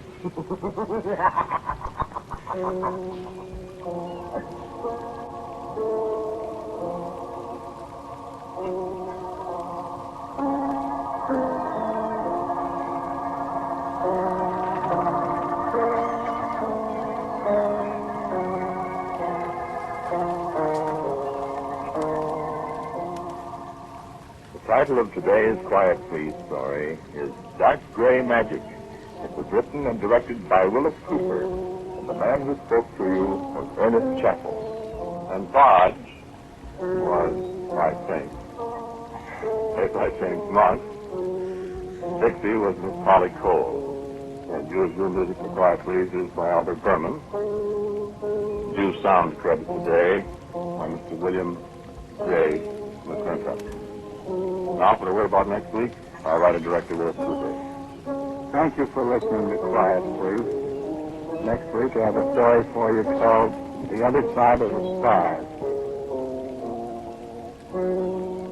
And so until next week at the same time, I'm quietly yours, Ernest Chappell.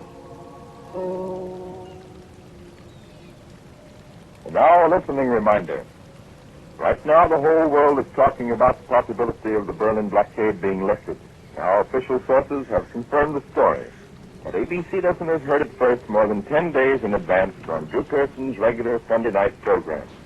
Listen to Pearson. Quiet, please. Quiet, please.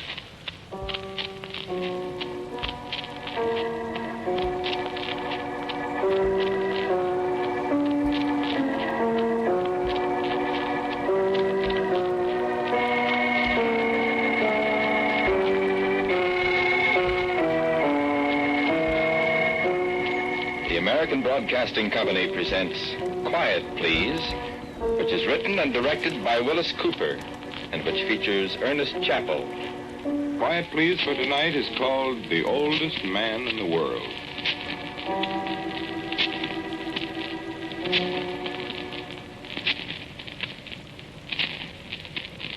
It was bitter cold up there in the uplands, the foothills of the Pyrenees, 20,000 years ago.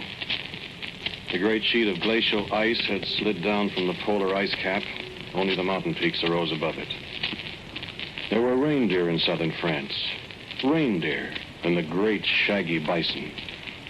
The long-haired ancestor of the horse lived somehow on those dead hills in the bitter cold of 200 centuries ago.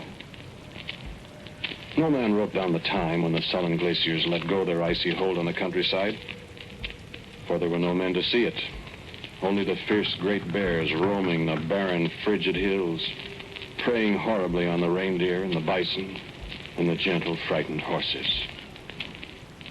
Where the men came from, nobody knows. Perhaps they struggled up from the Spanish peninsula over the jagged passes of the Pyrenees, following the retreating wall of ice. Perhaps they... But it's fruitless to speculate. The ice melted away to the north, and the earth appeared, and there were men living in the high caves of the Pyrenees. In the Cro-Magnon caves along the Dordogne in France, they found what they said was indisputable evidence of prehistoric man. An intelligent, walking upright man who made weapons, fought, worshipped, and died. The Cro-Magnon man, you've seen the drawings they made of him. A beetle-browed, heavy-jawed caveman. A short step on the ladder of evolution above his anthropoid forebears. And in certain caves hidden away in the foothills of the Pyrenees, you can find drawings that the Cro-Magnon man scratched on the cave walls 20,000 years ago. So he did live and flourish, and finally perished.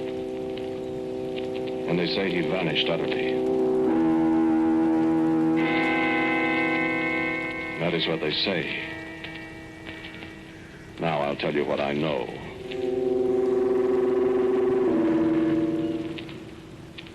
I think I ought to tell Lucas. I know the story even better.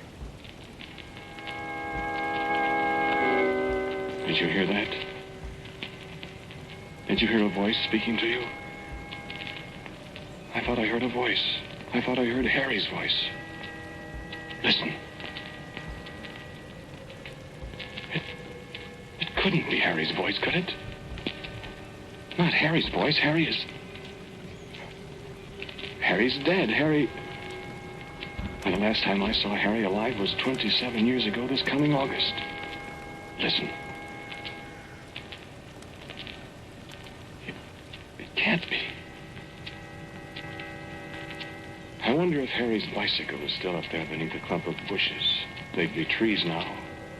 Up there at the mouth of the cave on the road. The lonesome road that leads past the ruins of the castle of Montespan. The frame will be rusty, and the tires will be in shreds, and the shiny leather will be weather-worn and mildewed. If some village boy from Montespan didn't find the bicycle and ride it away many years ago. But I doubt anybody found it. Nobody found the mouth of that cave. Not for 20,000 years.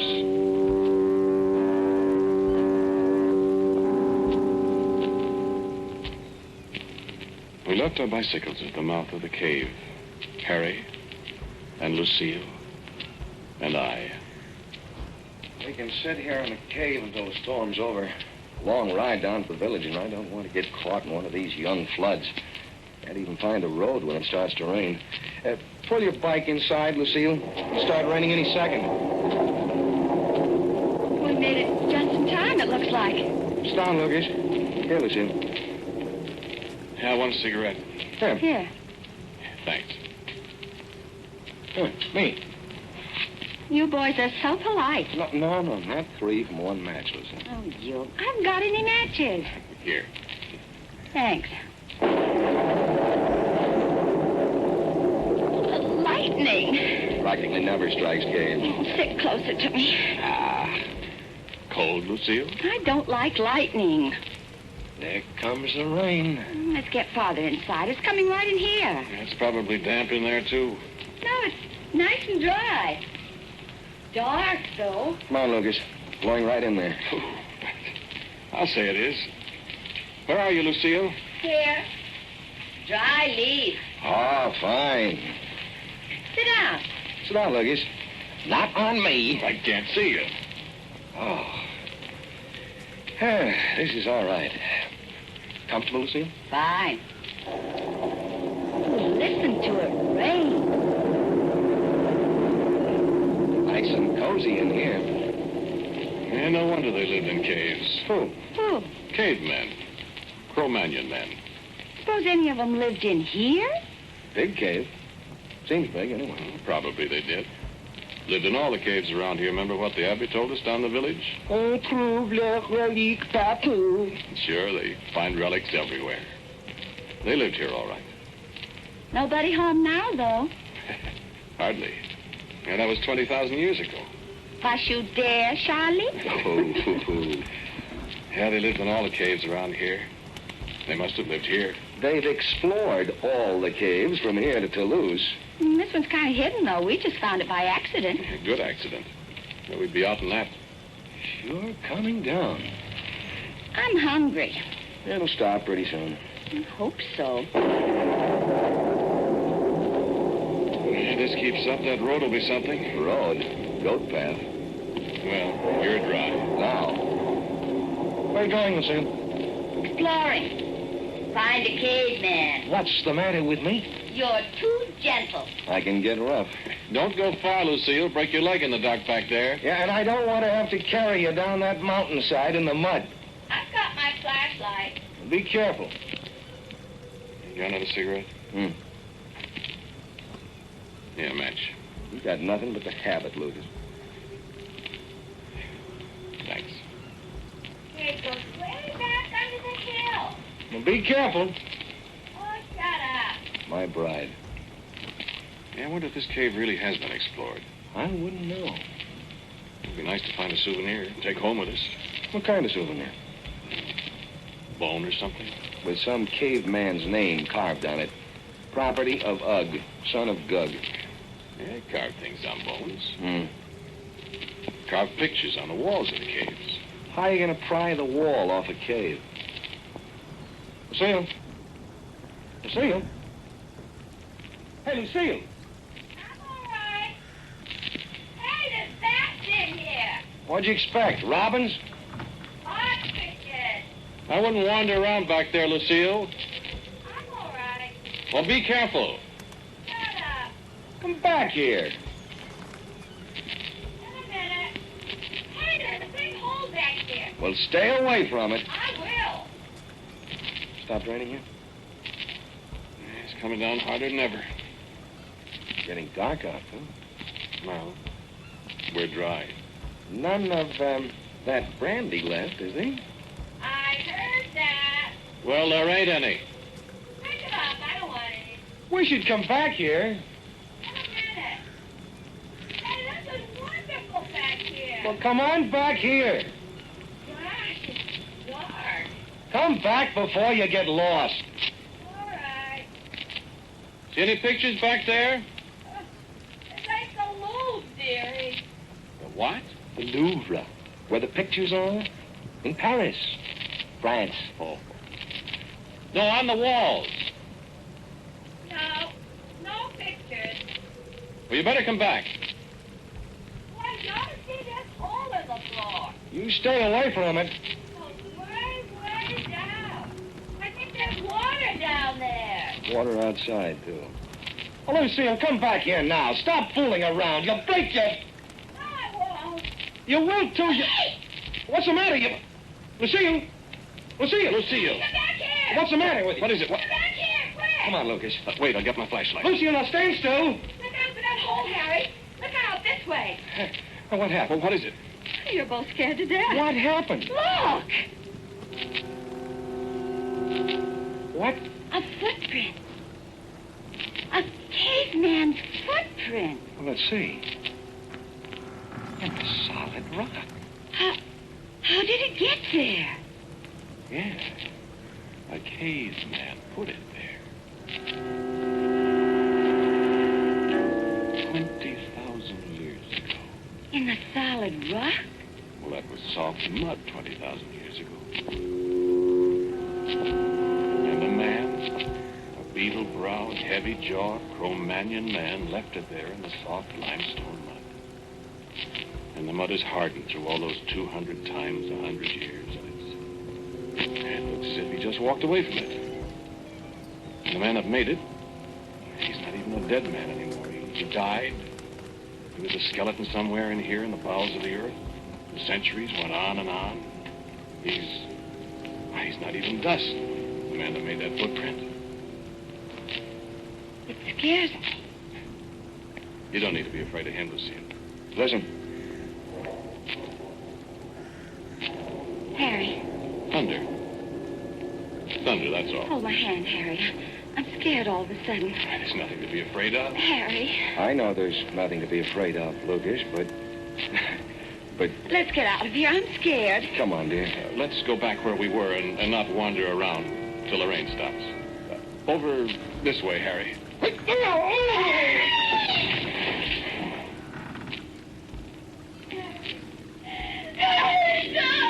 He fell. That hole in the floor. He didn't fall. You pushed him. Lucille. You pushed him. I saw you push him. You murderer, you.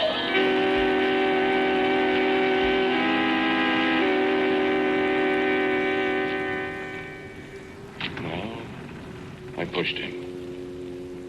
His eyes were on the footprint on the yellow limestone floor of the cave as he took a backward step directly toward the yawning hole that led to... And I pushed him into. Just the lightest touch on his arm, just enough to take his balance away from him on that glaze of ancient crystalline limestone. Just the lightest push. And Lucille saw it. Of course. Lucille had promised to marry me. That was before Harry's time. Lucille loved me. That was before Harry's time. I loved Lucille. Before Harry's time and after Harry's time and always.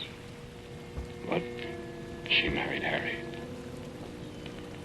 They asked me to come along to the south of France with them, the old good friend, the friend of the family, the man who loved and lost and forgave and wrapped up his broken heart.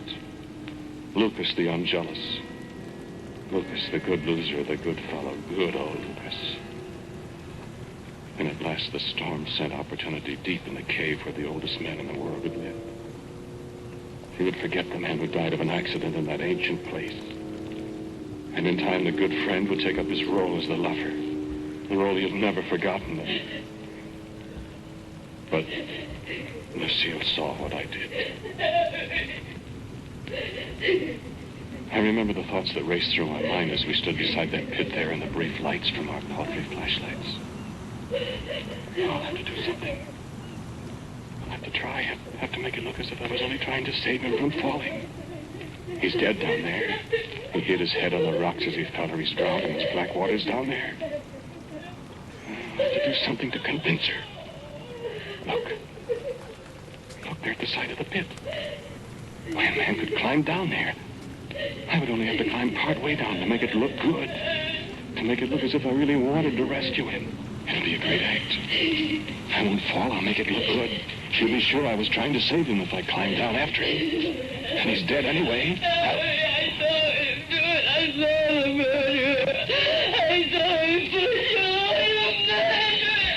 you. Lucille, you're being absurd. Lucille, listen to me. You know perfectly well I didn't push Harry. You know I didn't, Lucille. I reached out as I saw his foot slipping on the floor there, and I tried to save him from falling, but I didn't push him. Lucille, you know I didn't push him. Why, Harry's my best friend, Lucille. Why should I try to kill him? Why, I love you. And I love Harry like a brother, Lucille. I didn't push him. I tried to save his life. Listen, Lucille. Listen. Stop crying a second. I'm going down there. There, see, where it looks as if the steps the old cavemen made themselves so long ago? Now you stay right here, Lucille, and I'll go down and I'll do everything I can to bring Harry back to you. No, now stay there and wait. Wait, Lucille, wait. I can climb down. No, I don't want you to do it. Let me go, Lucille. No, I know you want to make sure he's dead when you go down there. No, you want to make sure he's dead. Why, Lucille. Why, Lucille, I thought that's fine. I hadn't thought of that. He might be still alive down there at that. But he won't be, Lucille, darling, when I come back. I thank you very much for the suggestion, I thought. That solves the whole problem very neatly. And now down the slippery steps cut into the limestone. Down, oh, so carefully in the dark. A little gurgling sound of dark waters below me. Foot slipped. Be careful, mustn't fall yourself, Lucas. And up above, the dim beam from Lucille's flashlight. Very, very neat as I climbed down. Harry, old boy, are you all right? Harry? Harry, old boy. Maybe he is dead. Maybe he did drown. Now, how much farther is it?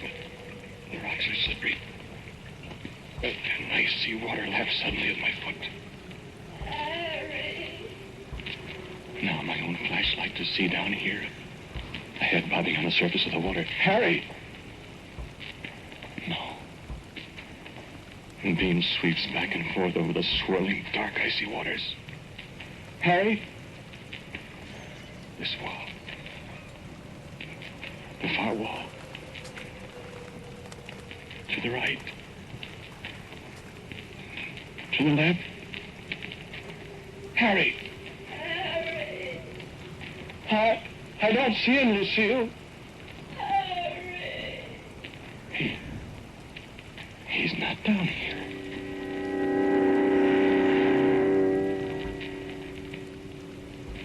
Lucas! I heard... Lucas! Is that you, Harry? Where? Lucas! Where are you? Harry! Harry! I hear you. Are you all right? Certainly I'm all right. Jump down into the water. What? Where are you? The water isn't deep. Jump down. Well, listen, I don't... Jump down. I think my arm's broken. Come on, hurry. Well, Come on, quick. Where are you? Feel around the side. Water's only up to your chest. Feel around the side. The tunnel. Panicky in the wet darkness, feeling around the slimy walls. Water lapping sluggily at my chest. Keep feeling around. You'll find it. Suddenly, an opening. And the water sucking hungrily at my legs. A suffocating, water-filled tunnel. The rocky roof only 6 inches above my head. Water open below. My eyes. Blinding curves, icy arms. Water, darkness, the precious gulp of air. Don't find it. Only a second or two. It'll be all right.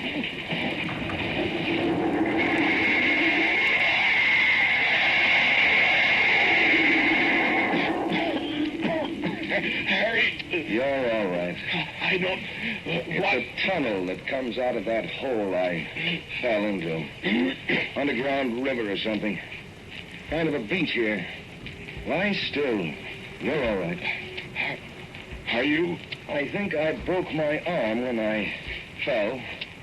I tried to get back through the tunnel, but the current's too strong. You'll have to help me, Lucas. Wait. Matter? Not scared, are you? Well, this is another cave. Not afraid of the cavemen, are you? Where are you? Right here. It's so dark. Can't see a thing. Try your flashlight, unless it's got waterlogged. Ah, does work. Stalactites. 100 feet long, hanging dismally from a ceiling so far away. The silent, rushing underground river, and a shore of yellow crystallized limestone. Beside me, a wall deep scratched with giant drums that I recognize in the feeble light as the great shaggy bison of the Ice Age. rude drawings in red and black of the gentle little horses that roamed the countryside above me one day. A rude altar, and ancient, terrifying marks scratched into the solid rock in the days when it was soft mud. Marks that the cavemen's high priests must have made there in their holy of holies in the ancient cave. Beside me, the incredibly old statue of the great ice bear, looming horribly in the little light. And the marks of the ritual stone spears clear in its hulking sides after 20,000 years. Look. The squat, menacing figure of an almost man, beetle-browed, heavy-browed, heavy-jawed, glaring horribly at me over Harry's shoulder. He won't hurt you, Lucas. He's a statue, too. Now you know, don't you, what the oldest man in the world looked like? And nobody's ever seen anything like that, Harry. Better save that light. We'll need it if we're going to get out of here to tell anybody about it. No, it's all right. This is a fresh battery. Harry. It's incredible. Look at his face. Solid limestone. Scare you, old boy? Come on, I want to get out of here. Can we... Oh, wait, Harry, I want to... Listen. I want to get up. That's the sound of the water. The river there. I thought I heard... The sound of the water. Back there in the shadow. Nothing. There is, too, something back there. The cavemen? The Cro-Magnon men alive after 20,000 years, Lucas? There's something. I can hear. Whatever it is, old man. Harry. What? You said you broke your arm. I said so. I said I couldn't get back through the passage with a broken arm, didn't I? Well, that's what you... A man couldn't get back there with a broken arm. Well, why? Because I wanted you in here with me, Lucas. I wanted you in here with whatever else is in here. Harry. You're the smart guy. You're the investigator. You're the man that knows all about the cavemen. You're the... What? The murderer, Lucas. I saw your face when you pushed me, murderer. So... No, wait. Goodbye, Lucas. You're not going to leave me. I can get through that passage just as well as you can. Not with a broken arm, Lucas. Not with two broken arms. You're not... Hold out your arms, Lucas. No. No, you... Now, look what you've done, Lucas. You've smashed the oldest statue in the world to bits. Not content with attempted murder, I didn't... Hold out your arms, Lucas, and let's get this over. Drop that rock. Harry! I told you...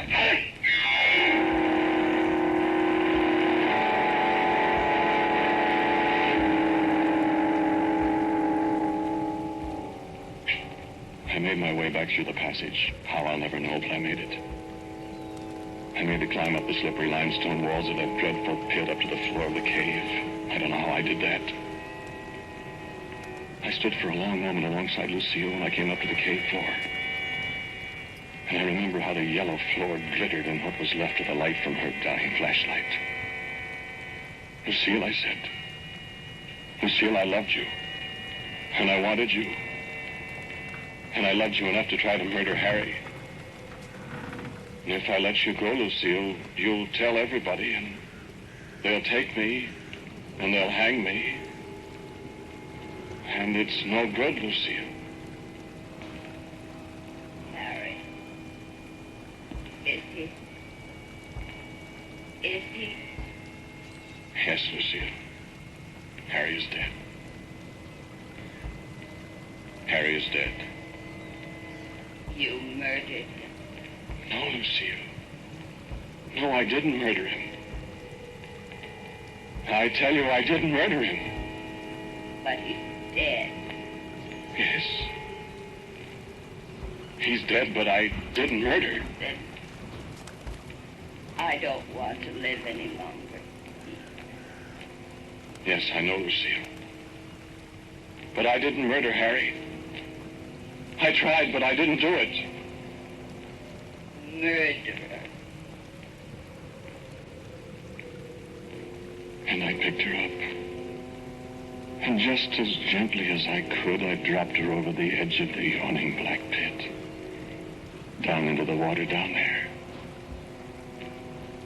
And before I loosened my hands and let her fall, I leaned over and I kissed her on the forehead. Because I did love her. They'd have hanged me. She wouldn't have believed me. Nobody in the world would have believed that thing that came out of the shadows behind Harry down there and lifted up a great jagged piece of the broken statue and smashed his head in. Nobody in the world would have believed me if I'd told them that Harry was killed by a real, live, breathing caveman. The last of the beetle-browed, heavy-jawed, squatty little men that lived 20,000 years ago. But that's what happened.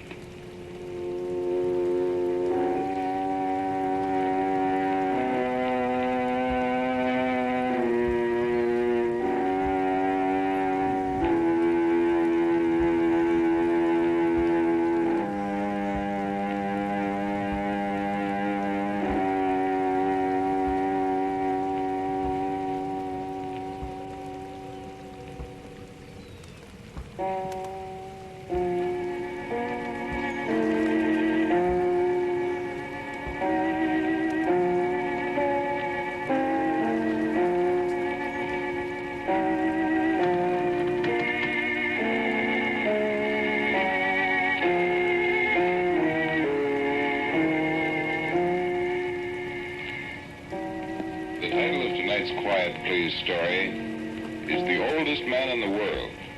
It was written and directed by Wyllis Cooper. And the man who spoke to you was Ernest Chappell. And Don Briggs was Harry. Nancy Sheridan was Lucille. As usual, music for Quiet Please is played by Albert Berman. Our sound effects by William J. McClintock.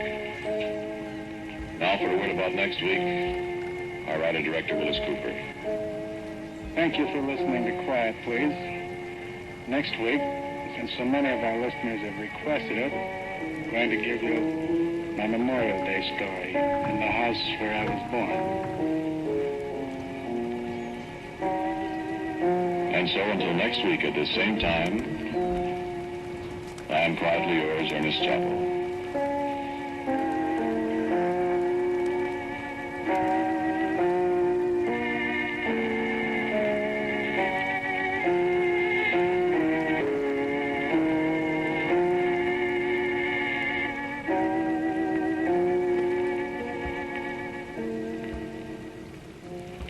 This is ABC, the American Broadcasting Company. Quiet, please. Quiet, please.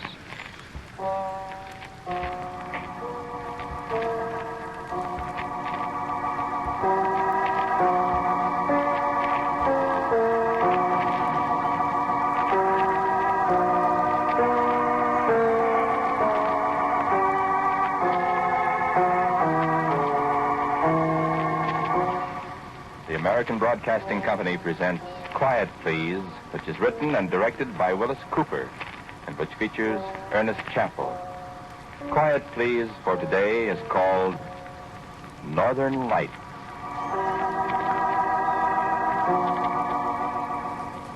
This is a story about the temporal displacement of mass. It is also a story about teleportation. Do you know what those terms mean? I didn't think you did, but you stay right where you are, my charming friend, and you're quite likely to find out. You just stay right there and listen. I'll tell you everything you want to know. And maybe a couple of things you're not terribly anxious to know. Ever see the Northern Lights? Aurora Borealis is their right name. You don't see them very often below the 50th parallel of latitude in this country, but up in northern Minnesota and Canada, upper New York, places like that, they're quite common of a winter night. If you've seen them, you know what they look like. If you haven't, there's no use my trying to describe them. Sometimes they fill the whole northern sky with waves of color, like a fire burning way beyond the horizon.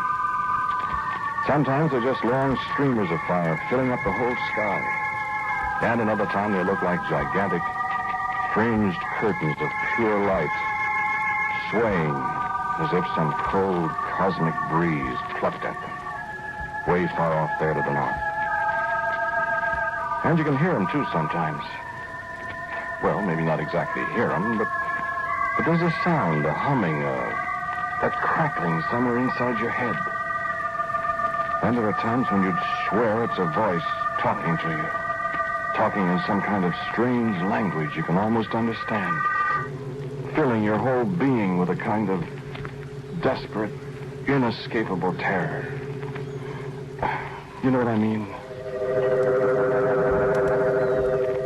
At night, in the cold night, voices talking and saying things to you that you can almost understand, filling the night sky with signs and portents of inescapable terror.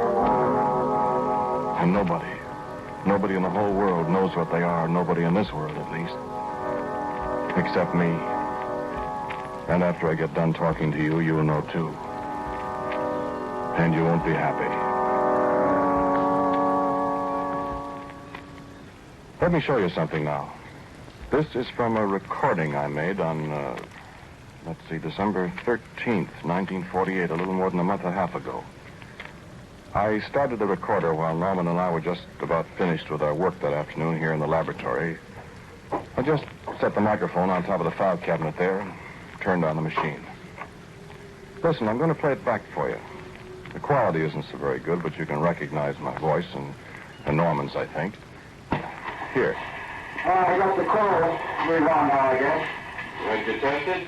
How can I test it when I thought I just got a rewound? Well, hurry up. It's almost 6 o'clock. Yeah. Well, it's dark and I didn't realize the time. Hurry up. I'm hurrying. Be a display tonight, you suppose? How do I know? Been a display the last 3 nights. Well, that was a dinger last night, wasn't it? Yes, the machine wasn't ready. Oh, listen, now, you think you can do better than I can? Ouch! What's the matter? Oh, I stuck my finger. Where'd you put the copper sulfate? Up above the sink. Huh? I got it. What are you doing? Testing the coil. How's it? Oh, it looks okay. Hey, wait a minute. Yeah, it's okay. I'll be right with you. Hook it up. What are you going to send? Try my cigarette lighter. It won't work anyway. I won't miss it if we don't get it back. I don't know how the thing will work when the northern lights aren't shining. Yeah, maybe they are shining. Turn off the room light. Let's see. All right. Pretty early, What's the matter? Hey, look. Out early tonight. Oh, boy, that's fine. The whole sky. Look, blue and yellow. Yeah, I never saw those long fringes before. Never the same. Oh, say, did you turn on the recorder? Yeah. Yeah, it's turning over. Oh, let's see. Now is the time for all good men to come to the aid of their party. Leave it alone. You about ready now? What's funny about the aurora? Northern Lights? Listen to this What's part funny? closely, friend. I don't know. Remember what I told you. You can almost hear the darn things. Not hear them, I mean, but it's kind of like somebody talking to you in a language you can almost understand. I don't know. I mean, you ever notice it? Sure. High frequencies, I guess. Something. Awful lot we don't understand.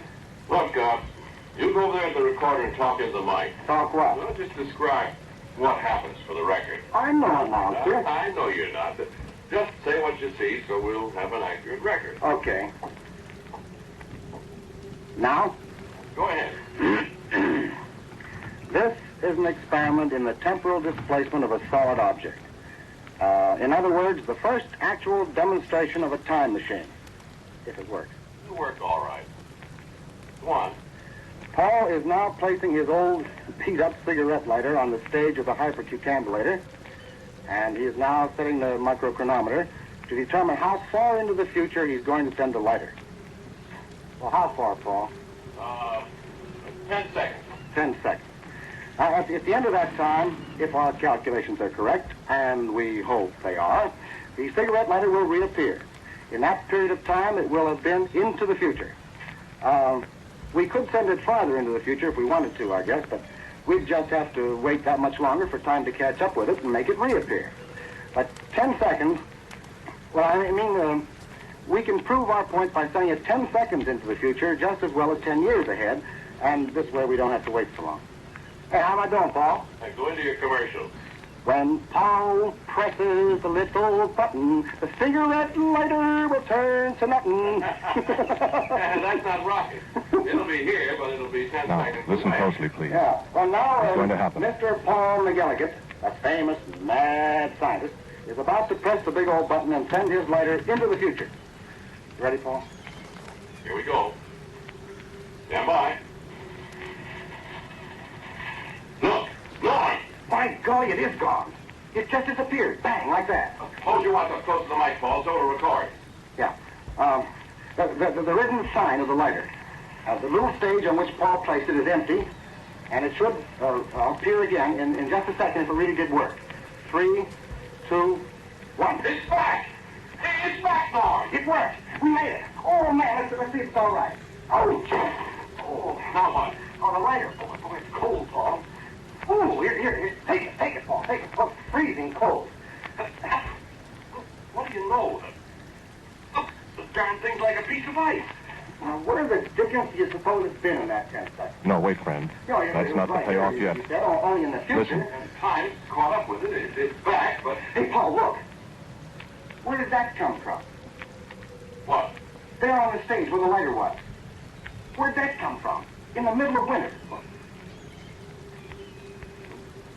What is it? It's a caterpillar, Paul. A brown and black caterpillar. Where do you suppose it came from? Well, it wasn't there. I'll tell you where it came from, Paul. What? It came from the same place where the cigarette lighter went. What are you talking about? Well, feel it, Paul. Feel its fur. See? It's as cold as ice, too. A caterpillar. A little brown and black caterpillar, the kind they call woolly bears. You know, larva of the tiger moth, the Icea Isabella. In the dead of winter and as cold as ice. Where did it come from? Huh? You want to know. Incidentally, you know, the old-timers say that the woolly bear caterpillar is a weather prophet. If the brown bands on his fur are narrow, there's a severe winter ahead. If they're wide, it's going to be a mild winter. Maybe. This one, you could hardly see the brown bands. Tough weather ahead, that's what the old-timers would say. But where'd she come from? She wasn't there when we put the cigarette lighter on the stage. When time caught up again, there she was. She? Sure, Isabella. I see it, Isabella. I told you, remember? Well, she was wiggling happily when she arrived from somewhere in the future.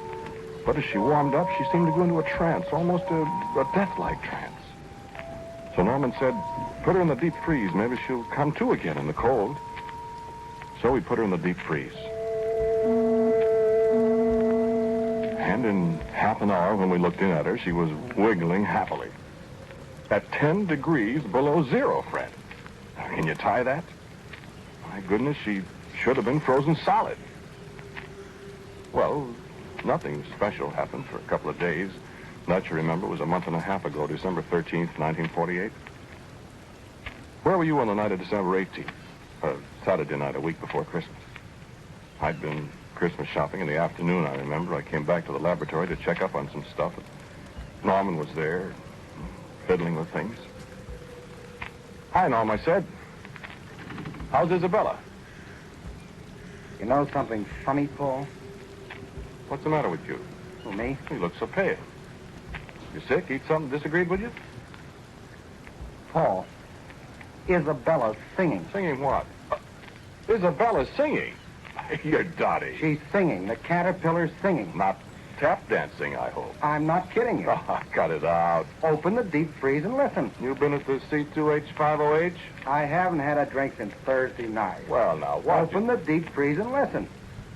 No kidding? No kidding. Well, we don't know where she came from. I won't be surprised at anything. Hello, Isabella. Hey, don't do that. What's the matter? Afraid she'll answer me back? Well, I don't know what. Hello, Isabella. I hear you singing. I told you. I don't hear anything. Now, listen, Paul. I haven't lost my button. I've been hearing it all afternoon. I couldn't figure out what was doing it, and then I noticed it was louder alongside the deep freeze here. So I opened it up and stuck my head inside, and it was coming from her. Yeah. What does it sound like, Norm? Well, I don't know.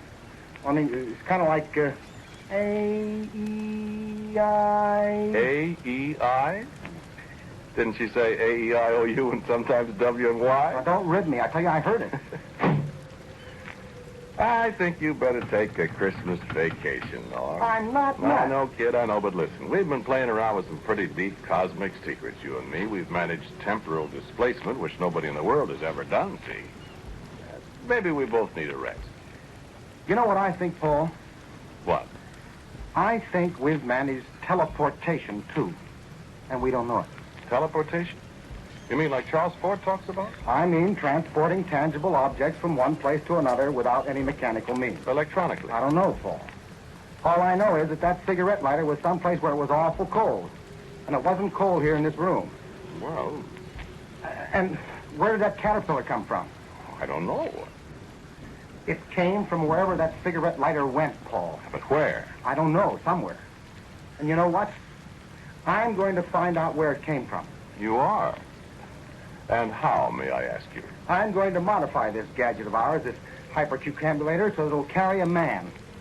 And then, my dear boss, I'm going to sit down in it and have you send me out there somewhere in time and space and come back and tell you all about it. That's all for tonight, Bud. What? Come on, I'll take you out and buy you a drink. I'm not fooling, Paul. Okay, you're not fooling, Norm. Get your hat and coat and come on. I prescribe hot-buttered rum. Well... Turn off the lights. Will you listen to me for a minute? Turn off the lights. I want hot-buttered rum. Okay. Gosh, look out of that window. The northern lights. Oh, they're really bright tonight. They sure are. Look how they pulse. Up, down. Up, down. Norm. Up, one. Look at the deep freeze there in the dark. What about? You see it? Light, Paul. Light. It's... I see it, Norm. It's right in step with the northern lights. And the same colors. Red, red.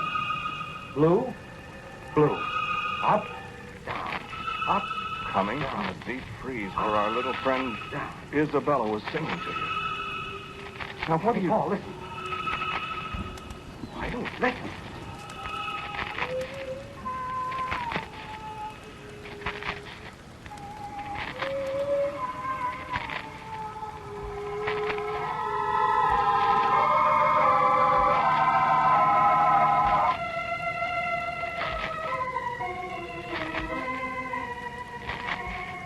We never did get that hot-buttered rum.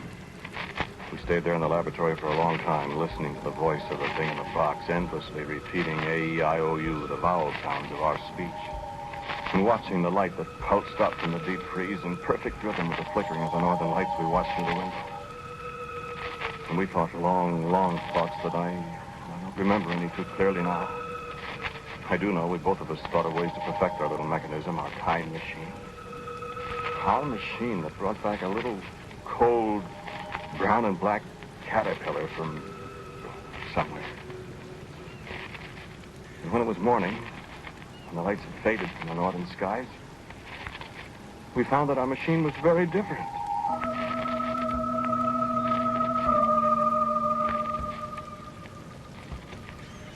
The stage where we found the caterpillar was larger now. I had only a vague recollection of what had happened in the night. I said to Norman, I said, what did we do last night? I don't know for sure, Paul. Did we rebuild that thing? Make it larger? I don't know. It seems, I think I dreamed I was working on it. I think I hit my finger with a hammer. I see. Thumb's all bruised. Certainly looks it. Well, nobody could have gotten in here. The door's locked. The machine's certainly different. This coil, I think. Look, it's rewound it. Did I do that? head hurts. Oh, I don't get it. I don't either. I wish I could. Listen, Norm. What? Maybe we did change it. Well, how could we have done all that by ourselves? I got an idea. What? Why, maybe Isabella helped us. Caterpillar? Oh, let's see, shall we? Open the deep freeze. Well, I opened it. It was empty. There wasn't any brown and black caterpillar in the deep freeze. We took a flashlight and looked over every inch of it. We stood there and looked at each other. For a whole minute. Foreman said, well. I just shook my head. And we went over and sat down. All of a sudden I said, I found her, Norman. And here she was. There was little Isabella the caterpillar, crumpled up, stone dead on the floor of the laboratory. And you know, caterpillars have little tiny paws. And one of Isabella's paws was the end of a long piece of wire that ran up to the generator coil. Well, how did she get out? And I said the thing couldn't be opened from the inside. I said it was fastened down tight when I took the lid off just now. But she did get out. Maybe she did help us, Mom, I said. And he just sat there and stared at me. And I got up and put on my overcoat. Where are you going? Where are you going, Paul? I said, I'm going to find out something, Norman. Where I'm going, it's cold, I said. I know that, and I'm going to find out what's been going on and where that caterpillar came from. Norm goggled at me. I stepped on the stage of the machine that would take me away somewhere in time and space.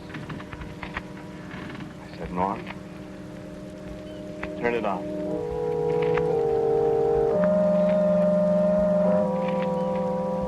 Finally, he reached over and touched the switch. He didn't say a word. And I braced myself. I nodded at him. Go ahead, I said. And he pressed the switch. And nothing happened at all. Nothing. Why? I know, Paul, I know. It's daylight, and there aren't any northern lights.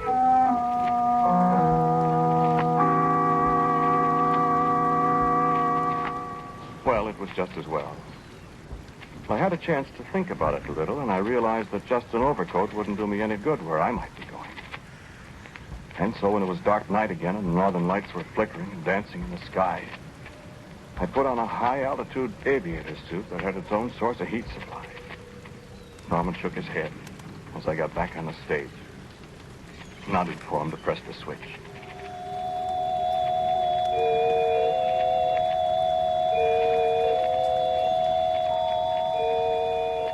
Cold. You've never been cold, friend. Dark. You wouldn't know how dark it can get. And I was standing on an immense plain that stretched so far into the distance, a plain of snow and eternal ice. A dead, cold, white world with the blackest sky above me. And the northern lights reached from horizon to horizon. Even through the high-altitude suit, I could feel a biting cold. And I was afraid, shivering, abjectly afraid. The streamers of the northern lights reached down toward me and wrapped about me. I heard the sound of voices screaming into my mind. I could understand them. I wished heartily I'd never played around with cosmic forces. I yelled inside the heavy helmet. I yelled, Norman! Norman, bring me back! And there was nobody to hear me. No, I don't know where I was. Another planet. Maybe the North Pole. Maybe the lights were all around me. Maybe that's where it was. But it was the most terrible, awful, cold, lonely place you could imagine in 100 years. The lights, the flickering, living lights crawled over me and beat at me. I could almost understand what they were saying. And then, a crash. Sudden blackness. I was standing again in the laboratory I'd left only a few short seconds ago, and Norman was tearing at the fastenings of my suit and beating at me with both hands. I wondered what in the world he was doing until I got the helmet off. He was brushing caterpillars off me. Thousands of cold, freezing cold, brown and black Isabella caterpillars. I was in bed for a week or more, I don't know how long. Wherever it was I'd been, I'd nearly frozen to death in those short seconds. And at last, I was able to come back to the laboratory. I sat there that night with Norman. And outside the windows, the northern lights were brighter than they'd ever been before. Purple, green, yellow, black lights even. And there was a new rhythm tonight. A kind of code, almost words, thoughts, not quite formed and yet curiously disturbing. Norman, though, didn't seem to be as disturbed as I was. He just sat quietly and looked at me. Where did those caterpillars come from, Paul? I don't know. Where I was, that's all I know. Did they attack you, or? I don't know. They came from the lights. The lights? The northern lights. Where are they, Norman? The caterpillars? Yes. Where are they? In the deep freeze, where Isabella was. Poor Isabella. What's the matter with you, Paul? I'm listening. Listening to what? Don't you hear them? I don't hear anything. Don't you? I don't hear anything. Well, listen.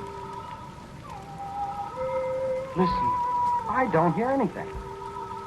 Turn on the recording machine. I want to see if we could pick up their voices. There isn't anything, Turn it Paul. on.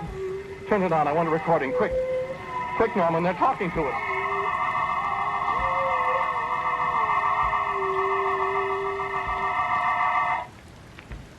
Listen, friend. I want to play you another recording.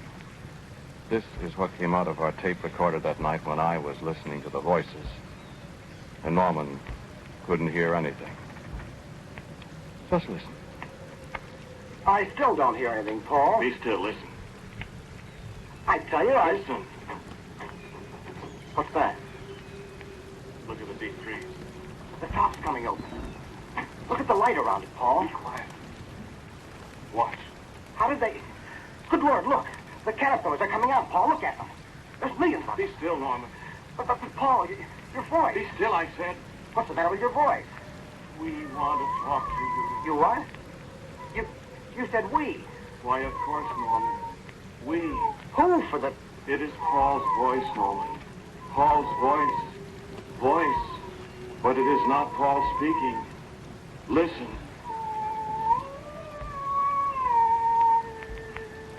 We speak to you. Paul! Not Paul. We, the people of the lights. We from the cold. We are speaking to you with Paul's voice. I tell you that... Paul's voice will tell you what to do when the time comes, Norman. We go to the machine now. Paul's mind is ours for a little time now. We go to the machine that brought us to your world from the world of the lights. Who are you? Who? The people of the lights. To take over this world of yours. Only this world of yours is so hot. We must have the cold world, and we know how to make it cold. What's the matter, Paul? Paul! So hot. No. Quick, Norman. Turn on the machine. Send us to places in your world. No, our world. Hurry. So hot. Hurry, so hot. Paul! Hurry. Turn on machine.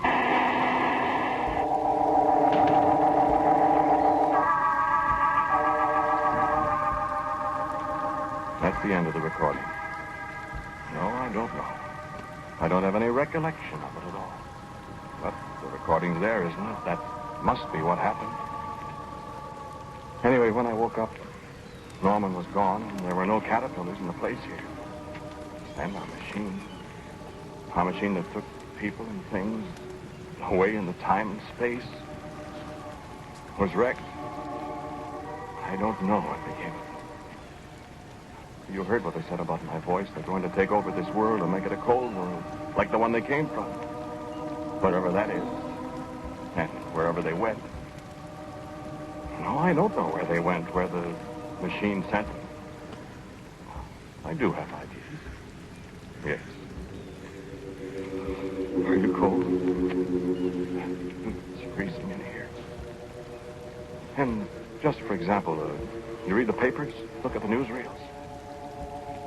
Did you see the pictures of the snow in Los Angeles, in subtropical Los Angeles, where it hasn't snowed for so many, many years.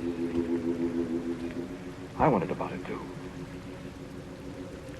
I wonder if anybody saw any brown and black woolly bear caterpillars in Los Angeles. Larva of the tiger moth, I see, Isabella.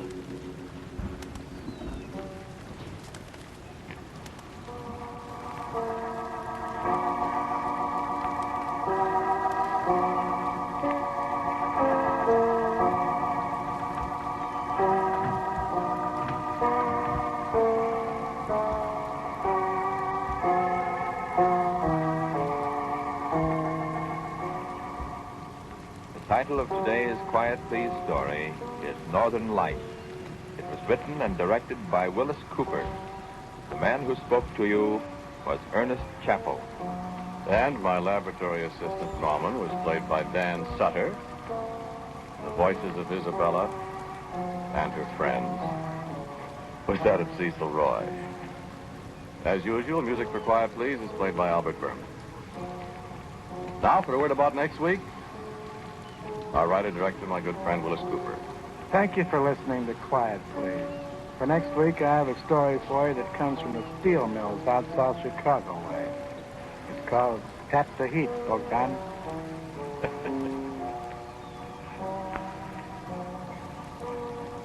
And so, until next week at this same time, I am quietly yours, Ernest Chappell. Now, a listening reminder. How are your predictions of things to come? What's your batting average? Compare your average with a man who has made predicting his business.